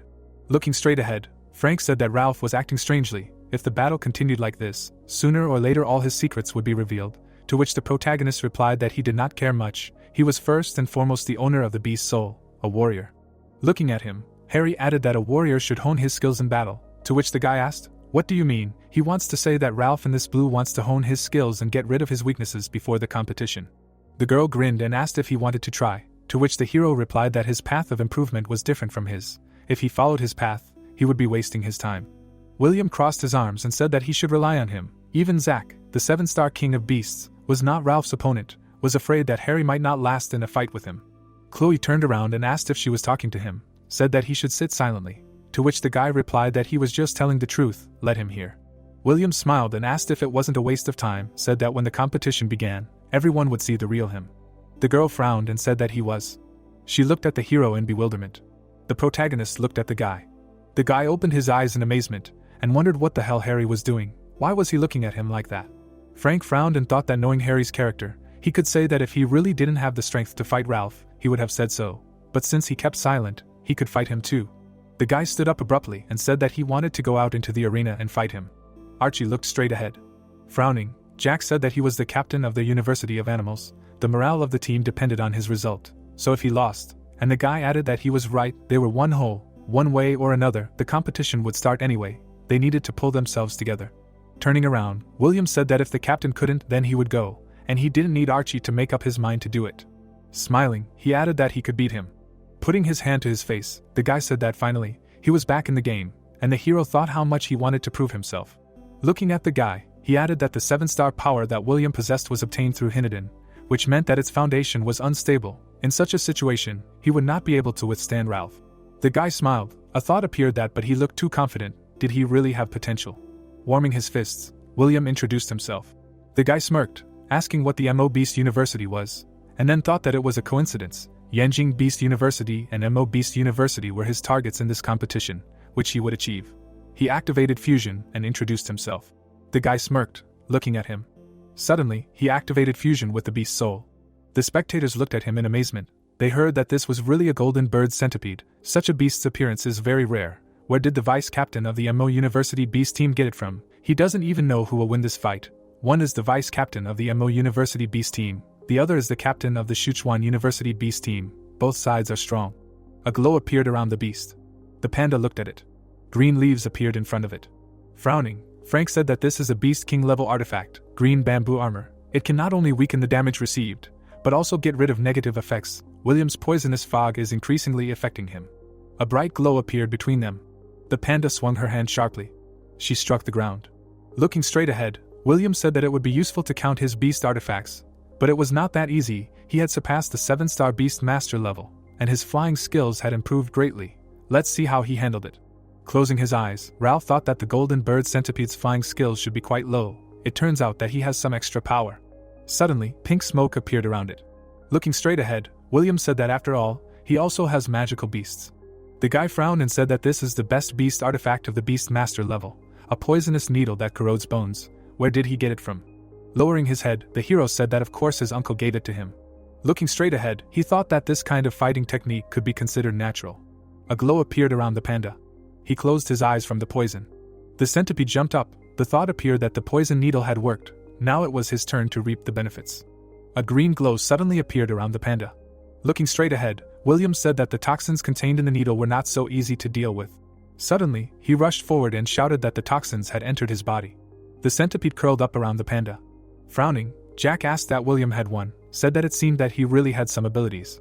Grinning, the protagonist said that William had the advantage now, but he needed to defeat Ralph. He thought it was too early. The guy adjusted his glasses and said that people who did not even dare to enter the arena were sitting and commenting on the fight. Interesting. Looking away, Harry asked that since he wanted to compete with him so much, why don't they come up with something interesting? Kevin looked in amazement and asked what kind of thing. The hero lowered his head and said that it was very simple. Let him bet on William or Ralph, and then the one who won would get a Beast Master level artifact. The panda gritted her teeth. It sounded like she was betting that Ralph would win. The guy frowned and thought that Ralph was poisoned. Did Harry still think he could win? Grinning, he said that they would bet. Looking straight ahead, Kevin said that he would get a beast artifact without much effort. Putting his hand to his face, he thought. William's eyes lit up and he said that his toxins were penetrating his nerves. Let him give in. The panda gritted her teeth in pain. Looking straight ahead, William wondered if he was not poisoned by the needle's toxins, corroding bones. How was he still moving? Suddenly the panda threw him aside. She stretched out her hand forward. Ralph kicked. The guy looked at him in surprise and thought it couldn't be. The audience looked at him in amazement. They could hear that this Ralph was really that strong. The toxins had already entered his body. Could he still show such strength? He thought William was too weak. He really had potential, but it was very small. This was the vice captain of the MO Beast University team, a complete disappointment. The panda was punching the centipede. William opened his mouth and thought, damn, how could he lose? Jumping up, he shouted that he would kill him. A glow appeared around the panda's hand. Suddenly, he swung his hand. A blow flew at the centipede. Ralph swung, and William shouted that he gave up. The panda closed her eyes and thought, this guy really has the soul of a 7-star beast. Why is he so weak? The guy looked at him in surprise and asked what the hell. How did he understand that William would lose? To which the hero replied that this is what is called no counter to a crowbar. Any of his plans are empty talk. William does not have a solid foundation, but it is not to say that Ralph was good in battle. Looking to the side, Frank said that this is why most people keep a low profile. Pride makes them backward, and modesty, on the contrary, helps to improve. Wow. Looking straight ahead, the guy said that he was giving in. He grinned and added that his poison was really strong. He almost lost. William closed his eyes and said that his technique was inferior. He was not fit to hold a candle to him. The guy looked away, hearing that he could accept his challenge, given his condition. Henry closed his eyes and said that the deputy captain of Yanjing Beast University would not refuse advice. The hero looked away in amazement. He looked down and thought that Henry was doing something. It so happened that he was very curious to know about this guy's strength. Suddenly, someone grabbed the guy by the clothes. Looking away, he asked how she was. The girl turned her head. She lowered her mask and said that the director had said earlier that they had better not create problems and not make him nervous. Smiling, the guy replied that everything was fine. He was joking. The director wanted responsibility. But this was also his task, and it did not matter to her. Luke lowered his head and said whatever he wanted. Looking at them, the hero thought that it seemed like their captain was really taciturn. Henry walked forward. He grinned and said that he should hold it. The guy looked at him in surprise and asked what it was. Standing in front of him, Henry said that the blue pill would help him remove toxins from his body and quickly regain his strength. Even if he decided to fight and won, he would be invincible from now on. Raising his finger up, he added that he was giving it to him, but he should wait until the pill took effect and removed all the toxins from his body, and then they would fight. Frank frowned and said that this was a worthy act for a man born into a family of beasts and possessing a beast soul. Very generous. The blue pill consists of 211 pieces. Looking straight ahead, the protagonist replied that he was not a child of the beast family, to which the guy said that he was different from them. They were losers, and he started from scratch and never spent money for nothing. Looking away, the girl asked that yes, and who invited Harry and the others to dinner last time and spent hundreds of thousands. Frowning, the guy said that it was. Grinning, Ralph said that then he would not refuse, thank him for the gift. As soon as he recovered, they would fight him. Grinning, Henry responded approvingly. Looking straight ahead, the guy said that thanks for the pill, he had fully recovered. Standing in front of his opponent, he said that he was asking. Henry closed his eyes and activated the fusion. Suddenly, he transformed into an ancient barbarian elephant. White smoke flew out of his trunk. The boys looked at him in amazement, and heard that he had such a terrible power, and that he was a beast soul master. Frank looked down, and said that if he remembered correctly, the intelligence had said that this guy was an 8-star beast master, and the hero replied that it was true, but it was possible that he had improved during this time. Jack frowned and said that they could all improve their power in a short period of time, and there was no reason why others would not do the same. The girl frowned and said that the master had said that if they found a path that suited them, even if it was late, at the beast master level, they would still have the opportunity to fight with those of higher ranks. Looking straight ahead, the protagonist thought that it seemed that enlightenment was actually much more important than he thought. The panda extended her hand forward. A bamboo appeared in front of her, and she said that come on, let him show his power and fight him. Looking at him, Henry asked what to show his strength, said that this is exactly what he wants. A glow appeared around the panda. The elephant kicked the ground. Then he took a step forward. The panda defended itself from him. People watched their fight in amazement. The elephant struck the bamboo barrier. The panda flew to the side. Blood flowed from its mouth. It sat on the ground. The spectators opened their eyes in amazement. It was heard that this is the real strength of Yanjing Beast University. Damn, compared to the vice captain of Mo Beast University, the strength of the parties is not equal at all. Yes, he is only a vice captain, so what kind of strength does the captain have? William looked away and thought that he could not defeat Ralph, and Henry so easily figured out his weaknesses. The difference in strength between him and Henry is simply huge. With wide eyes, he added that this is a student of Yanjing University, a genius. The guy put his hands on his hips. Clenching his fists, Archie said that he should let him challenge him. Looking away, the boy asked again. Frowning, Archie introduced himself. Looking away, Adam told him not to be angry. Grinning, Henry said that the Mo Beast University was just to his taste. Looking straight ahead, the captain said that he had already said that if he won one game, that would be enough. Looking at him, Henry asked what time he was. Frowning, the boy asked that he was the captain of Yanjing University, to which the other replied that it seemed like it. Looking away, the captain thought that he hated being watched. Henry closed his eyes when he heard that if this continued, the principal would punish them, to which he asked that he would not be able to fight. Looking straight ahead, the captain said that if he wanted to find someone to fight, he would join him. Henry waved his hands and replied that he should forget about it, he could handle it himself, and then thought that he didn't want to be beaten. Looking up, Henry said that in fact, their captain didn't let him fight. Luke lowered his cap, and it was heard that they would postpone the battles until the competition began. Archie lowered his head. Frowning, Frank said that he was telling him, "This fool is very strong." Henry obeys him without complaint, to which the hero responded approvingly. Frowning, he said that he didn't expect that the students of Yanjing Beast University would be so strong. For them it was a problem. Smiling, the guy said that in fact he should be much stronger than William. The team management should be handed over to him. But he lost to Chloe.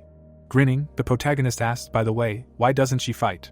Looking away, the girl asked what he was doing. What was so funny about it, said that even if he won, it wouldn't mean anything. Putting her hand to her face, she added that Henry could definitely beat her if she fought. Harry looked at her in surprise and asked that she wanted to fight Ralph. Chloe grinned and said that she almost did, and he asked that he was the seventh and she was the third. Closing her eyes, the girl answered that no, of course she was the seventh and he was the third. He underestimated other people. The hero opened his eyes in amazement, and said that she was much stronger than he thought, and then thought that this girl probably had her own aces up her sleeve. Frowning, the girl told him not to look at her appearance. If he needed a strong opponent, then it was her. He definitely would not be able to defeat her, and even if he could, her sister would kill him. To which the protagonist replied that then she really was the best. A thought appeared that her current strength was much inferior to Ralph, if she used all the evolution points and pumped up to the 8th level of the Beast Master. Then a duel with them should not be a big problem. Frowning, Jack said that the director had arrived. The students looked at the director. Henry bowed and said hello. Surprised, his eyes widened, the protagonist said that the director, to which Frank replied that he was the management of the Yanjing Beast University. Klaus walked forward. Looking to the side, the hero asked how and what. Lowering his head, Harry wondered that maybe Chloe did not want to enter the Yanjing Beast University because she did not want to see its director. But what did this mean? Vincent extended his hand and said that the recent battle of a student from his university was quite impressive. The man smirked and said that he participated in the battle by coincidence. Lowering his head, the protagonist thought that Klaus and Chloe might be related, remembering how Charlie's teacher told him that Chloe had a hard time in life. Looking away, the protagonist asked if the director of Yanjing Beast University was her relative, to which the girl replied that he was her biological father. Lowering her gaze, she added that there was no connection between her and him, either before, nor now, nor in the future. Closing his eyes, Vincent said that in his opinion, they should step aside, to avoid undue pressure and to avoid embarrassing the students, to which the director responded approvingly. He smirked, looking at the man. Looking straight ahead, the director thought that she still had not forgiven him. Suddenly, he looked at her in amazement. The girl stood behind the hero. The man frowned angrily. The protagonist looked at him. A glow appeared around them. Walking forward, the director said that they would go, and Vincent asked what kind of looks. Closing his eyes, the man replied that he should not pay attention. Looking straight ahead, he added that, but who is this guy next to Chloe? The director turned around in surprise and asked again, hearing that Harry, a student of teacher Charlie, he was a substitute at their University of Animals MO. Klaus frowned and asked what kind of impulse was coming from him, said that it did not look like the power of a substitute student. Chloe was standing behind the protagonist when he said that they were going back to the inn. The girl looked ahead sadly when she agreed with him. Someone was watching the boys. Chuck looked angry. The protagonist looked ahead in surprise when he asked if it was really him. Harry and Chloe were shown in profile when she answered in the affirmative, explaining that he finally entered the Hebei Beast University, and that the academy was at the bottom of the list of prestigious schools, but his strength and talent were considered among the best. The protagonist remembered a dark silhouette. A guy was standing in front of them when the protagonist said that he thought he didn't know about fighting, and then suggested that the girl leave so as not to disturb him, to which she agreed. The lights were on in the windows of the inn in the evening. The blonde boy was drying his head with a towel when he said that it was very good after a shower. Then Rick asked him if he was going to train today, to which he replied that he saw the strength of Yanjing University, and that he himself was much worse. Harry looked determinedly ahead when he added that Frank would return a little later, and that in that case, he would now use the remaining 20 million evolution points and level up to the 8th level of the Beast Master. The building was illuminated by the sun 2 days later. The guys were standing in groups at 8 in the morning in the lobby of the hotel. The informant was standing next to the main character when he said that their uniform was too green, and that it was good that at least they did not have hats. Then the boy replied that he thought about some nonsense every day. The girl fixed her hair and apologized. Chloe smiled and said that she was a little late. The guys looked shocked when they called her beautiful. The brunette's eyes were closed as she asked the protagonist what he had been doing for the past 2 days, explaining that she wanted to take him for a walk around Yanjing, but Frank said that he was busy and that she should not disturb him. Harry looked at the girl carefully as he replied that he had been training and had leveled up a bit. Chloe smiled widely and asked him again. The 3 boys were watching the protagonist. William looked ahead with a frown as he wondered how he was able to level up with his E-rank beast soul and if he was a level 7 beast master. The protagonist clenched his fist in front of him as he answered in the affirmative, explaining that he had obtained as much of the Beast Emperor's power as possible over the past few days and that he was now a level 8 beast master. The boys looked to the same side, holding back their laughter. William looked down with a gloating expression, thinking about what kind of leveling up from level 6 to level 8 of a beast master was this, and that he was joking. It was a waste of time. Chloe looked at the boys, thinking about how naive these guys were, and that Harry was certainly joking. He couldn't be level 6. The principal appeared, asking the students if they were ready. The mustachioed man opened his mouth wide and advised them to take advantage of this wonderful opportunity, perhaps even the best one that was given to them. The boys looked in one direction with determination, agreeing with him, when Vincent exclaimed that he hoped they could show their best in battle and let everyone know that they were from the Beast University of MO. The man stood in the stands of the arena at Yanjing University. Klaus opened his mouth wide when he exclaimed that first-year students from all higher education institutions were invited to participate in the competition. The guys in white robes from the Yanjing University team showed up. The students in orange uniforms from the MO Beast Academy squad showed up. A guy was holding a green flag when it was announced that they were the Sichuan University team. A child was walking in front of the guys when it was announced that they were the Beihing Beast Academy squad. The protagonist and Frank looked away when the former said that their team captain looked like a schoolboy. The masked boy looked ahead with a bored expression. The informant looked at his comrade seriously when he explained that his name was Kai and that he was turning 14 this year, adding that he was a genius. Then the protagonist asked him again, reminding him that the beast soul only manifests in 18-year-olds. Frank raised his hand to his face when he answered that he had, and then asked if he had ever heard of the innate beast soul. Then he was asked again. The boy introduced the baby as he explained that it meant that the child's beast soul was awakened at birth, and that such children were extremely talented, as they had 18 years of beast soul training, unlike ordinary people, and that they were ahead of 90% of the species in the world, concluding that combined with the excellent conditions for growth, they were the undisputed leaders and geniuses among the beast souls. Harry looked thoughtful as the informant suggested using the boy as an example, adding that he was only 14 years old, but he was already a level 8 beast master, and that Kai's soul was special, as his beast was a yang.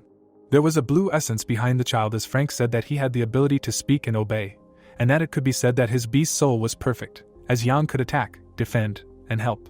Sweat appeared on the protagonist's face as he thought about how amazing this ability was. The informant was standing behind him when he said that he didn't expect to be invited to the Beihing Beast University team, let alone appointed as a captain, and that it seemed like their squad was determined to achieve something this time. The protagonist looked away when he asked how it was that a genius like Kai didn't end up in Yanjing Beast University, or MO Academy. Frank frowned at the boy when he replied that it was because Beihang University was closer to home, and Harry asked what that reason was. The informant spread his arms out when he explained that the boy was born with a beast soul, and that his parents were soul masters, so he spent all his free time training, and that's why he can't take care of himself and his parents help him with that, summing up that it was because he had a high degree of alignment with the beast soul and he couldn't speak of his own free will, fearing that it would lead to a disaster. Kai looked ahead intently as Frank said that of course his parents wanted him to go to a more prestigious university, but he himself refused. The protagonist was shown in profile as he thought about how he was the very young master who was extremely talented and could not do without his parents in life. But the beast soul masters respected him for his strength, and as long as he was strong enough, other personal issues did not matter. The team stood in the arena as the director addressed the dear students, saying that no matter what university they were from, he invited them to participate in this first National Freshman Friendship Competition, and that they, as the best representatives of the new generation, would begin a new era. The people looked at their phones as Klaus added that they were already too old for this, and so the future rested on their shoulders. The screen showed the students in white uniforms as he concluded that they would become the new leaders who would carry the flame of hope to humanity. Klaus looked ahead with confidence as he said that they would become stronger each time. The man held his hands out to the sides as he asked them to create their own beautiful future.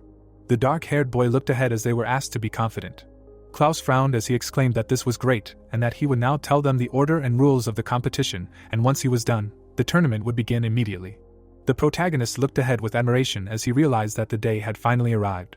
The dark-haired man looked pleased as he addressed the ladies and gentlemen, informing them that he would now introduce them to the rules and format in which their competition would be held. The colorful signs were shown as it was explained that there were 3 main stages: the arena battle, the team battle, and the survival battle, and that the first one was a 10-on-10 team battle, and that the leading group would be able to stay in the arena until the losing group disappeared, and then it was explained that the team battle, which was what they had come for with their high schools, would be held with a large number of people, and that the point of the battle was to test their ability to work as a team, and of course, their team spirit. Klaus looked askance as he spoke about the survival battle. He imagined a mountainous area when he explained that after they consulted with their top teaching council of all universities, this battle would take place in the Longgu Shan Mountains on the outskirts of Yanjing.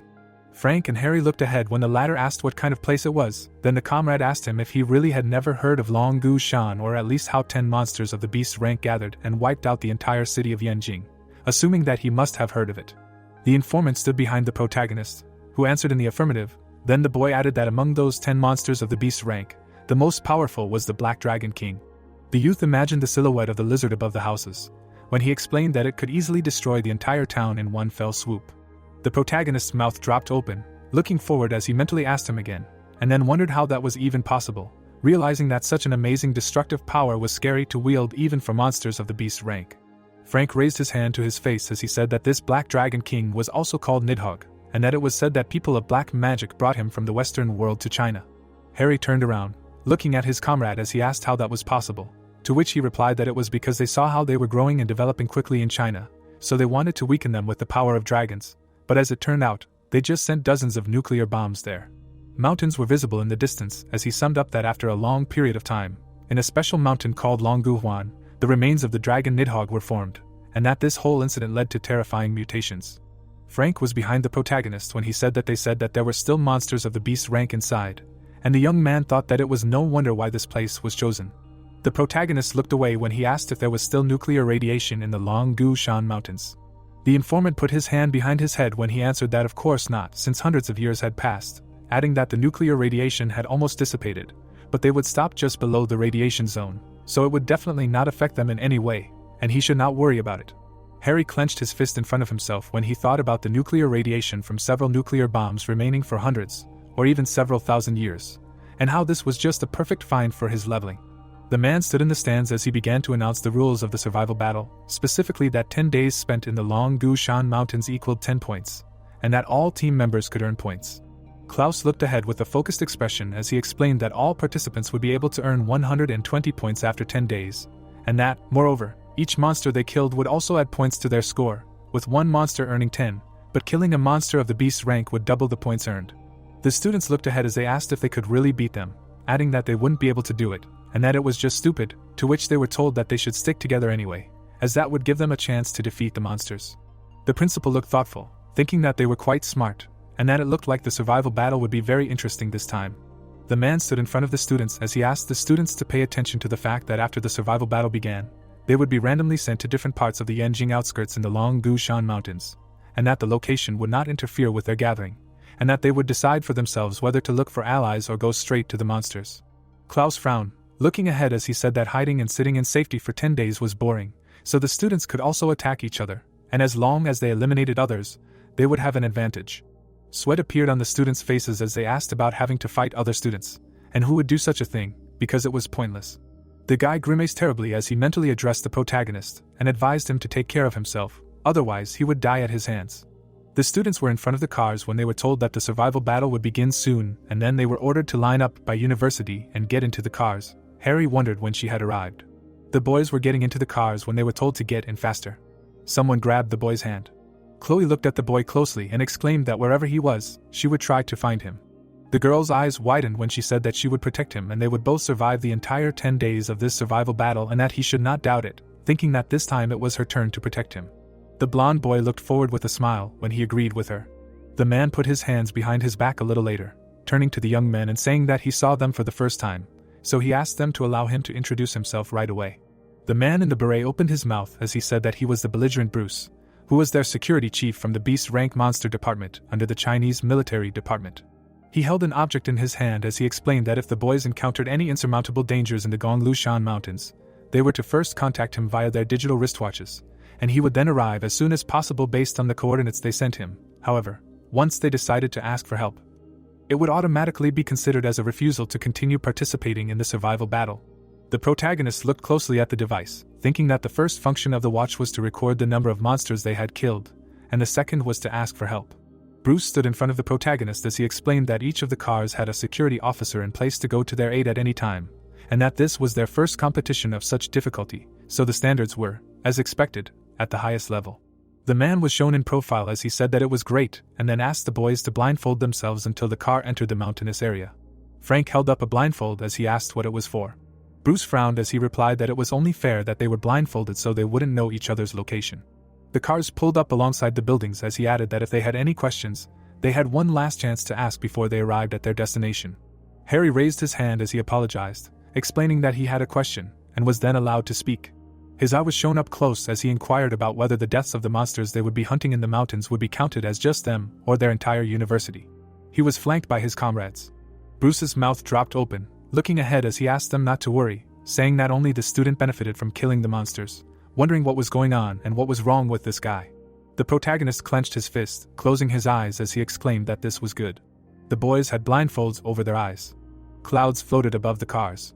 A man in a beret stood near the students. The boy hit his knee with his finger. Sweat appeared on the officer's face as he thought about how difficult this guy was and how he shouldn't pay attention to it. The forest was illuminated by the sun somewhere on Longishan Mountain. The protagonist's eyes were closed as he thought about the car stopping and the fact that 25,761 seconds had passed, and that they had been driving for over 7 hours. Bruce grabbed the boy by the wrist. The boy fell to the ground when the corresponding order was given. Frank and Chloe were sitting next to Harry when he realized that, apparently, it was not them. A car wheel was shown. The informant leaned towards the protagonist when he exclaimed that it was shaking again. Then he thought about how they turned around on purpose because they were afraid that they would remember the location, and about how unlucky they were, that in his past life he was a murderer, and that such tests do not cause him problems. Frank sat up straight when he was told that it was his turn. The car drove through the forest. Bruce was in front of the girl when he asked to be calm. The protagonist's eyes were blindfolded when he thought about the guys already outside, and that soon it would be his turn. Then he was asked to relax. The man touched his shoulder. Sweat appeared on Harry's face. The young man fell to the ground behind the car. He tried to sit up. The protagonist tore off the blindfold when he wondered why so harshly. The path stretched far into the distance when the protagonist thought that, judging by the speed of the truck, Chloe should be about 15 kilometers away. The blonde boy brought his palms together when he realized that there was no time to lose, and then used the skill fusion with the spirit of the beast. A beast with spikes appeared when Rick congratulated him on successfully absorbing it, and that he received 100 evolution points. Then Harry said that there really was some energy left. The creature with red eyes looked ahead when he said that the radiation was weak, but every 10 seconds it received 100 evolution points, every minute 600 points, and in a whole day it would be more than 800,000, and that by spending about 10 days on Mount Longishan, one could get 8.64 million points, and then summed up that this was almost enough to reach the 9-star level of the Beast Master. Rick was in front of the lizard, who exclaimed that it was only on the outskirts, and that if they went deeper into the forest, the radiation concentration would be higher and accordingly, the number of points would also increase. Then the pet suggested going there. They looked in one direction, when the protagonist answered that no, and at first they needed to find Chloe, Jack and Frank, because extra hands would not hurt them. Then he was asked how to find them. There was a forest path in front of them, when the protagonist said that he remembered the landing location, and that they would first go for the girl, since she was the closest, summing up that he hoped that she did not have time to go far. The crowns of the trees were shown 10 minutes later. Harry walked through the forest, thinking that if he remembered everything correctly, then Chloe should be somewhere there. Dark spots appeared on the road. These were clear paw prints. Then the protagonist assumed that they were left by a friend.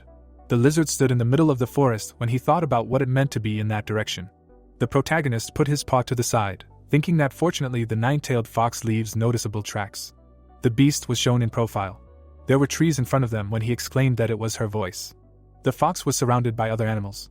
The poisonous demon frog looked scary. The eyes of the hell civet glowed blue.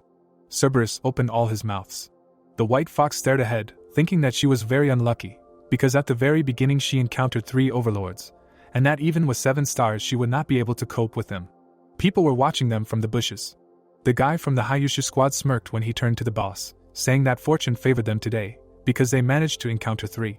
George looked ahead with concentration as he was explained that he was the senior assistant of the Hayushu squad leader. Anthony put his hand to his mouth as he said that it seemed that the Snow Fox was a first-year student at the Beast Academy, and then asked if they should help her, and was told that she was actually their enemy. The youth frowned as he said that he was right, and that in a battle for survival, they were all enemies, exclaiming that whether the others were there or not, the fox should not be spared anyway. The protagonist watched the boys. He looked ahead thoughtfully, thinking that there was nothing wrong with waiting in the bushes, but these guys were going to attack Chloe, so they shouldn't hold a grudge against him. The beasts were in front of the fox. An ice block appeared above her, as she decided that if someone couldn't accept their fate, they should attack first. Ice fragments flew in different directions. Cerberus bared his sharp fangs. Fireballs flew out of his mouth. They collided with the ice. Blue clots formed above the animals. The toad's eyes glowed yellow. A dark substance appeared from its mouth. The fox nimbly jumped away. The dark liquid was near her paw when Chloe realized that the poison of this frog was very caustic. She was in front of the animals when she thought about how she could not escape, and that calling for help was also useless. The fox squinted forward, deciding that she could not lose, because she still needed to find Harry. The lizard was shown in profile when he thought about the fact that she had not given up yet, and that in this case he would intervene a little later, because he only needed to ensure her safety. The black civet rushed towards the fox. She swung her paw, striking. Blood spurted from the cuts. The beast's pupils narrowed. Chloe took a step towards her opponents. The civet gritted her teeth, looking down. Her paws were stuck in the ice. The white fox rushed towards the enemies. The protagonist looked ahead, thinking that she had really become much stronger, because even being surrounded, she fought with dignity. The toad spat poison at the fox. Chloe's eyes lit up. An ice block appeared in front of her. She smashed it with her tail. The boys looked in the same direction, when one of them asked why she broke the ice wall that she had built herself. The fox was behind the ice shards. Ice crystals pierced the toad's body. Chloe looked ahead, smirking when she realized that she had succeeded. Cerberus bared his sharp fangs when she thought that he would be the hardest to deal with. The civet lay in a pool of blood. Ice spikes protruded from the toad's body. The 3-headed dog was engulfed in flames. Ice crystals flew off Chloe. Cerberus deftly dodged them. Fireballs flew out of his mouth. An icy stream appeared from the fox's mouth. The opposite elements collided. Chloe arched her back. She looked ahead with glowing eyes. The young man opened his mouth wide when he turned to the boss and exclaimed that this girl was stronger than she looked, because she had taken down 2 people single-handedly. The fox stood in front of the enemy bodies. George opened his mouth wide when he said that this was nonsense, because every second person in the Beast Academy was like that, and then told the guys to prepare to merge with the beast's soul. Then Anthony asked if it was now. The boss looked down at the boy with displeasure, as he exclaimed that of course, and then wondered if he wanted to wait until she became even stronger. A poisonous S-rank scorpion appeared as George used the skill Beast Soul Fusion. A black armadillo appeared, followed by a sparkling jellyfish. The white fox's pupils narrowed as she thought that it was better not to run into students from other schools now. Chloe stood in front of the scorpion, which turned to Anthony and told him to attack first, explaining that he would try to corner her himself, to which he agreed. The tentacles of the jellyfish rushed forward. The white fox opened her mouth. Ice blocks appeared. Tentacles broke the ice as she realized that it was electricity. The tentacles tied Chloe. She closed her eyes and screamed loudly. The scorpion pointed its tail at her when it praised Anthony. The white fox looked away when it called them a bunch of vile animals. Chloe closed her eyes when she realized that it looked like she was going to stay there. Then someone said that gentlemen shouldn't take advantage of others' misfortune. The protagonist stuck out his limb when he was told to be careful. George's tail stuck into the protagonist's paw. The scorpion's eyes glowed when it thought about how while the poison was in effect, its entire body would be paralyzed and its fighting ability would be lost. Harry shielded the fox, his armor shimmering in the light. Chloe looked ahead in surprise when she called him by name. George's eyes glowed when he thought about how this was possible, since he hadn't even bitten through the defense, and that perhaps his beast soul was the same type as his comrade. The lizard stood up straight as he said that it was a predictable attack. The protagonist looked down as he added that it was because he was weak to begin with. The protagonist's pupils narrowed as he said that since they were going to sneak attack, they should already be prepared for defeat. Sweat began to run down the scorpion's face. He flew back from the lizard's powerful blow. George sat with his head tilted forward. The armadillo and jellyfish looked forward as they addressed the boss. The blue tentacles released the fox. Harry turned to her and asked if everything was okay, to which she replied in the affirmative, adding that she should be more careful. Cerberus opened his mouth wide. The lizard opened his mouth slightly as he suggested that he was eager to die. The protagonist spread his paws out to the sides. The three-headed dog spewed fire spheres. The protagonist covered himself with his paw, protecting himself from the flames. Harry hovered in the air in front of Cerberus. He slashed the enemy with his sharp claws. The boxes appeared in front of Rick as he congratulated him on successfully defeating the Beast King-level enemy, adding that his reward was 1 gold treasure chest, and then repeated what he had said. The protagonist looked forward with determination as he replied that he was lucky to have 2 chests at once. He had his back to the enemies as he asked if they were giving up. The protagonist looked away with a creepy look when he suggested that maybe they wanted to continue. Sweat appeared on the boys' faces when they exclaimed that they gave up. They walked away, holding their partner. Harry stood next to Chloe when he suggested that they quickly find Frank, because he was weaker than Jack, adding that he was afraid that he might fly out early. Then the girl agreed with him, and then asked if he knew where to look for him. The animals looked in one direction, then the guy explained that when they were driving in the car, he remembered the location of everyone's landing, and then wondered how else he would have found her, after which the fox thought about how the protagonist never ceases to amaze her. They were shown in profile when Chloe asked him about his current level, to which the protagonist replied that he was probably the king of the beasts with 8 stars. The white fox's eyes widened as he asked him again, and wondered if he was really that strong. The animals walked next to each other when Harry said that ahead was exactly the place where Frank was dropped off, then she replied that she understood. They turned their heads in different directions when the guy said that it seemed like he wasn't there, then Chloe replied that, after all, enough time had passed, and that he couldn't just sit there until now. The protagonist looked towards the tree. He brought his head closer to the black mark when the fox asked if it was the Academy badge, suggesting that Frank had left it. The animals were in front of a thick trunk when the protagonist called him a smart guy, adding that by following the marks left, they would easily find him. Then Chloe said that such a method was also very risky, and that if other students noticed them and guessed, they would certainly start chasing to kill. There were tracks on the path in front of them. When Harry said that in this case they needed to come first, then the fox turned to him and asked him to look, saying that there were traces of an animal soul. Dark paw prints were shown close up when the guy said that it seemed that more than one monster was chasing Frank, and that it was not surprising that the mark was damaged, summing up that, fortunately, these animals should be small in size. Ahead was a dense forest, from which screams were heard. The animals looked up as the protagonist asked what the sound was, to which Chloe replied that she couldn't make it out, but it was coming from the same direction as the tracks. The boys' pupils narrowed as they simultaneously exclaimed that it must be Frank. The dinosaurs surrounded the huge egg. They opened their mouths, turning away from him. The lizard and fox were shown in profile as the girl turned to the guy and asked where the egg came from, to which he replied that he didn't know. Frank looked forward in surprise as he addressed them by name, exclaiming that it was incredibly lucky that it was really them. The animals' eyes lit up as they exclaimed that it was the informant's voice, and then asked if it was his spirit animal, adding that it couldn't be. The animals stopped in front of the egg as Frank asked why they froze, asking them to help him get rid of this bunch of velociraptors faster. The protagonist opened his mouth wide. The dinosaurs' eyes lit up. The reptiles ran towards the forest. Frank looked ahead angrily as he exclaimed that it finally happened, otherwise they were pestering him. The white fox looked at the egg as she asked if he was hurt, to which the informant replied that a couple of dinosaurs wouldn't do anything to him, and before that, he asked what she thought. The protagonist, crossing his paws, opened his mouth slightly as he said that he had just been chased and tried to be killed by 3 King of Beasts level velociraptors, and then asked if he really meant to say that he could have handled it himself. Then he asked what they were talking about, since he was just an egg, and what they thought his abilities were, suggesting that it could be a somersault. Harry imagined a rolling egg as he thought that he was right.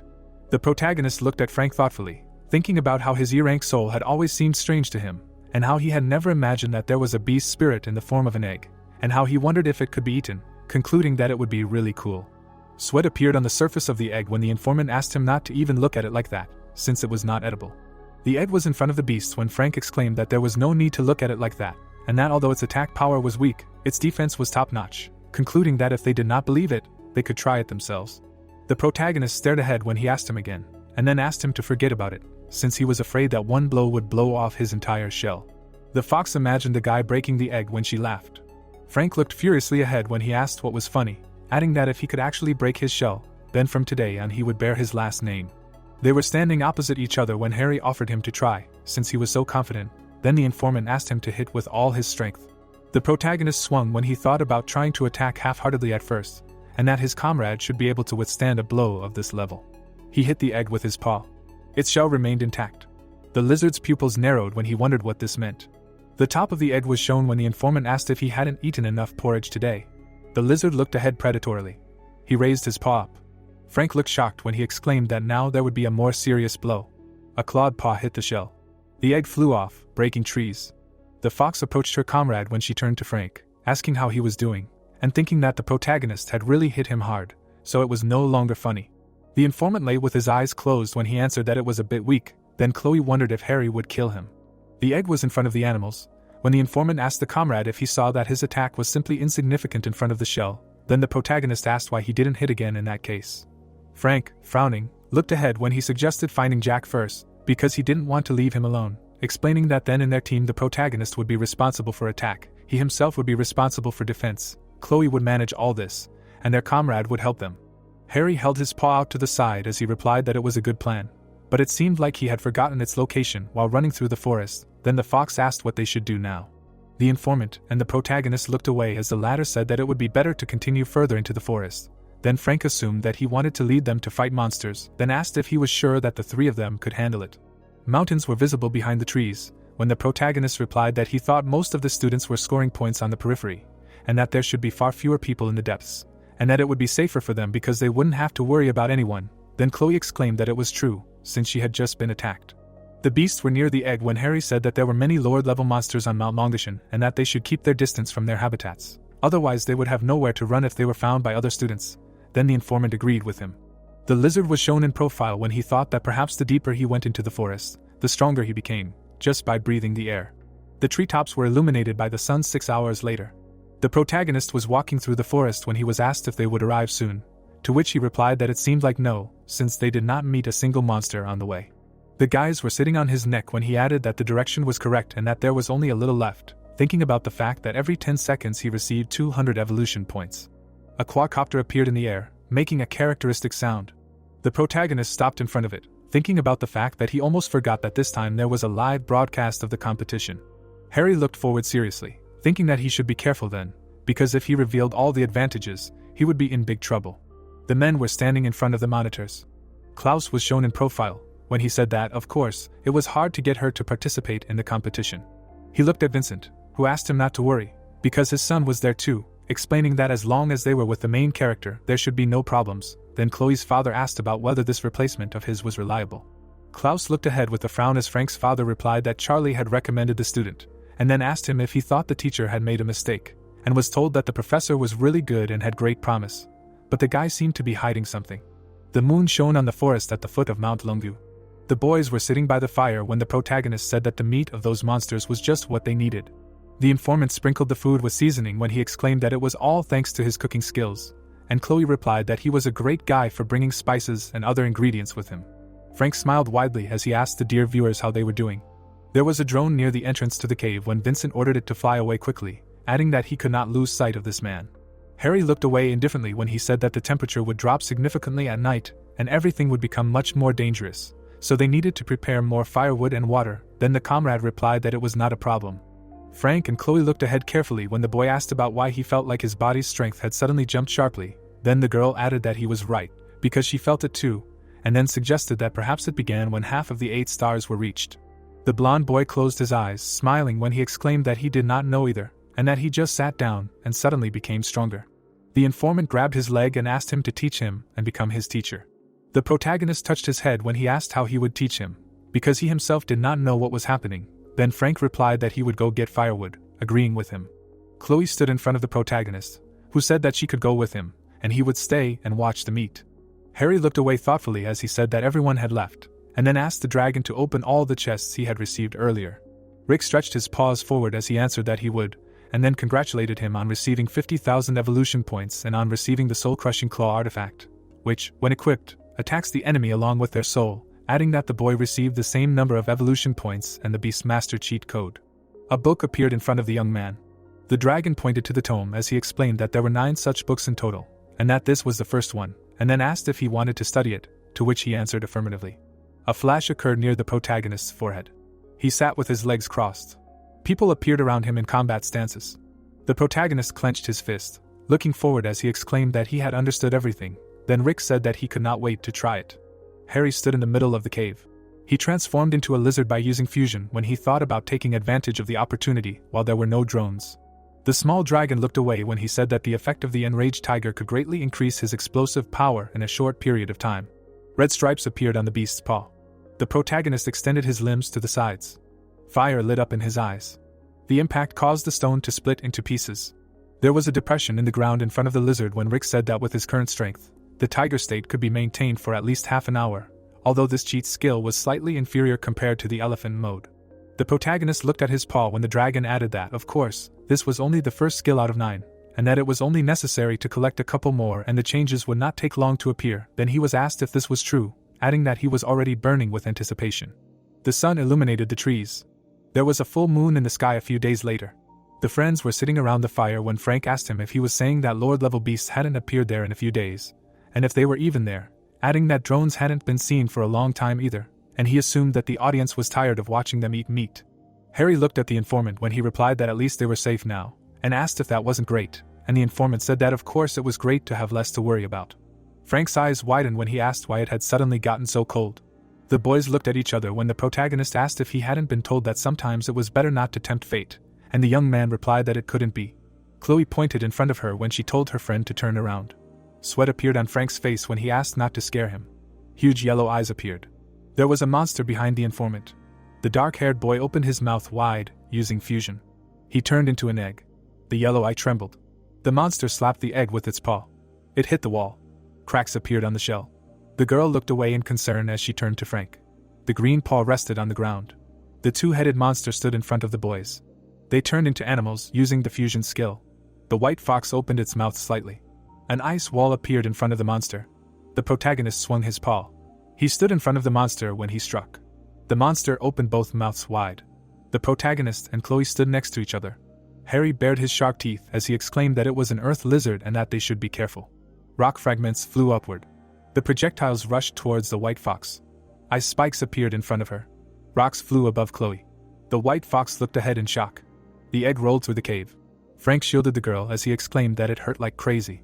The black lizard looked ahead as he said that they needed to think of a way to lure it out of there quickly, thinking about how it looked like a lord-level beast, and how it was no wonder he hadn't caught its breath.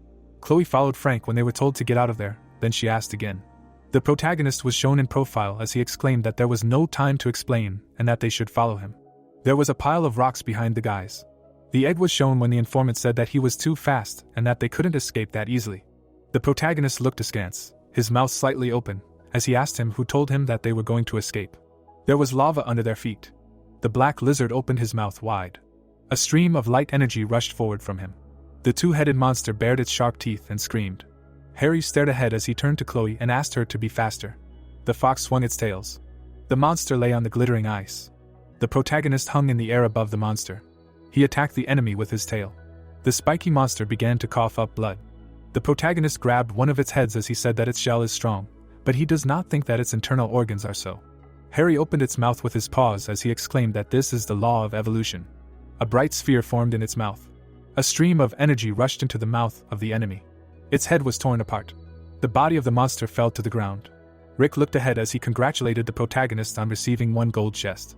The protagonist stood with his back to his comrades as the informant exclaimed that Harry already had enough strength to single-handedly defeat a lord-level monster. The lizard gritted his teeth, looking ahead. Holding the mineral in his hands, Harry said that he did not think that both of them would have the crystals. He said with satisfaction that they would pay 20 million for them, and Frank noted that he was so strong, but he was still pretending and it was not friendly. Chloe looked at him and said that the protagonist was strong and never hid it from him. Frank began to run away from her, screaming that he would rather continue eating. He was suddenly taken aback. Looking at the fire, the guy said that someone stole their food. Looking at the ground, Harry noticed that these were the tracks of a monster. Furious, Frank muttered that he would give the thief a thrashing when he caught his eye. Following the tracks, the protagonist heard the sounds of an animal in the bushes. He began to push aside the leaves. Harry noticed a small monster that was eating their food. The surprised guys asked what kind of miracle it was. The dragon puffed out his cheeks. He launched a fireball at them. Harry pushed his friends away. The protagonist managed to duck from the magic projectile. The fireball pierced the tree trunk. Turning around, Harry thought that this kid had enormous strength. Dumbfounded, Chloe called out to the protagonist. The protagonist held out his hand and asked him to stop. The dragon began to closely examine and sniff his hand. Chloe stood behind the monster. Dumbfounded, Frank said that this beast could belong to a rather specific species. Harry touched the dragon's muzzle. He began to stroke it. The puzzled guys cried out that they were already like old acquaintances. They were frightened by the angry look of the beast and assumed that it was reaching out only to the protagonist. The protagonist lightly hit him on the head and asked him not to be rude. He seriously asked Rickon his thoughts if this was his relative, to which he received the answer that he had no relatives and the dragon must be attracted to Harry's energy. The protagonist opened his eyes wide and thought that most likely the dragon was also formed as a result of energy absorption. He was so small, but already strong. Frowning, Frank clarified what Harry would do with it. Smiling, the protagonist said that he would like to try, because he had become attached to it anyway, and a strong assistant would not hurt. Stroking the monster, he noted that if one day this creature would pose a threat to humanity, he would be able to deal with it. The plot took us to the forest, on the 7th day of the test. Sitting by the fire, Chloe said that Frank's field kitchen skills never cease to amaze. Even Barry really likes it. The guy's face was puzzled. Harry began to stroke the dragon's head. He calmly stated that there were 3 days left until the end of the test. They needed to hunt a little to get points. The drone flew to their cave. Sitting on the ground, Chloe clarified that if Barry accidentally got on the broadcast, to which Harry replied that they would not be able to hide him anyway, since he decided to get a pet, he takes full responsibility for this. It is better to inform the director and the others as soon as possible. Frank treated the monster to meat and said that he did not even know what they would think. People were watching them on TV. They were all surprised. Frowning, the man asked Vincent to explain why on earth his students kept the monster for themselves, and the plot introduced us to Alfred, the director of Hangzhou University. Waving his hand, Klaus screamed to inform the staff to immediately stop the broadcast. Vincent looked at him and said that there was no need to be so nervous. This baby could be friendly. He would try to persuade Harry to return it later. There should be no serious problems. Frowning, Klaus said that this baby, although of a different color, was very similar to the Black Dragon Emperor, Nidhogg. The dumbfounded people imagined a huge dragon. Vincent's face was dripping with sweat, and he asked if Klaus was sure about this. The man with a serious look told that hundreds of years ago, Nidhogg almost razed Yanjing to the ground, although he was not a witness to this. But as the director of Yanjing University, he studied many documents. The description of this dragon coincides with what they saw on the broadcast, except for the color. Alfred folded his arms and cried out that Nidhogg had been dead for hundreds of years. He couldn't rise from the dead, anyway. If they could kill him the first time, they could do it the second time. They were much stronger now than they were before. He wanted to lead them against him. The director of Haiyu University calmly said that there was no need to worry about it now, but he thought it was better to solve the problem as soon as possible. After all, Longishan was not that far from Yanqing. It was hard to say what the consequences might be. Vincent looked at Klaus and asked if he thought so too. The man closed his eyes and said that he was afraid. They all misunderstood him. He wasn't saying that the dragon had risen. Frowning, he added that however, his crystal clot, which had never been found, had manifested. Vincent was shocked by what he heard. Stunned, Vincent asked if he wanted to say that that thing was a crystal. Standing in front of the table, Klaus said that he could only guess. But the dragon was still very small and did not pose any threat, so they could continue the test, but only in live broadcast mode. They must try not to reveal themselves. The angry Alfred emphasized the fact that issues of this kind must certainly be resolved. Looking at him, Klaus replied that this was true. After the test was over, he would immediately go to the military headquarters to get rid of this threat once and for all. The plot transferred us to a cave in Mount Longishan. The remains of monsters lay on the ground. A green glow emanated from the crystal. The dragon ate animals. In its mouth was a goat. The monster's eyes suddenly lit up. It began to crawl towards the crystal. The dragon came across a mineral emitting a glow. Its eyes suddenly began to glow brightly. It opened its mouth wide. A loud roar was heard in the forest. The dragon emerged from the cave. It looked up and puffed out its cheeks. Streams of dark energy began to flow from his mouth. Mana began to fill the forest. It was getting dark outside. Frank, dumbfounded, asked what was happening and why the sun had not set yet. Frowning, Harry said that it had been light for a long time, but everything around was covered in a dark, thick fog. Chloe, sitting next to him, said that this was not a good sign. Such phenomena did not occur on their own, and Frank suggested that some monster had done its job. Looking at his watch, the protagonist said that they were acting strangely. Perhaps this black fog was somehow affecting the magnetic field. They were trapped. Frightened, Chloe asked if this meant that the drones had also failed and what to do now, noting that there was no way to even contact the teachers. Barry pulled the protagonist by the leg. The protagonist patted him on the head, saying that it was just a dark fog. He didn't think it was dangerous. He would inspect the surroundings later, and he should sit there and not run away. Somewhere under a mountain collapse, the guys were sitting in front of a fire. Kevin asked with a serious look if he could contact the university. Sighing, Jack replied that he had checked everything, but none of the watches were working. A dumbfounded Kevin assumed that they would meet their death there. So many people had lost contact. The university couldn't just leave it like that. Adam glanced to the side and asked if they had noticed how the number of monsters had increased with the arrival of the black fog, adding that they should be more careful until the rescuers arrived. A puzzled Jack said that he didn't know about the others, but he was more concerned about Archie and Harry. William asked with a satisfied look why he needed the protagonist. He had probably already been eliminated, since he wouldn't have dared to go so deep into the forest. An angry Jack asked why they were making fun of him, since they were all classmates and teammates, and William asked if it turned out that losers were on the same team with him. An enraged Adam stood up and screamed that in that case he was also a loser and did not deserve to be on his team. Nate held out his hands and asked them to calm down, noting that William just had that kind of character. He did not see the point in arguing and, moreover, leaving the team because of it. Pointing his finger, William said that he was right, because all the E-rankers got there through connections. If the guys did not agree with him, they could leave and save them. Turning around, Kevin began to think that over the past few days they had encountered a lot of monsters, but they survived only thanks to Jack. If he left, they would be finished. Frowning, he clarified what they would do. Sitting on the ground, William asked Kevin if he thought they couldn't survive without them, to which he replied that it was very dangerous to fight Lord-level monsters without Jack. The enraged guy asked who they would order to join him then. The guys sighed. Walking down the street, Adam said that he didn't think Jack would go with him, to which he replied that Harry was his friend. Naturally, he couldn't leave him in trouble. Holding his head, Adam asked what if he had really been eliminated, to which the guy replied that they would believe that everything was fine. This guy was not as simple as he might seem. They entered a dark forest. We were transported to the conference room of the Beijing Academy.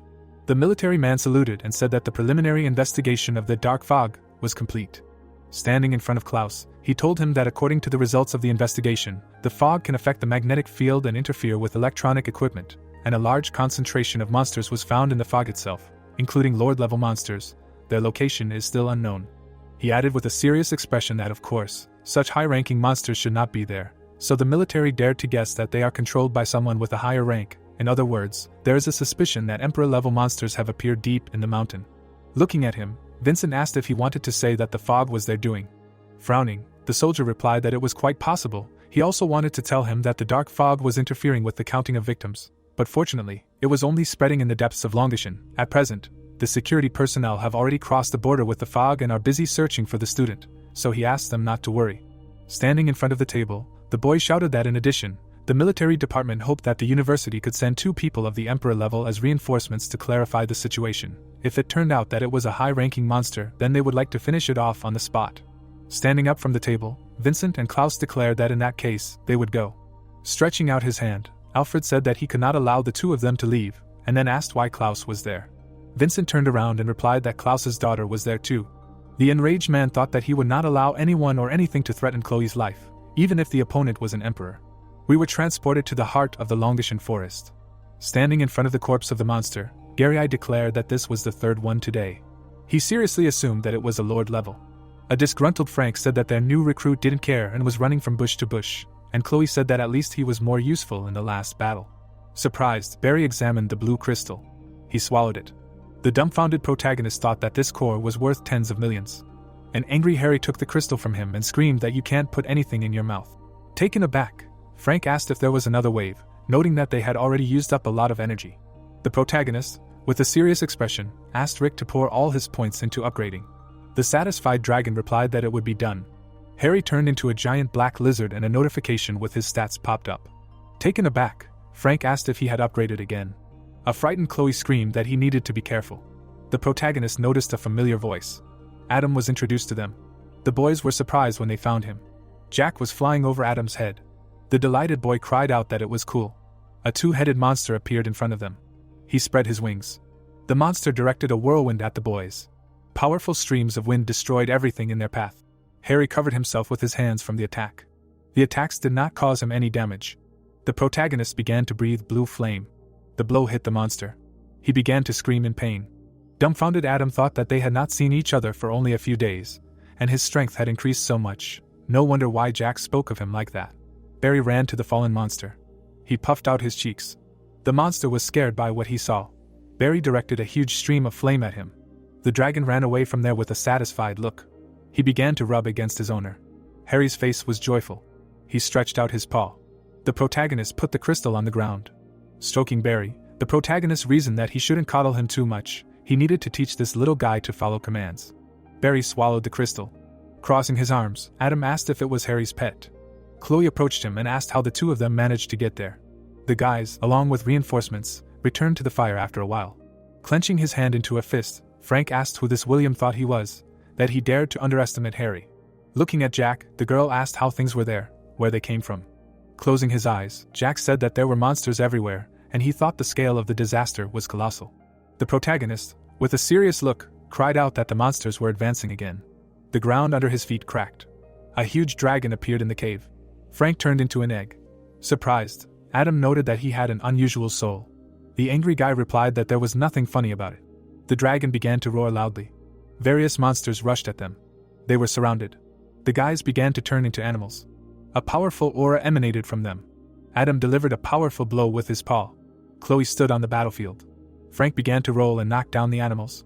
Harry chopped his opponents with his claws. A horde of monsters ran towards him from behind. The protagonist swung his hand. He rushed through the demons, shouting that there were a lot of them. Inflicting powerful attacks, Harry came to the conclusion that tearing their flesh to pieces was even enjoyable. He crushed the dragon.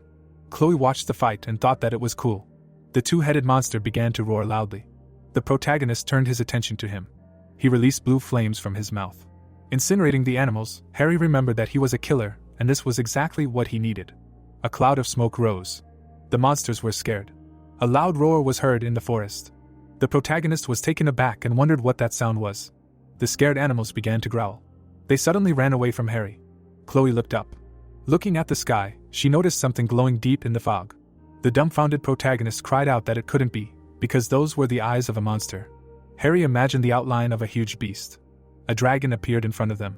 Standing in front of the monster, Adam said that they had to run. Looking at the monster, the protagonist assumed that they couldn't run away from the Emperor. Flying next to them, Jack said that this monster was staring at Harry. The protagonist turned around. Looking at the trembling Barry, the protagonist assumed that it was because of him. Barry was suddenly surprised. Wrapping his tail around the dragon, the protagonist came to the conclusion that a battle was inevitable. The monster opened its mouth. A sphere of dark energy began to form in its mouth. Covering itself from the flow of wind, Adam cried out that the beast had sucked in all the dark fog. Black magic was directed at the boys. A blue glow began to come out of Harry's chest. Releasing a stream of mana, the protagonist thought that the nuclear breath, which would focus all the energy of the crystal, should be enough to kill him. Their energy collided. The protagonist was surprised. The dark energy began to move towards them and Harry noticed that he was not coping. Barry watched this. He puffed out his cheeks. The dragon released a fireball. The flame reached the dragon. Chloe began to take a breath, saying that it was her turn. The protagonist breathed fire and cried out about a sudden nuclear attack. The boys released streams of mana together. The dark aura disappeared. Confused, Harry exhaled. Looking at the destroyed forest, he thought that one more blow and they would definitely be finished. The monster opened its mouth. It was going to eat Barry. The dragon flew away from him. Flying higher, Barry hit the monster's head with a fireball. Blood began to spurt from the beast. Many tongues came out of its mouth. Watching this, the protagonist said that the monster really came for the baby. They need to run while they can, and Adam wondered if Harry was really going to fight this big guy alone. The tongues entangled Barry. The protagonist prepared to dash, saying that he could not allow the dragon to be taken away. It was his fatherly duty. Harry, with burning eyes, emphasized the fact that he could not refuse him and just run away. Chloe stood behind him and said that she would support any decision he made. Adam crossed his arms and asked what kind of friends they were otherwise. Jack flew over Frank and said that this was the first time they fought a monster of this level, and it was worth it. Turning around, the protagonist addressed his comrades. He released a stream of flame and screamed that it was time to get down to business. The monster's tongue was cut off. Adam rushed forward. He caught Barry and covered him with his hands. The beast was furious. The guys began to run away from there. Harry held the crystal in his hands. Looking at it, the protagonist thought that in the past he was very weak, lost everything that he valued, but the training was not in vain. He seriously emphasized that now he was strong enough to protect everything that was dear to him. He threw the crystal into his mouth. A bright glow began to emanate from it. The dumbfounded guys called him. Harry's claws turned red. Spikes grew on his back. The protagonist evolved. His body was enveloped in a red aura. He looked at the monster. Moving towards it, Harry noted that today only one will remain alive. Fire began to appear everywhere. Harry, opening his mouth, began to spew flames. The white fox standing behind the beast says that this is his last ace in the hole. An explosion occurs. The dragon spews a column of fire. The eyes of the black monster were bulging. An incredibly huge stream of fire hits him. The huge explosion continued. Opening his mouth, the black dragon screamed because of the pain in the hole in his body. The animals running forward were afraid that they could no longer help in any way, because the battle was gaining momentum. The butterfly spread its wings, creating power. The insect began to attack the dinosaur from behind. Harry, looking forward, thanked his assistant. The black dragon, continuing to open his mouth, spewed flames. The insect standing in front was in shock. After a few seconds, the attack began to knock her down. The red dragon intervened in this whole battle, protecting the insect. Looking forward with interest, the butterfly wondered what level Harry was, a lord with 9 stars or an emperor. The red and black dragons enter into a fight. The beasts began to fight each other. The monster grabs the red one by the paw. Harry gathers fire for an attack. Looking at all this, the monster was surprised. Harry's flame wounded the black dragon. Opening his mouth, the monster was gathering fire for an attack. 2 pillars of animal power collided in a fight. A huge explosion passed through the entire territory. The white fox, closing his eyes, began to rub his muzzle. The animal looked away in surprise. A huge explosion from the fight between 2 dragons passed through the territory. The white fox, looking away, began to think that Harry had won. The fox's eyes were bulging. A silhouette of a dragon appeared in the sky among the clouds. Harry, watching the silhouette ahead, was surprised that his opponent had recovered. Opening his mouth, the dragon realized that he had to start attacking, because the effect of the crystal would soon end, and he could not be given a chance to regenerate. The monster began to spew out a strong flame. An explosion occurred from 2 different magics. The butterfly, looking ahead in surprise, was afraid for Harry. The insect standing in front of the red dragon begins to warn him that this monster absorbs energy, so most likely it is not regeneration, but evolution, because initially he was not an emperor, but became one right now, and while there is an opportunity it is better for them to run away. Surprised, Harry looked ahead thinking about how strong he has become now, if before that he was only a lord at the peak of evolutions. The whole team of heroes quickly ran away. The purple cloud slowly split. The red dragon, opening his mouth, was shocked by how quickly the evolution proceeds. The purple cloud continues to explode with lightning, quickly cracking. Worriedly opening his mouth, the red dragon warns everyone to be careful, because they do not have time to escape. Before a huge explosion, the black dragon evolved into a huge creature flying in the sky. A huge black paw stepped on the ground. A black wing came out of sight. The spikes on the tail glowed brightly.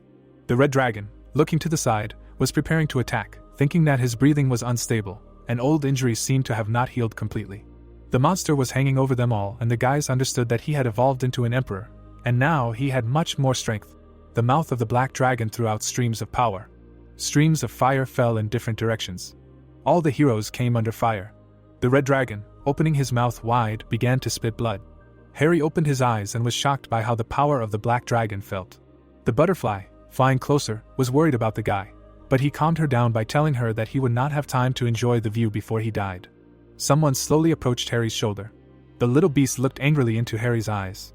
The red dragon turned his head and looked at him, calling him baby. Harry looked affectionately at the beast and thought that it was not in vain that he raised him, telling him to run away, because he had no need to die here with him. Presenting his magic, the red dragon decided that he would let the others escape by putting all his remaining energy into the blow, even if he could not be killed. The white fox, with tears in his eyes, shouted at Harry not to do this. One of the animals tried to stop the guy. The red dragon opened his mouth, gaining all his magic. Remembering the company of his friends, Harry thanked everyone for becoming their friend. Closing his eyes and resigned to everything that was happening, the monster said goodbye. Among the smoke, someone began to ask if this was the Emperor, and if that was what weaklings were called. Harry opened his mouth with all his might. The white fox and the guys looked at something in surprise. 2 figures hung in the air. Vincent and Klaus looked straight at the heroes. The egg rejoiced at his father. The white fox, raising his head, was glad that they had come. Releasing the remains of magic from his mouth, Harry was glad that the rector was here. Taking the form of a man, the guy fell, realizing that they had started a new life. The hero lay unconscious on the ground. The black dragon looked with interest at Vincent and Klaus, who were hovering in the air. The monster's eyes radiated shock. Chloe, her mouth wide open, ran to Harry. Frank, waving his arms, happily called his father. Vincent menacingly said that he did not dare to be called his son if he could not cope with the crocodile. Frank, with his eyes wide open, was shocked that Vincent called him a crocodile. The heroes quickly ran to Harry and Chloe, while the teachers looked at them from above. Vincent, looking ahead, was surprised that his son could reach such a level. He turned around and asked Klaus who would attack first. Klaus discontentedly decided that if he had endangered his daughter, then he should experience his wrath. Waving his arms, Klaus called the red dragon to himself. The heroes ran to the guy in fear. The black dragon, opening his eyes, was frightened. Lightning was flying around the red dragon. The monster opened its mouth and soared upward, beginning to radiate power. The black monster, with its eyes wide open, was terrified. Energy for an attack was gathering from the monster's body. Klaus's red dragon, rushing straight at the black dragon, was trying to escape the attacks. There was a strong desire in the monster's eyes to burn everything that came into contact. The dragon's attacks began to fly across the territory. The power was confidently flying downwards. Suddenly, an explosion occurred with great force, breaking everything in its path. The heroes tried to cover themselves from the smoke of the sand with roars. The dragon's red mouth, opening wide, told the monster to pass the line to him. The black dragon tried to escape from it, but the monster continued to rush forward after it. The attack was directed straight at the monster. William's dragon aimed straight at the monster, gathering fire in its mouth. The black dragon's eyes bulged in fear. Klaus's dragon attacked the black dragon so that everything in its path was broken. An explosion occurred across the territory. The dragon calmly hovered in the air. Chloe was saying to herself in fear that the emperor monster and the crocodile dragon were very weak. The red dragon's face was looking forward angrily. It was the emperor. Frank was smiling and saying that it would be better if Klaus were his father. Vincent, his eyes closed, was outraged by such a statement, and his son did not even notice how his father appeared here. Chloe was leaning Harry on herself with concern. Vincent poked his elbow at Klaus, not knowing what to say at such moments. Klaus was calmly saying that she was okay. Smiling, Vincent decided not to forget to thank Harry for his stubborn resistance. Harry was exhausted. Klaus, his mouth slightly open, did not believe that Harry was able to resist the beast, being an E-rank master, calling him an unusual student. Vincent, confidently looking forward, understood that Harry had a promising future, and now they decided to wait until he woke up. The helicopter was in the sky. Coming out of it, the soldiers reported that they were ordered to return the students. The team of guys were sitting in the helicopter office. Adam and Frank were looking ahead in surprise. A little animal was jumping on Harry's lap. The monster was starting to sleep with its paws spread all over its body. The soldier was trying to get rid of it with his fist, but Frank was shouting that it was not dangerous. Vincent was entering the helicopter and was telling the soldier that it was the main character's little animal. Frank was looking at his father in surprise and did not understand how he knew all this. Vincent was looking ahead and assumed that the little animal had formed from the core of the Emperor's black dragon, and its age was a good indication of that. All the guys were looking at their sleeping friend, discussing him. Frank was very surprised by everything that was happening, with his mouth open. Frank was looking down and asking the heroes what they should do now. Vincent, watching all this, was deciding that they needed to hold a meeting where they would discuss and decide. One of the students was looking at the rector, saying that no one wanted to go with him. Klaus, looking at each of the guys, forbade everyone to talk about the incident with the black fog. The soldier, squeezing his nookie, answered that he understood. The Longishan mountain range. A huge spider attacked the animals. The spider's sinister face appeared across the territory. The centipede, crawling from side to side, did not understand why Kevin did not use his vines to catch it. The insect, looking angrily, asked the hero if he was to blame for their departure. Kevin angrily watched all this, realizing that they would fight the spider alone. Heading forward, the centipede called herself the team leader, but Kevin said that the leader would not run away with his tail between his legs. The gorilla, opening her mouth, asked them to stop arguing at least for the duration of the battle. The centipede turned to the gorilla with interest. The spider angrily opened his mouth. He began to attack Kevin with his webs and mucus. The hero suddenly flew away from such a force. All the guys flew down, and Skalopendra said that those who were against him would not end well. Kevin, with his eyes wide open, continued to be in shock. The spider towered over Kevin and tried to kill him. The fog cleared in the sky. The spider bared its teeth. Suddenly, the monster began to run away from something. The gorilla ran with all its might to help Kevin. The monster ran to the sitting Kevin, thinking that he was already ready to abandon him, and he understands that if he survives, this will inevitably break their friendship, and everyone will definitely tell the rector about all his past actions. Looking angrily forward, the guy realized that an idea came to him to get rid of him right now. William, holding a knife in his hands, stood above the guys. The watch suddenly started showing a message that an SOS signal had been received and a special rescue team had been sent to them, so they were asked to stay put. Opening their mouths wide, the students were very happy that it was high time for them to get out of this damned place. William looked down at them with displeasure. The hospital ward. Harry slowly opened his eyes, hearing how they asked him if he was awake. Chloe was standing next to the hospital bed. Smiling, the heroine wanted to bring the guy some warm water. Rubbing his tired face, Harry still did not understand where he was. Bringing the water, Chloe explained to the hero that he was in the university hospital, where he had been in a coma for 3 days. Slowly drinking a glass of water, the protagonist was surprised at how long he had been unconscious. Opening his eyes, Harry was surprised that the side effect of the crystal was much more serious than he had assumed. Looking at the girl, the guy learned about the others. Chloe, opening her mouth, informed the protagonist that the rest of the students were fine, and many of them began to prepare for the next stage, and this time there were many more victims, because only a couple of people survived from the teams of the 2 academies, but even they refused to participate further. Remembering all these moments, it was clear that due to the colossal damage, it was decided to postpone the competition for 14 days. Thinking about the clash with a monster of the Emperor's level, Harry understood that those who survived were lucky, but every Soul Lord has to face this cruel truth. With a smile on her face, Chloe asked the guy if he knew why that monster was looking at them so intently. Harry assumes that it was because of one hero. Chloe looked at the guy in surprise, saying that one of the guys could have formed from the core of the Emperor's black dragon. The hero's eyes bulged, shocked that the Emperor did not die 100 years ago, but remained alive. Chloe touched her chin and looked at Harry and said that his core had not been found, although more than 100 years had passed. The frightened guy screamed and asked what they were going to do with it, and who they would use as a guinea pig. With wide eyes, Chloe said that Vincent would come to talk about it in person. Harry looked away with displeasure and thought that he and his partner should not have been separated. His hands tore out the floor. Jumping out of bed, the hero asked Chloe for help so that she could help him get an early discharge. The heroine looked at him in surprise, hearing how he said that the girl knew his character. Harry, with a smile on his face, assured the heroine that she would not be able to just lie down and rest. In the training room, Harry was sitting on the floor trying to connect with the spirit. The system window showed a description of a giant black lizard. Harry, opening his eyes, was shocked that the evolution had degraded to a 2-star lord, and also added exhaustion for 127 days was added. The guy, lowering his eyes, did not know how to speed up the process, because he could not wait 127 days. The monster, raising his paw, happily said that he needed to use 62.5 million evolution points. The dissatisfied animal realized that he would have to spend everything, because the competition was ongoing and he needed to restore his strength, despite the fact that this would be enough to evolve into a lord. Looking at the system window, the animals understood that the Red Lotus form is an item that absorbs a large amount of nuclear energy in a short period of time, which helps the owner to forcibly enter the Red Lotus form, which significantly increases strength. Harry was very surprised that he needed to knock out the second crystal, to which the animal confirmed this, reminding that he still had the impulse of the Red Lotus and the nuclear breath of the Red Lotus. Showing a sweet look, the monster asked the animal to come to an agreement. Waving his paw, Harry understood that it suited him, and now he would start it all over again from the very beginning. Late evening, hotel. Harry stood in front of Vincent. The man with a smile on his face told him not to be modest, because he practically defeated a monster of the Emperor's level. The main character thoughtfully says that this is a hopeless situation in which Vincent intervened in time. Standing right in front of Harry, the rector asked him how he did it. Vincent laughed loudly, understanding that everyone has their own secrets, and if he does not want to, then he cannot tell. The guy, opening his mouth, began to shine brightly.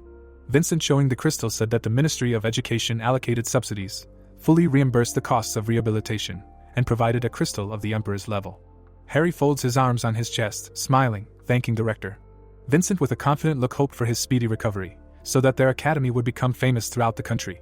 The rector's face quickly changed to sad when he remembered that they took 4th place after the survival test. The rector's gaze confidently looked at the guy, asking the protagonist if he understood what they were talking about. Harry, looking away, said that he would make every effort. Vincent, with a smile on his face, patted Harry on the back. The protagonist, turning around, asked the man if the little dragon was really a reincarnation. Vincent, looking away with displeasure, said that research had confirmed this by 99%, and that it contained enormous energy. Thinking about the situation, the man assumed that if the baby grew up, he would become the second emperor of the Black Dragons. A memory arose in his head, which Vincent told about how a military detachment came a couple of days ago, but he did not betray him. Harry happily thanked him for keeping the little dragon for himself. Vincent, holding the hero's hands, said that raising a dragon was an unprecedented case. Harry, looking away confidently, promised that at these competitions he would definitely show them the strength of their academies and take first place. Vincent, closing his eyes with joy, was glad that he could now be calm. Thinking about the situation with the animal, the rector could not understand how this baby became attached to Harry, because he was so naughty that no one dared to even come close to him. Harry, lowering his eyes, assumed that they were just very similar. The sky. Klaus stands silently with his hands behind his back. Sean is standing behind him.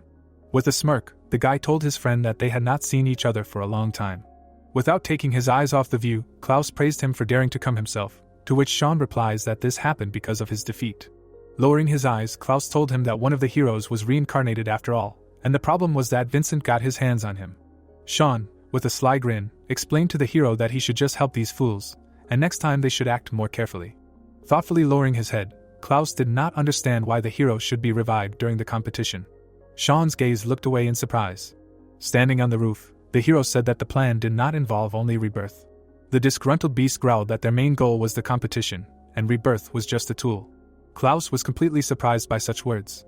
Sean, looking into the distance, said that this year was not the best, so they should exterminate all the students. Clenching his fist, the hero said that they should make this generation of souls inferior. Sean looked away with anger. Yanjing, Tianqi Bath and Health Center. Harry, looking away, did not expect that he would be able to get into this secret bath. The hero begins to throw special objects into the water. Harry looked into the water and thought that the healing bath plus 3 Beast Emperor level crystal cores were simply wonderful. Taking off his shirt, the hero climbed into the water and thought that his body felt better. The small creature congratulated him on successfully absorbing the energies of the Beast Emperor. 5 days later, Harry opened his eyes. He stepped on the floor with his foot. Water flowed off the guy's body. Wrapping himself in a robe, he asked the black dragon to open the personal characteristics panel. Harry looked at the personal characteristics panel. The dragon warned him that 60 million points were deducted to rid him of his weak state. Harry thoughtfully asked himself if 20 million points would be enough to break through to the Lord level. Closing his eyes, Harry realized that he was spending millions of points to improve his characteristics. Opening his mouth, the hero began to be stopped. The black dragon with a smile on his face said that he first needed to increase his level. Meanwhile, Harry did not understand why he could not move to the Lord level. The dragon, looking at the guy, thought that it was because the aspect perception was not deep enough. Being in front of the main character, the monster said that he had 2 choices, either enter the secret kingdom and strengthen the perception and spend 5 million evolution points at a time, and the second way is to do nothing, because the perception will automatically increase over time. Harry, looking away, understood that this was the key to breaking through to the Lord level. With a smile on his face, he firmly decided to spend 5 million points, and then enter the secret kingdom. The dragon with a smile on his face was happy for him. Touching Harry's forehead, the monster warned the owner that the points were deducted, and now a special kingdom was open, the Kingdom of Murders. Harry fell to the floor. Suddenly, the hero was caught by a stream of air. After a while, Harry quickly fell to the ground. The guy threw off his robe. Looking to the side, the hero heard that his characteristics were fully restored. Continuing to watch someone, the main character thought that the sensations and the battlefield were the same as when he took the exam. After a while, the guy stood with a naked torso, while the sun was shining on him. Suddenly, a red dragon bursts into Harry. The monster, opening its mouth, began to roar loudly. The animal rushed straight at Harry. The hero called his beast to commit the main murder. Harry confidently lets out a roar. The beast rushed at its opponent. He attacks the red dragon, raising his paw up. The red dragon tries to bite Harry's body. A real battle begins. Harry decides that he will do it, since they want to die so much. Harry gathers his strength. Harry spews a huge column of blue flame, attacking his enemies. In Harry's mouth there is blue fire. Standing on his hind legs, Harry continues to spew flame. With burning eyes, he decides to kill, crush, and destroy. After all, only killing is the most reasonable. Harry's eyes are burning. He has already counted 5 murders. Harry stands on his hind legs. Can he use his own aspect to suppress the enemy? Just like the demonic dragon crocodile. He looks at the red dragon. Harry stands in front of the red dragon. The red dragon runs towards him. The mouth of the dragon. Harry decides that they are afraid of his desire to kill. This is effective in restraining the enemy on a spiritual level. Harry will call it murderous intimidation. All the dragons rush at Harry. Harry decides to use the aspect. Harry's paw. Harry's whole body is enveloped in red smoke. Everything is as Harry assumed. The dragon roars. He tries to attack Harry. Harry's paw transforms. Explosion. The aspect has more uses if the battlefield is filled with murders. Half an hour later, Harry killed all the dragons. Harry's body transformed. This was the fourth wave of abnormal beasts. Their strength increased to the first level of the Lord. More dragons are flying at him. Harry has an aspect, but the thing is, there are too many of them. With his strength, there are those with whom he cannot compare. Harry decided to end it here. Although it is sad to end, but he has achieved his goal. 5 million evolution points are worth the cost. Harry is congratulated on successfully reaching the level of the Lord. The dragon says that in the secret kingdom he created 2 abilities, Murderous Intimidation and Blood Storm. The system saved them. Harry is sitting on the floor. But he still wants to visit the secret kingdom again. Harry heard something. Turning around, he asked who was there. Frowning, the protagonist asked who was here. Holding the dish in his hands, the man replied that it was him. Trembling with fear, he apologized. Harvey closed his eyes and said that he just wanted to bring him food. He saw him training and did not dare to disturb him. Standing in front of him, the protagonist thanked him and asked that he would not help him find a shower, said that he would rinse himself and leave, to which the man responded approvingly. A thought appeared that he was definitely an ordinary university student. Why did he have such a frightening aura, like a killer? Harry returned to the hotel. Sitting at the computer, Frank asked how he liked the medicinal bath. Smirking, the hero replied that he was almost recovered, he would need to thank Director Vincent, to which the guy said that his father had high hopes for him. For him it was nothing. Looking straight, the protagonist asked what he was looking at, to which Frank replied that the new rules of the competition. Typing on the keyboard, the guy said that the competition is divided into 3 stages. In simple terms, 10 teams will draw lots 2 by 2, the winners will go to Group A, the losers to Group B, then the participants of Group B who took first place in the competition will go to Group A, then 6 teams from Group A will draw lots in which they will play 2 matches in a row, the 3 winning teams will directly go to the final round. 4 teams from Group B will also play against each other. The 2 winning teams will fight again, and finally, the only team from Group B that wins will be able to go to the final. In the end, 3 teams from Group A and 1 team from Group B will compete for the first place. He closed his eyes and added that they were currently ranked 4th in points. The chances of going straight to the finals weren't that great. If they were in the losers group it would be tough. But if they didn't make it to the finals they would be embarrassed. They had killed so many monsters when they were trapped by the black fog, but the points weren't counted. The hero smirked and replied that it was okay. This match was their chance to change everything, to which Frank asked that yes. But he didn't know who they would be drawing lots with. The protagonist widened his eyes and asked if Yenjing University wasn't going to be in the first round. The guy closed his eyes and replied that no, they were drawing lots with Jinghang University. They were ranked 3rd in points. Their principal was quite smug and very angry with his father. Harry froze in bewilderment, thinking about the captain from Jinghang University. That guy, I think his name was Kai. The hero looked at his phone. People were sitting in the conference room. Grinning, the protagonist apologized for being late, to which the teacher replied that it was okay, they were just in time, let them sit down, and then thought that in the few days that they had not seen each other, he had reached the level of a lord. Crossing his arms, William said that some such impudent, having lowered the rank of their university, are not embarrassed to come to the meeting.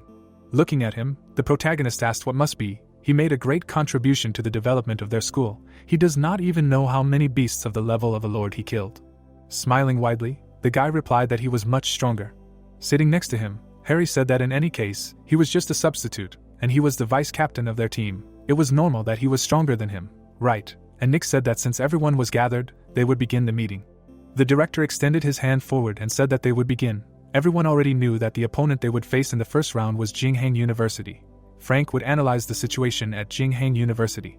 Sitting at the table, Frank thought that as long as there was any information to talk about, his father would always leave it to him.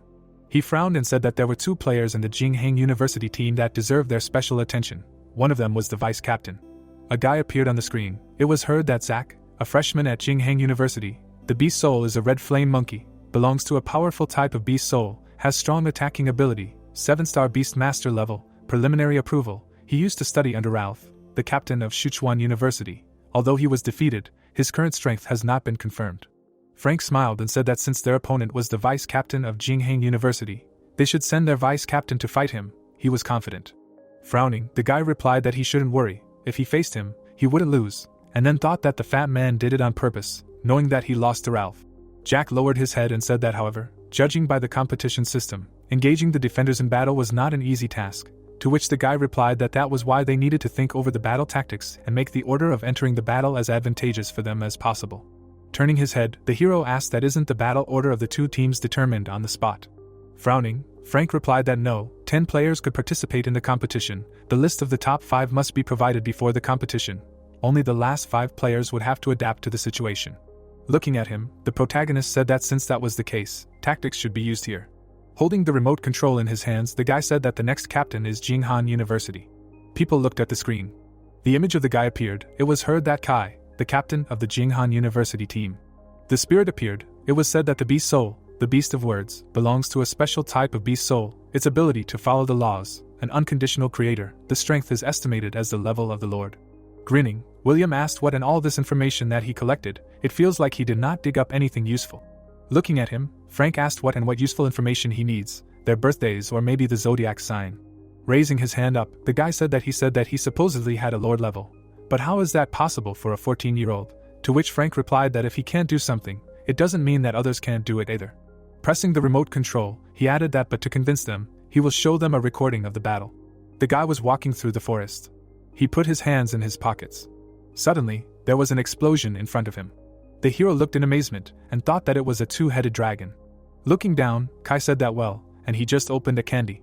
Suddenly, a dragon appeared in front of him. He looked forward angrily. Smoke was flying in front of the guy. Suddenly, a spirit appeared.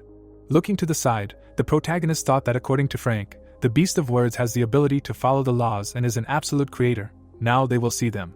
The dragon suddenly hit its tail sharply. The spirit stood silently in front of him. A glow appeared around it. Suddenly the wind rushed forward. The opponents stood in front of each other. Red particles appeared around Kai. They flew into the air. Red rays flew towards the dragon. The chains suddenly fettered him. The dragon raised its head up. Looking straight ahead, Kai said not to move. The two-headed dragon looked at him. Suddenly two swords appeared in the air. Looking straight ahead, Kai said kill.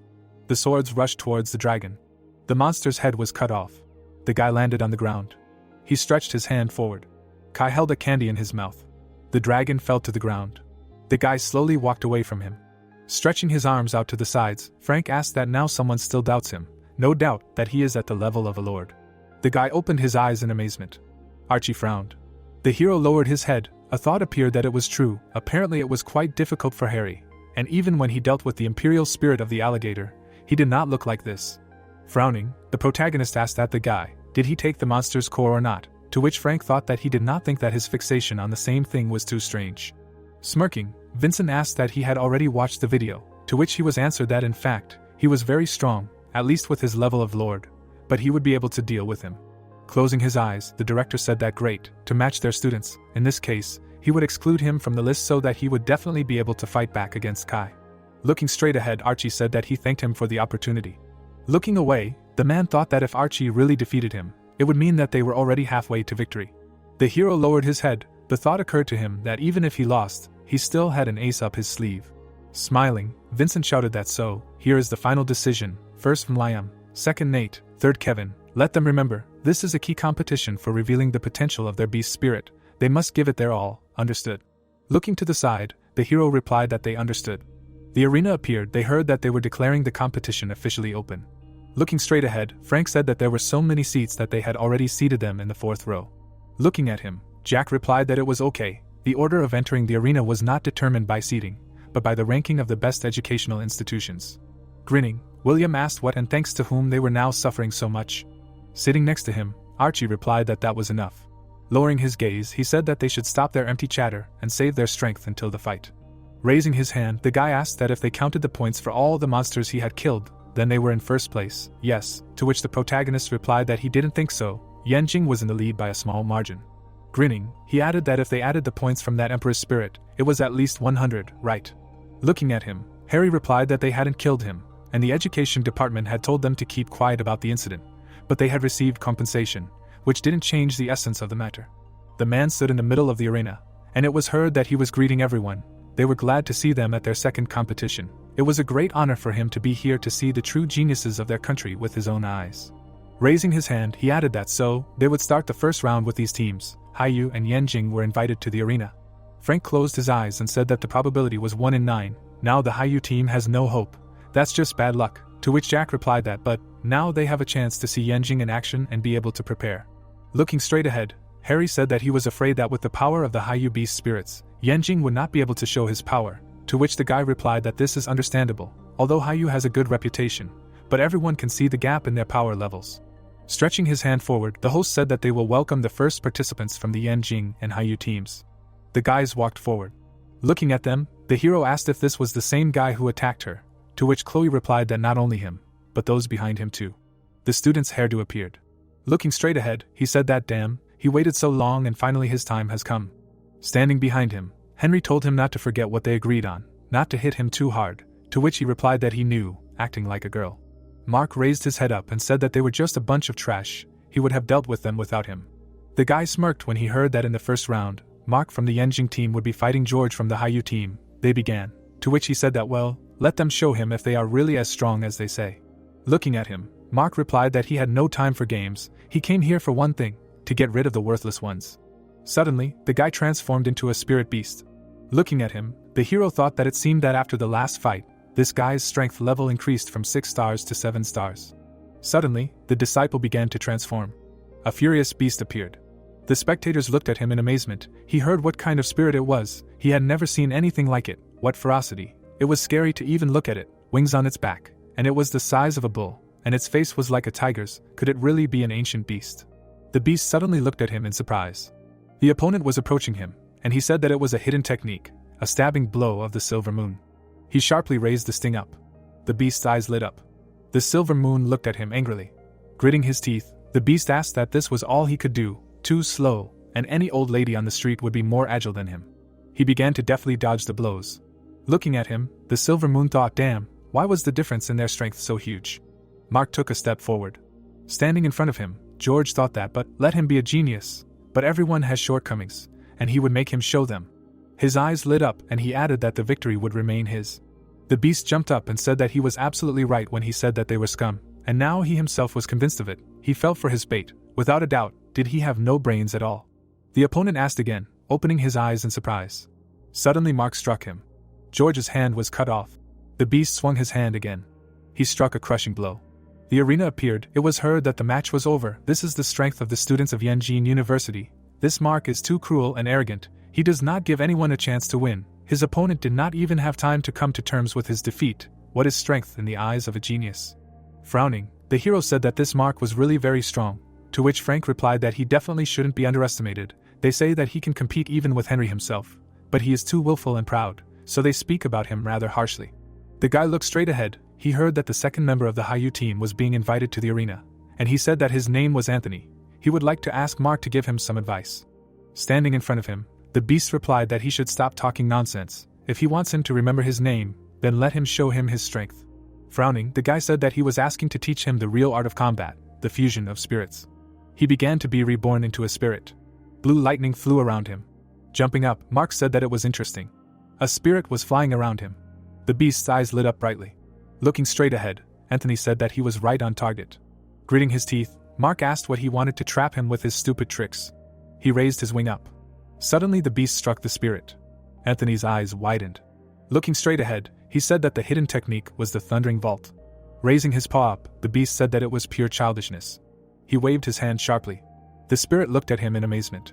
Looking away, he thought he had disappeared. Mark's eyes lit up brightly. Looking straight ahead, he said it was time to end this. Closing his eyes, Anthony said he gave up. Suddenly, Mark struck him. Blood flew out of the guy's mouth. He fell to the ground. Raising his hand up, the host asked that Anthony had already given up. Why hadn't he stopped yet? To which the beast replied that he had given up. Something must be wrong with his hearing. Excuse me. Frowning, the man said that he had won this round, but with a stern warning, one more violation of the rules and he would be disqualified. Looking straight ahead, the beast replied that it was okay, he understood.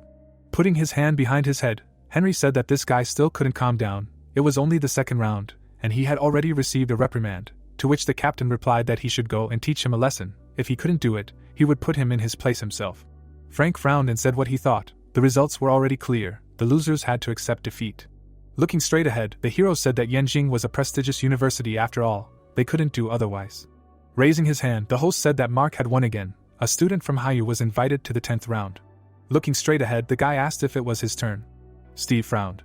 Closing his eyes, the director replied that it was his turn. No matter whether they lost or won, they were still the pride of Haiyu. Looking down, the guy said that he shouldn't worry, this round was his. Taking a step forward, he added that he came here to defeat him. Looking straight ahead, Steve activated the fusion of souls.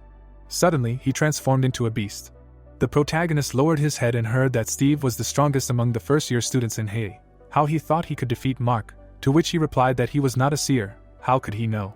Looking straight ahead, the beast asked that the king of beasts was level 8. Not bad, it was just a pity. Suddenly, he transformed into a human. Raising his hands up, the guy said that he was giving up. The audience looked in amazement. They could hear what came over him, why he was retreating, what was going on in his head. Was he afraid of getting it from Steve for his past brutal fights? No, that couldn't be. He was very strong.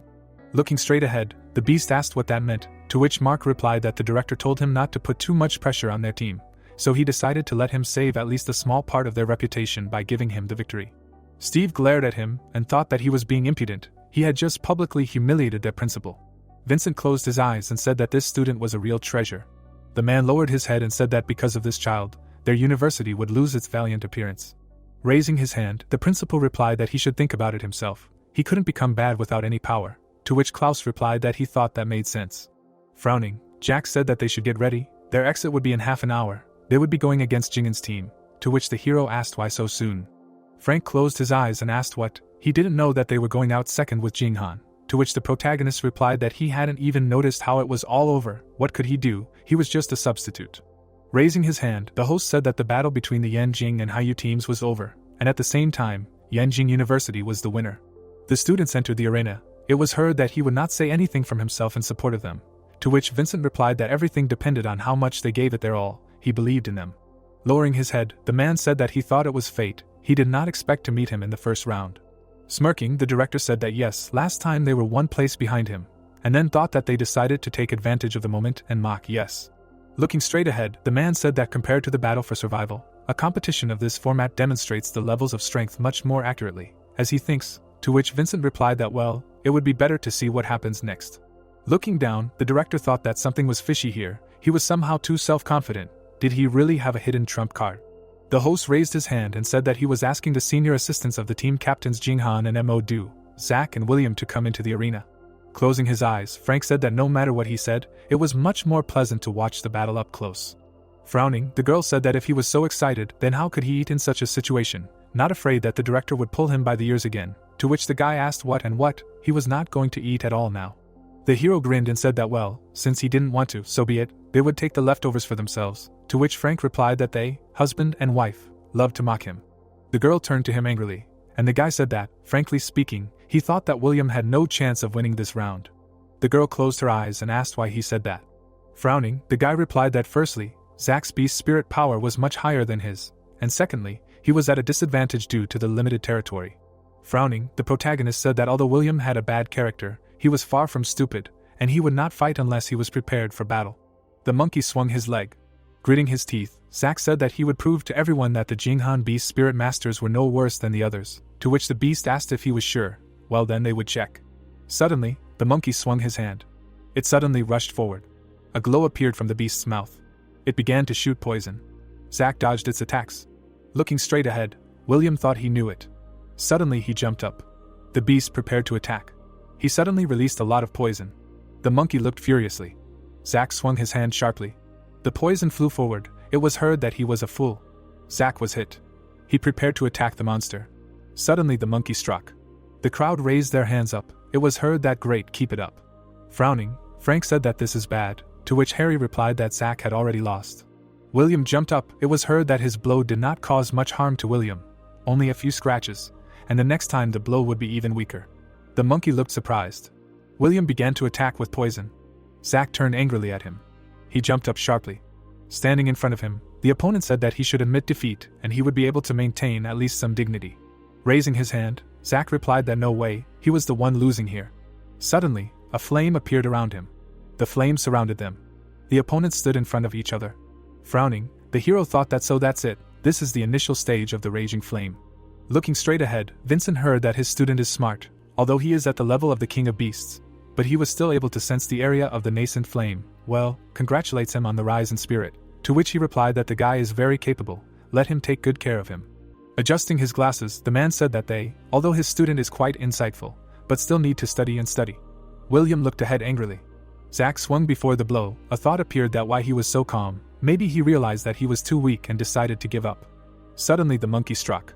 Looking straight ahead, the beast said that he admitted that he had managed to pull it off, but he had missed something. Even in close combat, he was still stronger than him. Zach looked away. He stuck out his tongue and wondered that he could not move. Was William really stronger than him? Suddenly the monkey struck.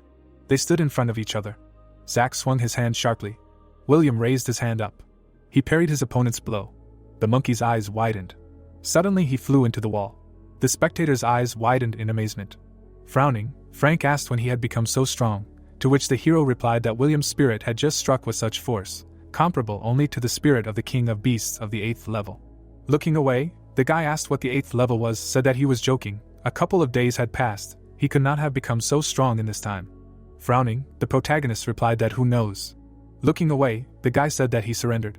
William stood in front of him. It was heard that he was so strong, nothing less was expected from the spirit master from Modu. What an exciting fight. The fight in the next round appeared. The guys were lying on the ground. Raising his hand up, William said that he surrendered. It was heard that he asked the next participants, the students from Modu and Jinghan, to prepare for the upcoming round. Grinning, the guy said that it was not bad, and now let them rest, rely on them, they will cope with the rest. Closing his eyes, William said that he held up well. The guys looked at him.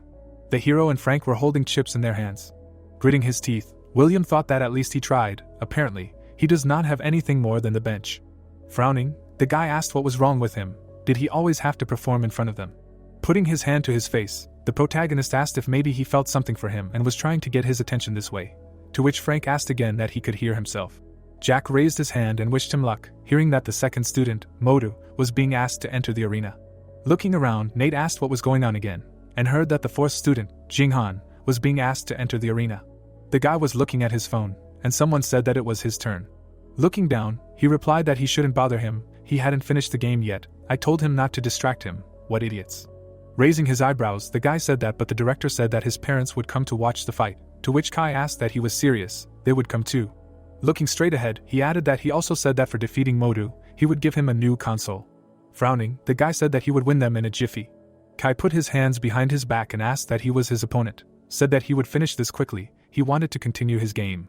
Looking at him, Nate thought that it was Kai, things were bad, and then he used soul fusion. The monkey beat his chest. The guy yawned and closed his eyes. Suddenly, he transformed into a spirit. They stood opposite each other. Looking straight ahead, Kai asked that he was not attacking, well, then he would start first. He silently looked straight ahead. Suddenly, arrows rushed forward. They were approaching his opponent. Looking at the arrows, Nate thought that he should dodge. Opening his eyes wide, he added that damn, he can't move. Suddenly, a blow flew at him. The spirit flew forward rapidly. He struck the monkey. It flew up. Arrows flew in the air. They pierced Nate through and through. Looking at the spirit, he thought that he didn't even have a chance to attack it. Nate closed one eye and said that he gave up, and then thought that he lost the moment he stepped here. Looking straight ahead, the spirit said that it was next. Nate lowered his head and said that he should forgive him, he lost, to which the guy replied that it was okay, he was too strong, he was considered Jingan's trump card, it was quite normal that he couldn't defeat him. Looking straight ahead, Kevin heard that it was his turn, he shouldn't worry about whether he won or not, if he gave it his all, then he had already won, to which he thanked Jack. Suddenly, he activated the fusion of souls, to which Kai asked what plant type. The sprouts rushed forward, it was heard that they were cautious. The spirit looked at him silently. Looking at the roots, he said that stop. Kevin looked at him in amazement.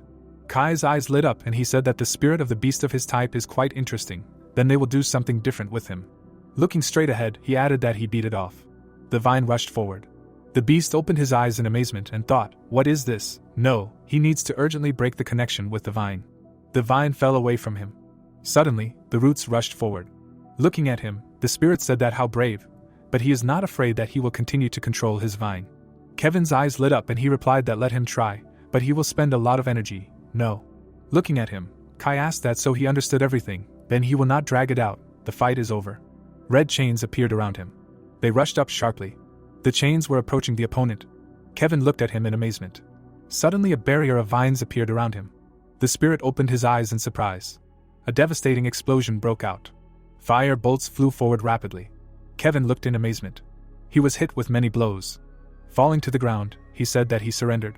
Lowering his head, Frank said that this guy was a real monster, dealt with him like an empty space, to which the hero replied that now he was wasting his spiritual powers, they could only wait, everything else was in Archie's hands. Looking straight ahead, the spirit said that it was faster. The guy frowned. Suddenly he transformed into a beast. Looking at him, Kai said that not bad, and he was much stronger than those two. The beast abruptly rushed towards him. Suddenly he froze, it was heard that he was not moving. White Fang looked forward furiously. He stretched out his paw. Frowning, the protagonist wondered if this power was coming from him. He had such a fierce aura. But he definitely had talent. He thought that with such success he would soon become incredibly powerful. Rushing forward, the beast asked if that was all he could do. The spirit's eyes lit up and he said that it was instant. The beast looked at him angrily. He froze in bewilderment and thought that he could teleport, a serious opponent, but he would defeat him no matter what. The beast raised his head up and used the secret technique of a snowstorm. Blows began to fly at the spirit. The thought appeared that he was finally able to injure him. Apparently his defense was not that strong. Raising his hand up, Kai said that the snowflakes were beautiful. The beast opened his eyes in amazement. Red particles flew around the spirit. It was heard that something was happening again. Sitting at the table, the man said that it seemed that he finally stopped playing around, to which Klaus replied that he did not expect such a turn of events. He knew that this child had a strong spirit, but he did not think that it would be so insightful. A glow appeared around the beast, and he thought that he would never retreat. Looking straight ahead, the spirit said that nothing of the sort. Now he was on his territory. He could not defeat him here. A purple glow appeared. A sealing sound was heard. Fire particles rushed forward. They flew at the beast. He clenched his teeth tightly. Looking straight ahead, the opponent thought that things were bad, and then used the secret technique of snow bite. Looking at him, Kai asked that he could not admit defeat. He said that he was no match for him. Blood flowed from the mouth of the beast. Red particles began to fly around the spirit. Suddenly, a blow flew at the beast. Gritting his teeth, the beast said that he gave up, and then thought that he was only 14 years old. The only one who could compare to him was Archie. Frank looked surprised when he heard that it was his turn. The girl lowered her head. It was heard that good luck. Frowning, the hero said that she should be careful, to which Chloe replied that she knew. Standing in front of her, the spirit asked that she was a girl, said that she should not think that he would be softer towards her because of this. Smirking, Chloe said that there was no need. She transformed into a beast. The spirit's eyes lit up and he said that she was not weak at all. Suddenly, arrows rushed forward. They flew towards the beast. Chloe used the technique of the freezing breath of the fox. Suddenly, the arrows froze in the air. Looking straight ahead, Kai said to Seal. Chloe glared at him. She rushed forward sharply. The spectators looked in amazement. It was heard that what a cold calculation, truly worthy of a student of Modu. This is sharp thinking, and this girl is not only beautiful, but also strong. Chloe rushed towards the spirit. She froze the spears flying at her. Kai opened his eyes wide and said that he would break them. Standing in front of her, the spirit added that he would not take him like this. Frowning, the beast replied that he knew. Suddenly his tail rose up. The spirit opened his eyes in amazement. Looking straight ahead, he heard that but this was only the beginning. Chloe attacked the monster. The stunned monster screamed for a moment. The girls' tails were directed at him. Spikes grew out of him. Surprised, Frank assumed that Chloe had also significantly increased her strength level, and Harry noted that after all, she was Lena's student. Besides, incredibly talented, it was no wonder that she was developing so quickly. Chloe was emitting a blue aura. The wounded monster thought that she had managed to wound him. Runes appeared around him, and he applied healing. The wounds on his body disappeared. The dumbfounded Frank cried out that this child also had the ability to regenerate. His spiritual powers were frightening. Frowning, the protagonist emphasized that he was not omnipotent. As far as close combat was concerned, he became completely vulnerable. Chloe moved towards the monster and reasoned that she could not allow him to recover so quickly. Red hieroglyphs circled around the girl's opponent. His clones appeared in the air. Chloe was surrounded and wondered which of them was real, because even their wounds were the same. Frowning, Chloe declared that in that case she would finish them all off at once. A bright aura enveloped her body. The girl froze the monsters in ice. Swinging Archie's tail, she emphasized the fact that this was her chance to win. She began to kill each of the monsters one by one. All the clones disappeared in front of her. Chloe opened her eyes wide and noted that they were fake, which meant she really lost. The monster threw spears at her. The girl returned to her human form and asked him to tell her how he did it, noting that she admitted defeat. Kai spread his arms and replied that he simply became invisible. His body was translucent. Chloe, with a satisfied look, said that he really was strong, after which she thought that although she could not defeat him, she still managed to weaken him. The guy raised his hand, saying that the girl tried hard and could go. He smiled and emphasized the fact that he would handle the rest. The surprised monster asked if this was Captain Archie. Standing in front of the monster, Archie said that he was sorry that he could not fight him when he was still full of strength. Looking at the guy, Kai replied that Archie was nothing to worry about. Even if he was wounded, he would easily destroy him. Archie stood in front of him. He noted with satisfaction that if the monster said so, then he should prove to him that he was so strong. He turned into a black golden eagle. The bird flew above Kai. The monster watched Archie and reasoned that this aura was no weaker than the aura of monsters that had reached the level of a lord. The angry monster began to shout that he would use sealing. The runes began to move towards the golden eagle. Archie, with burning eyes, said that it was too slow. He rushed at Kai. The golden eagle pointed its claws at the monster. Kai was taken aback and said about the moment. The monster jumped back from Archie's attack. The eagle began to flap its wings, creating gusts of wind. Watching the fight, Frank said that he knew Archie was strong, but he did not think that he was so strong, and Kai had just won 4 fights, after which he was greatly weakened, and also injured. Gusts of wind cut Kai's body. He was dumbfounded by this. Looking at him, Archie said that Kai continues to be adamant even at such a moment. He has no lack of pride, but he must admit his defeat. He sees that he is not his equal. Kai's eyes began to glow even brighter. Watching the boy, Archie wondered what was happening to his eyes. Grinning, Kai cried out that he had not lost yet. He contentedly wished for Archie's death. A dark red aura began to emanate from him. The golden eagle was stunned by what happened. He began to fall to the ground. The protagonist with a serious expression told that this was the main danger of the spirit of the verbal type. By saying this, he would make Archie die. Frowning, Frank asked if there was no way to resist this, noting that finding himself in a hopeless situation where he could not defend himself, but could only resist, he decided to use this deadly technique. Interested Harry said that the only way was to defeat Kai before Archie himself was defeated. The distraught Kai continued to scream many times for the boy to die. Many blows were inflicted on the golden eagle. Blood began to flow from his mouth. Opening his eyes, Archie mentally assumed that Kai was desperate and decided to use the technique of words to kill him, but he was not going to sit back and wait for his death. He looked at the boy in the form of a demon. The monster opened its mouth wide and screamed once again that it wanted him dead. Runes began to fly across the battlefield. A red sphere enveloped Kai.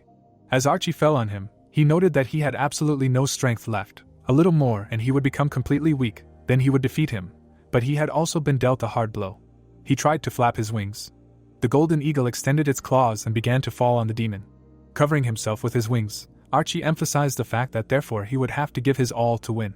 He directed the black flame at Kai. Burning feathers flew at the boy. A series of explosions was heard. Kai's body was enveloped in flames. He began to scream loudly. Blood gushed from Archie's beak again. He was able to stand. The golden eagle once again released burning feathers. The feathers fell straight at Kai. The demon's face was furious. Archie approached him. Sitting on the stands, the protagonist said that they had already exhausted all their possibilities. The fight was almost over, and the winner would be the one who could hold out longer. Kai staggered from the powerful attacks. Looking at Archie, he tried to order him to die once again, but realized that his voice was inaudible. Confused, Kai emphasized that he had no strength at all. Looking at the golden eagle, the demon said that he was strong and he would not be able to defeat him. Kai began to fall. He returned to his previous appearance. Sighing, Alfred said that Kai was still a child, although he lost this fight, but no one would argue with his power. With what success he would achieve more, just one loss, which he could make up for with other victories. The guys began to clap after the words that Archie was the winner in this round, who needed to be congratulated. Vincent happily said that this was very good. Disappointed Frank said with envy in his voice that Archie was unusually talented and strong, and also received so many recognitions and praises, and Harry assumed that his self-esteem was shaken after that. The judge raised his hand and asked whether Archie would stay and continue the fight, or return to his place. The golden eagle, shrouded in aura, answered that the next one from Jinghan would do better. His gaze fell on the next opponent. The guy with a slight grin on his face thought that Archie was probably very exhausted after the battle with Kai. Defeating him would be easy, and then he would become a real celebrity. 5 minutes later, the guy put his hand on his chest. He was lying on the ground and screaming that he gave up. The main character with a serious look reasoned that no matter how exhausted a predator is, he always remains a predator. Klaus sat at the podium and said that the guys from the University of Modu, very curious guys, wounded in the past, they still stubbornly go to victory, to which Vincent replied that it was all about motivation, but he did not understand why Kai just gave up, because he had won 4 fights in a row. Klaus looked at the battlefield and said that this boy was too proud. Closing his eyes, Vincent said that it was impossible to be a genius without being proud of it. Looking down, the man emphasized that at one time they were just as ambitious, but time spares no one, and Klaus replied that he could be sad about the past years, but he should not drag him into this, because he was still in his prime. Dissatisfied, Alfred thought that they were even looking at him. After Archie defeated the 4th opponent, he raised his hand and said that he gave up. The guy began to fall to the ground. Jack caught him. Smiling, Archie said that he had completed the task. Looking at him, the guy said that they thanked the captain for what he did. Turning around, Jack cried out that he urgently needed to be taken to the medical center. He was seriously injured and needed a good rest. Kevin, looking upset, said that the captain had given it his all, and what if their opponent now was a spirit from Yanjing? Closing his eyes, Jack replied that the captain did everything he could to protect the honor of their mod. Frank nudged Harry and asked if he was going to go fight, because in the next round he could get a very strong opponent. Smiling, the protagonist answered yes. Taken aback, Frank asked if he usually avoided unnecessary attention to himself, to which Harry replied that he heard that the prize for winning was quite solid, and he had already agreed with the director. The judge stood in the middle of the battlefield and cried out that victory in this round goes to Mod University. Frowning, Vincent apologized to Alfred that Jinghan defeated the mod. Alfred's face showed veins. Placing his hands on the table, the man added that he admitted that his students were truly outstanding, especially Kai. Smiling, Vincent said that it would be even better if such promising students became fashionable. Stunned, Chloe asked if it was Chuck who had gone out onto the field. They looked at the boys. Looking at Chuck, Harry replied that it was true, he was also the captain. Waving his hand, the protagonist said that he had helped Chuck cope with his illness, so one could say that he was his benefactor. Looking at Chuck's furious face, the protagonist noted that he had treated him with physical therapy. Looking at the tablet, the judge said that 10 universities had already participated in today's competition. 5 of them had won, however, Jinghan had the highest score, so they had 6 winning teams and 4 losing teams, which meant that they were continuing the competition. They would greet the director of Yanjing University. He would now decide who would be their opponent by drawing lots. Klaus approached the judge. He put his hand in a dark box. The man pulled out a ball. He opened it and took out a note. Looking at it, the judge said that according to the results of the draw, Yanjing's opponent in this round would be Modi University. The enthusiastic spectators began to shout that last time everything had not been resolved. This was a fight between the best and the best. Jack was shocked by what he heard. Frightened Nate noted that the captain would no longer be able to fight, but the entire Yanjing team was assembled. Jack frowned and asked how they could consider themselves losers when not everyone had even fought yet. William pointed his finger at Frank and Harry, saying that those 2 weaklings were useless and that the captain was in no condition to even stand. He smiled as he emphasized the fact that the 2 of them were completely useless. Jack was furious and said that they were facing a formidable opponent, and instead of rallying against him, William had decided to attack his comrades. William, smug, asked if those who contributed nothing to the team could be considered comrades. Jack frowned and said that if William continued and did not calm down, he would be forced to report to the director. Frank had a smile on his face. He got up from the bench and asked to be allowed to fight in the first round. William looked at him and asked what he was thinking. Frank crossed his arms and offered him a bet. If he won, William would apologize to him. Moreover, he would not catch his eye again, but if he lost, the punishment would be at his discretion. Spreading his arms, the guy clarified why he should argue with him, and wasn't it his direct responsibility to raise the prestige of the university. William also stood up and said that he was somehow too lazy to take part in his delirium, and noted that he immediately said that if his opponent was Luke, he would lose.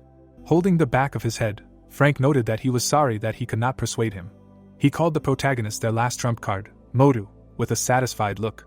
Smiling, the protagonist replied that he was already waiting.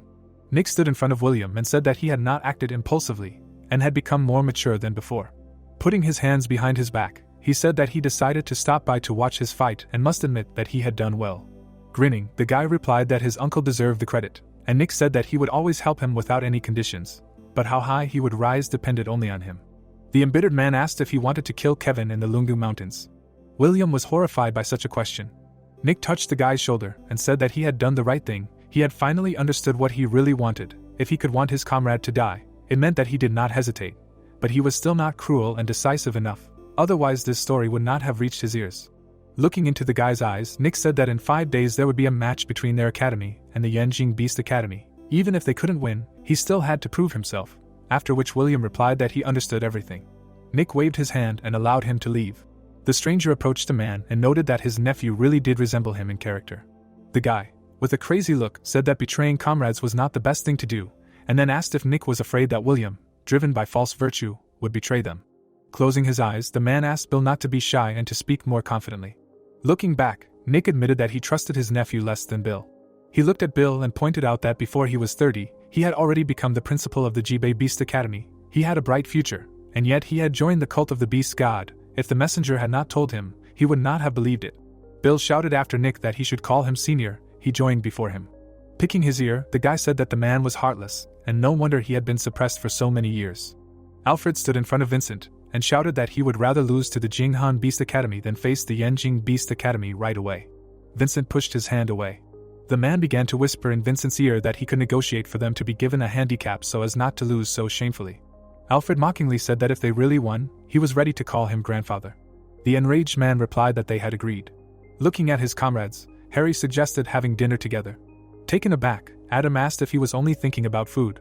Chloe and Frank answered with a smile on their faces that they couldn't go to dinner. The guys stood in front of Frank and asked if he would go to the closed training. Jack looked at the protagonist and said that he wouldn't go either. He needed to analyze the data on the Yanjing Beast Academy and make a reasonable list of participants. He extended his hand and asked if Harry should be included in the top 5 fighters. The guy, looking upset, asked if they had decided to let things slide. Grinning, the protagonist said that there was no need to do that. If he needed to, he would go out himself. The guys walked down the corridor and the protagonist asked if Frank was sure he wouldn't go to eat with him. There was a smile on his face. Jack looked at him and reasoned that he was no longer going to hide his strength from his words. Maybe they really have a chance to defeat the Yanjing Beast Academy. Harry sat in a high-level training room in order to start a real battle simulation. He said with a serious face that the choice of the monster's strength level was from the 1st to the 5th star of the Overlord level. Harry looked at the outline of various monsters and read their descriptions. He touched the projection. Looking at the screen, the protagonist saw that the selection was complete. The simulation with the Metal Eater was successful and training could begin. A huge monster appeared in front of him. The monster stomped its foot on the ground and began to roar loudly. Smiling, the protagonist asked to start attacking. Luke and Henry were sitting in a restaurant on the 2nd floor of the hotel, and the guy said that he could not understand why Luke liked this bitter melon. Stretching out his hand, Henry asked if he was deaf. Putting his chopsticks down on the table, Luke asked him if he knew the saying about not chatting while eating, to which he was told that Henry's ears hurt from his moralizing. He was just hiding behind it to ignore him. He began to greedily eat food from the bowl, saying that Luke did not have an arrogant genius, but because of social phobia, everyone misunderstood him, and as a result, no one wanted to communicate with him. Luke replied indifferently that he felt calmer when no one bothered him, and Henry was responsible for 10. Sitting opposite, he asked if Henry had any business if he came to him, to which he was told that it was nothing serious, he just wanted to fight. Henry looked at the guy and asked if he could challenge him to a duel. Holding his hands in front of his face, he said that he had not broken through to a new level, but had spent a few days in seclusion after the survival battle and seemed to have mastered his own path. Smiling, Luke said that in that case, he would be his sparring partner today. They would have a few fights, and he would try to help Henry feel his path more deeply. Henry's screams could be heard on the battlefield. He was kneeling and saying that he was going to die. Crossing his arms, Luke said that Henry himself told him not to hold back, after which the guy cried out that it was just politeness. Besides, in a few days they would have to fight the Modus Beast University team. He did not want to go to the fight injured. Sitting on the floor, Henry said that the Modus Beast University was perhaps the only educational institution that could compare with them in overall strength. They should take them seriously. Holding out his finger, he said that this time the rector had only one wish for the first-year tournament: victory. Crossing his arms, Henry asked if they should develop a special tactic against the Modus Beast University, since Luke himself had seen the fight between Kai and Archie. Luke said with a serious expression that Archie was weaker than him. Sighing, Henry replied that it was good that he was confident in himself. Holding out his arms, he admitted that this first-year tournament was too boring. 5 days later, Harry and Jack met in the training hall of the Yanjing Beast University. The guy stood in front of the main character and said that he was going to visit Archie to see how he was recovering from his injury. Harry walked next to him and listened as a notification came that this morning that in the first half of the day there would be fights among the teams that lost in the first round. They would perform in the afternoon. The guys gathered around Archie in the infirmary. Vincent extended his hand and asked if Jack had finished drawing up the order of the fighters' entrance, to which he was told that Frank would be the first, Kevin the second, William the third, Adam the fourth, and Chloe the fifth. He looked at Archie and said that everything would depend on how well he recovered, and then he would decide. The captain stood up and said that he could go out to fight the Yanjing Beast University. He looked sad and emphasized that he was the only one to blame for this situation, that he wanted to prove that he was not inferior to Kai, and overestimated his strength.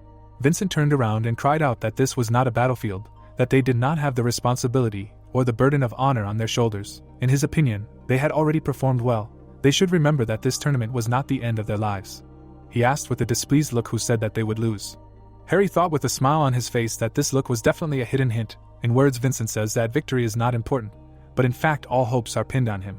Nick looked closely at the main character. Vincent began to leave from there saying that they have no reason to linger there, they will go watch the match. Harry looked at Frank and asked who is playing today, to which he received the answer that Tianfu Beast University against Beijiang. But in terms of strength, Beijiang will completely destroy Tianfu, then the fight between Haiyu and Yuelon Beast Universities. Jack, holding his chin, said that Yuelon was rumored to be in last place, and Frank said that was true, but they had to watch the match. He said with a satisfied expression that Yuelon Animal University was an all-female university. There was a scream inside. Emily stuck her head out the door and asked what was wrong. Her mother asked her, looking serious, if she had any sense of responsibility and was going to sit back and watch her school get eliminated. Emily put her hands to her face and said that she would just close her eyes if she did. She closed the door and said that she would go back to sleep. Sighing, the girl said that if Emily helped Yuan Animal University get out of the losing group, she would allow her to not attend any classes for the entire 4 years of her studies, not take any tests, and she would sleep as much as she wanted. Emily extended her finger and offered to Pinky swear. Emily swore happily. The boys were sitting in the stands. Harry, surprised, asked why the spectators were reacting so violently. The girls went out onto the battlefield. The protagonist noticed a guy sitting with pink sticks in his hands. The spectators, with tears in their eyes, shouted words of encouragement. Adam sat behind them and said that judging by the way they were acting, if you didn't know that this was a competition, you'd think that some celebrity was having a concert there. Frank opened a bag of chips and said that it was strange, Yuan Beast University only had 11 people, as if one was missing. He ate the chips and told them that the one missing was the daughter of the rector of Yuan Beast University, the Lord of Beast Souls, Emily. Holding the chips in his hands, the guy asked why she didn't come out to such an important fight. Did the Beast Empress no longer have hopes for the Academy? To which Adam replied that he should look at the results of the Yuan Academy. It was obvious how weak they were.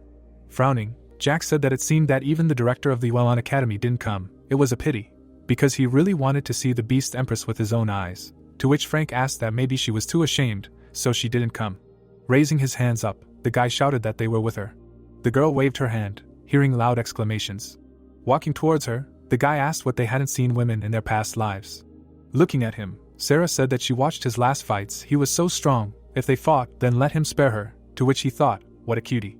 Frowning, Frank said that it was really mean, and that they even used feminine charms, but if it were him, he definitely wouldn't have given in, to which Adam replied that he doubted it. Looking away, he added that if he didn't believe it, then let him find her contact. He would prove how strong his will was, to which the hero replied that it would be better to watch the fight. The students transformed into animals. Lowering his head, the protagonist said that it looked like her beast soul was the most ordinary fire rabbit. As far as he knew, its maximum talent rating was only A, to which the guy replied that even if it was A, the fire rabbit was too ordinary a beast, it was unlikely to be strong. Flames appeared around the beast. Scorpio stood in front of him. Suddenly, he waved his tail. The beast flew up. The guys looked at him in surprise. People exclaimed in amazement that the damned bastard, what did he do to Sarah? How could he beat a girl so cruelly? He was just a nobody. It's a disaster. It seems Sarah had lost consciousness. Looking straight ahead, the beast thought that no, he hadn't hit her hard. Lowering her head, the girl said that he had hurt her. She would make him pay for it. The spectators shouted in rage that he couldn't hold back. He was a human being at all. He couldn't be careful with girls. The thought appeared that he knew that the Yuan students were weak, but he didn't think that they were that weak. Could he really take down the entire team alone?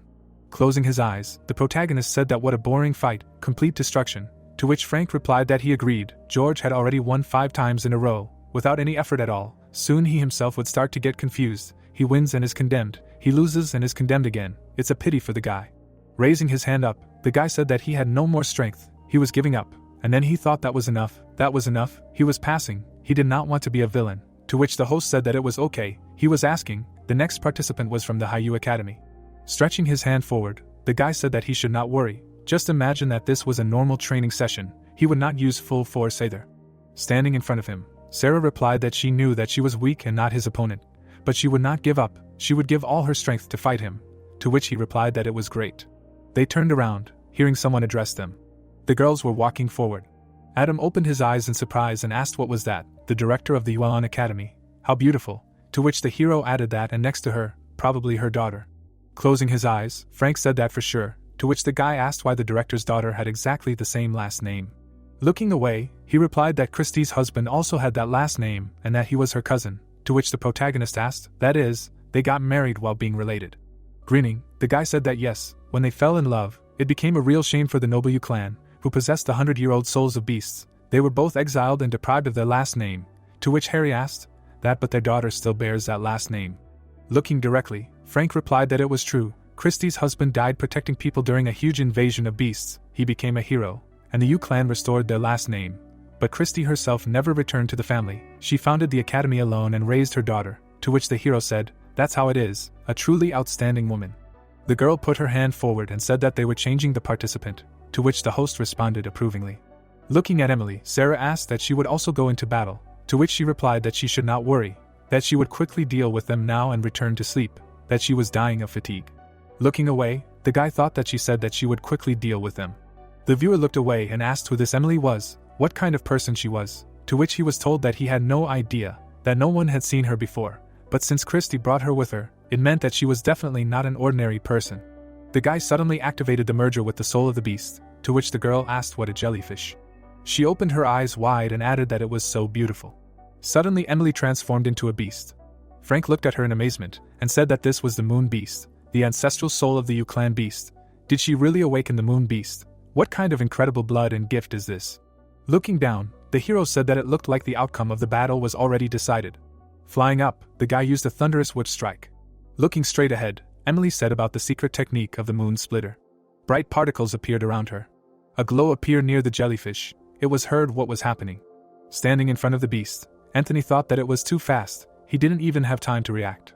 Suddenly a bright beam hit him.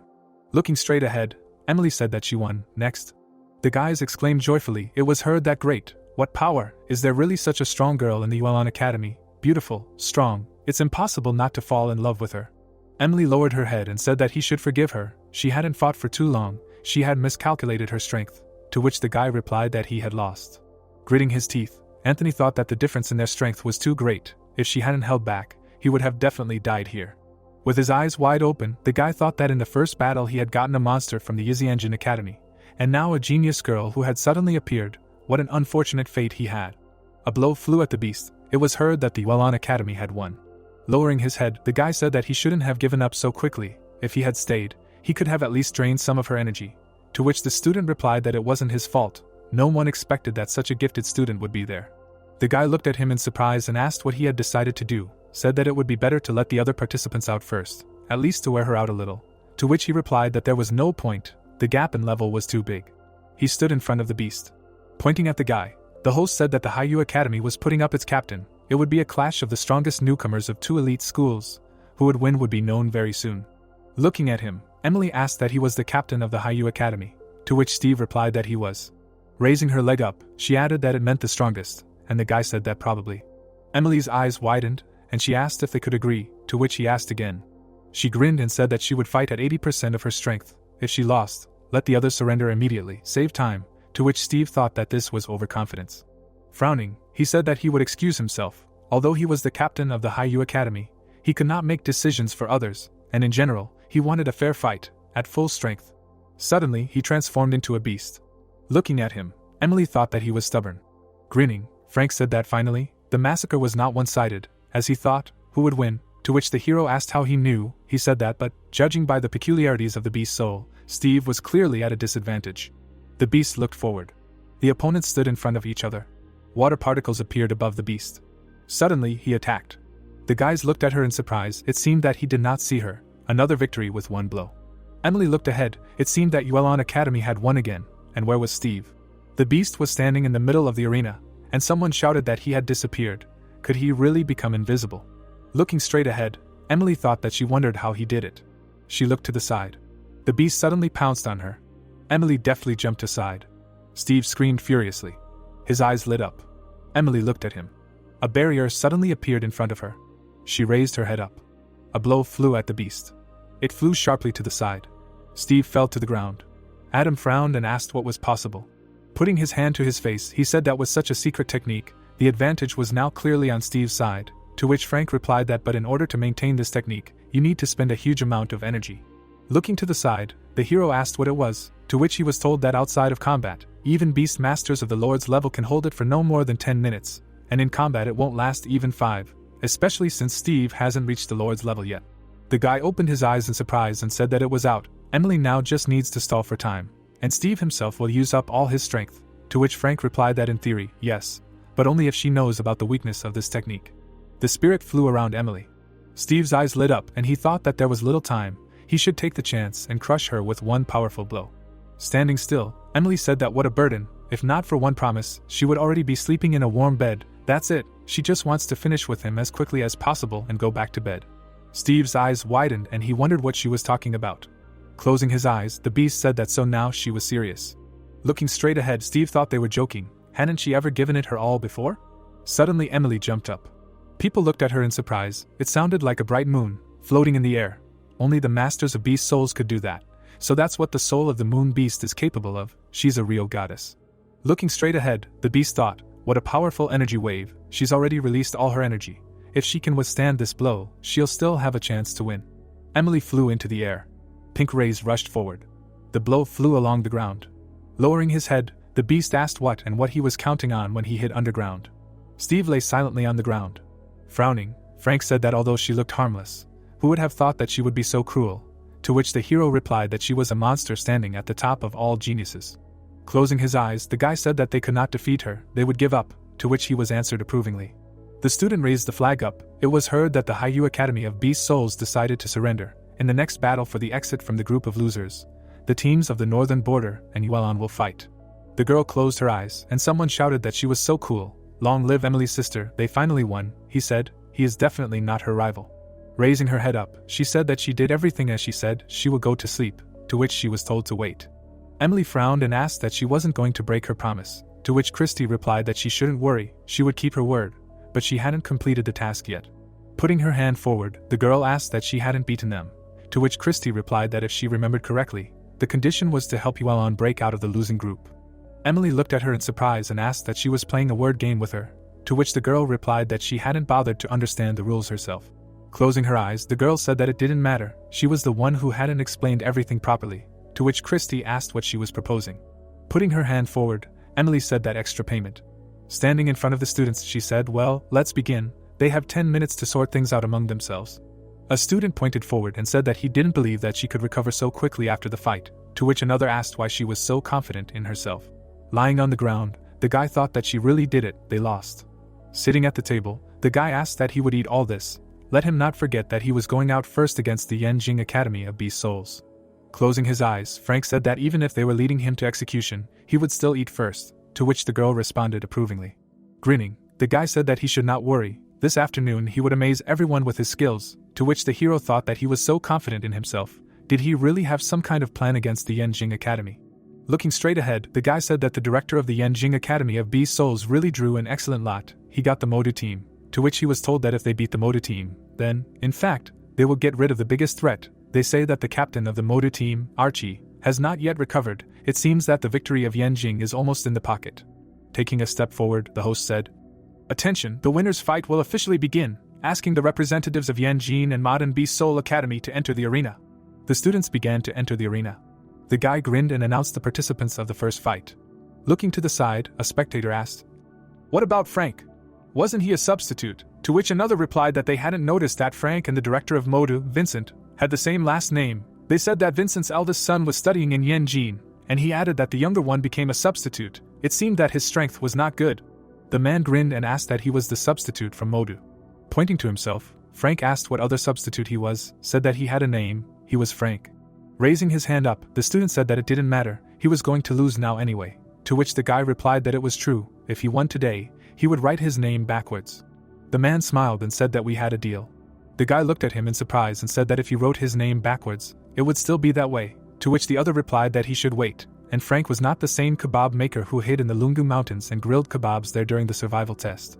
The crowd raised their hands and it was heard that he should show him what he was capable of. They supported him. He should quit this business with his animal souls and open a kebab shop instead. He would definitely get rich. Frank looked away and asked what they were making fun of, what kebab maker. The man smiled, looking at him. The hoof stepped on the ground. Lightning flew around the beast. The guy looked at him in surprise and said that the Minotaur, his animal soul, was simply a masterpiece, to which they answered that they had enough chatter and let him fight. Raising his hands up, the spectator asked what was waiting for, said that he should merge with the beast soul faster, and another added that he should show them what he is capable of. They can't wait. Crossing his arms, Frank activated the merger with the beast soul. Suddenly, an egg appeared in the arena. The spectators looked in amazement and asked again. Holding a weapon in his hands, the Minotaur asked that this was his beast spirit, to which Frank replied that he was scared. Looking straight ahead, the beast said that with such a beast spirit he dared to laugh at him, and what was wrong with him. The spectators looked at them. It was heard that it was not for nothing that he was called a shashlik maker. Even his beast spirit was unusual. Honestly, how does he even fight? Does he just roll and crush the enemy? Well, that's absurd. Raising his weapon up, the Minotaur said that he was tired of talking. Let him catch his blow. He struck the egg sharply. The egg suddenly shook. The boy looked at him in surprise and asked what was wrong with the egg, and the other asked if it was made of diamond or something. Why was it so hard? Frank, standing in front of him, asked if that was all hadn't he eaten today, to which the Minotaur replied that it was a good try. Suddenly the beast rushed forward. Lightning appeared around the hammer. He struck the ground. The blow landed on the egg. The egg flew up. It bounced off the barrier. Looking at him, the Minotaur thought that things were bad. The egg flew straight at him. The beast fell to the ground. Looking to the side, the hero thought that it looked like this was a move that Frank had specially prepared for today's fight. I must admit, his head was working pretty well. Looking at him, the Minotaur said that he had already figured out his technique, then let him attack again. Lightning appeared around the beast. He lowered his head down. Suddenly, the Minotaur swung towards the egg. The egg jumped up. It hit the barrier. Frank bounced off the ground. He began to fly around the beast. Standing in front of him, the Minotaur asked what else he could show, to which Frank asked that wasn't he the one who should ask him. He still couldn't even break through the shell of his egg, and he still dared to yell here. The Minotaur looked forward angrily. Lightning appeared around him. The thought arose that he had some power. It was not for nothing that he was an 8-star beast lord. The Minotaur struck the egg. It bounced off him. Flying in the air, Frank said that he should try harder. He was not capable of anything at all, too weak, as if he had tickled him. With such power he got into the Beijing Animal University, only he grew taller. Is he giving him a massage? The beast struck the ground. Looking to the side, the man said that his son was an incredible person. Closing his eyes, Vincent replied that if he wanted to be sarcastic, let him say so directly. There was no need to beat around the bush, and he added that he was serious. His son was much more interesting than him. Looking to the side, the director thought that Frank's methods, although shameless, were working. He exploded with power again and again, but at the same time he was sharply losing strength. If this continued, he would be the first to run out of steam. Looking straight ahead, the girl said that he noticed. It seemed Frank had also become stronger. Looking down, the hero replied that his talent was not weak. If you do not take into account his strange animal spirit, then in terms of level he is at least not inferior to William. To which Chloe said that it was probably all about the fact that his older brother was too bright. Even Frank's own light was shaded, to which he asked that does not he prove strength in his own way. Frank is a smart merchant. Cracks appeared on the egg. The beast stood in front of him. Looking straight ahead, Frank asked what was wrong, already exhausted. The Minotaur looked at him furiously and replied that he would wait for him. He would now break his shell. Closing his eyes, the student said that was enough. Lowering his head, he added that he could not do anything with him, so it was better for him to give up.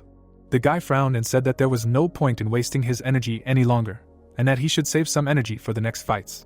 The host grinned and said that this fight was congratulating the representative of the Beast School, Magda, Frank, on their victory, and now the next participant from Beijing Beast University was entering the arena. Standing in front of Frank, the guy introduced himself and said that he was asking for advice, to which Frank replied that if he was weaker than the one before him, he advised him to give up right now so as not to waste their time. The guy grinned and asked that if he didn't try, he wouldn't know if it would work or not, right? To which Frank replied that if he wanted to try, then go ahead. Suddenly, he transformed into a fighting dragon. His eyes lit up brightly. The dragon began to strike at the egg. A crack appeared on it. With her head down, the girl asked why Frank was so quiet. Where was his mockery? To which she was told that it was part of his tactics, that he was putting pressure on his opponent. Looking at the hero, she asked again, to which he replied that against such a straightforward rude guy, he used verbal provocations to anger. But with someone like him, proud and sensitive, the strongest contempt is silence. Frowning, the beast thought that no, he would not lose. Suddenly, he attacked the egg. With his head down, the dragon said that he had lost. Smiling, the spectator said that this was a turn of events. He did not even expect that the kebab maker would be so good, and another added that he was not only smart. In the second round, he almost caught that guy with his psychological attack. I wonder how many fights the kebab maker has already won. Will he really do 1 against 5? Looking straight ahead, William said that, surprisingly, this useless guy actually can do something, to which Kevin replied that at such a moment he still calls him useless. Even if he went out, it is not a fact that he would win. Gritting his teeth, he asked what and why he should compare himself to someone who can only receive blows, to which the guy replied that he is always like this, self-confident and arrogant. Frowning, William said that they are idiots. He will still settle accounts with them. His uncle was right. It is not the fierce beasts that inspire fear, but poisonous snakes that can kill from the shadows. Stretching his hand out to the side, the host said that Frank from the Magda School of Animals won the 4th victory in a row, to which the guy asked who is next. Let him go to the arena and fight him. Smiling, Mark said that it was finally his turn. Such boring fights, he almost fell asleep. Frank looked at him and thought it was him. Raising his head, the guy said that he should choose whether to surrender himself or wait until he finished him off, to which Frank replied that he surrendered.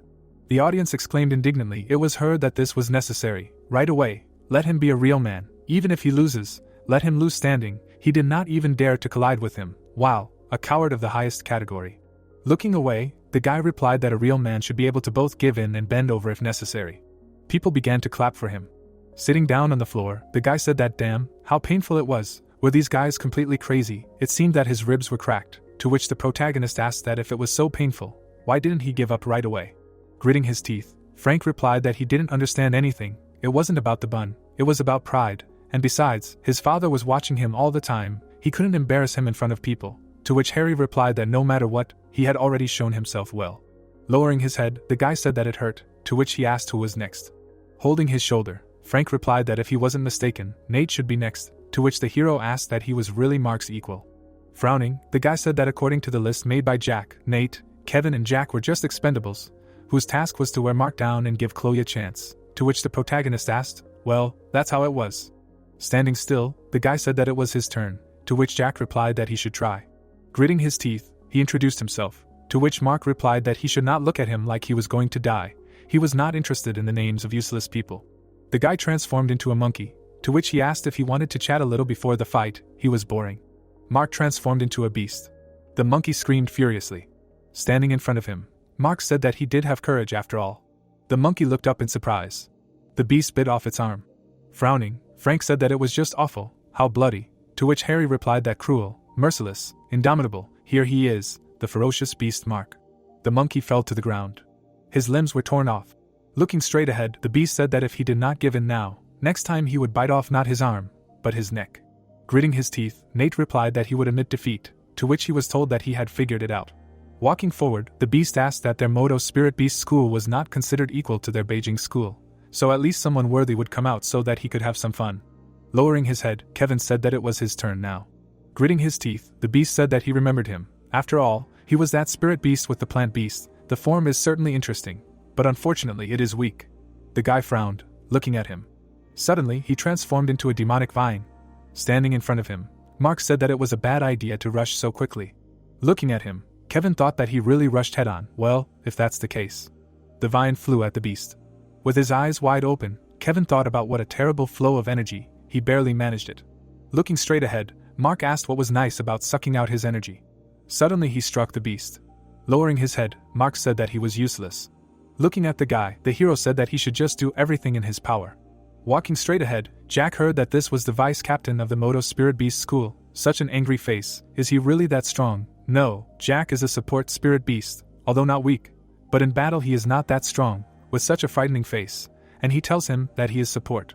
Raising his hand up, the beast asked that he dared to enter the arena even with a supporting beast, to which the guy asked again, what, with support you cannot participate in a duel.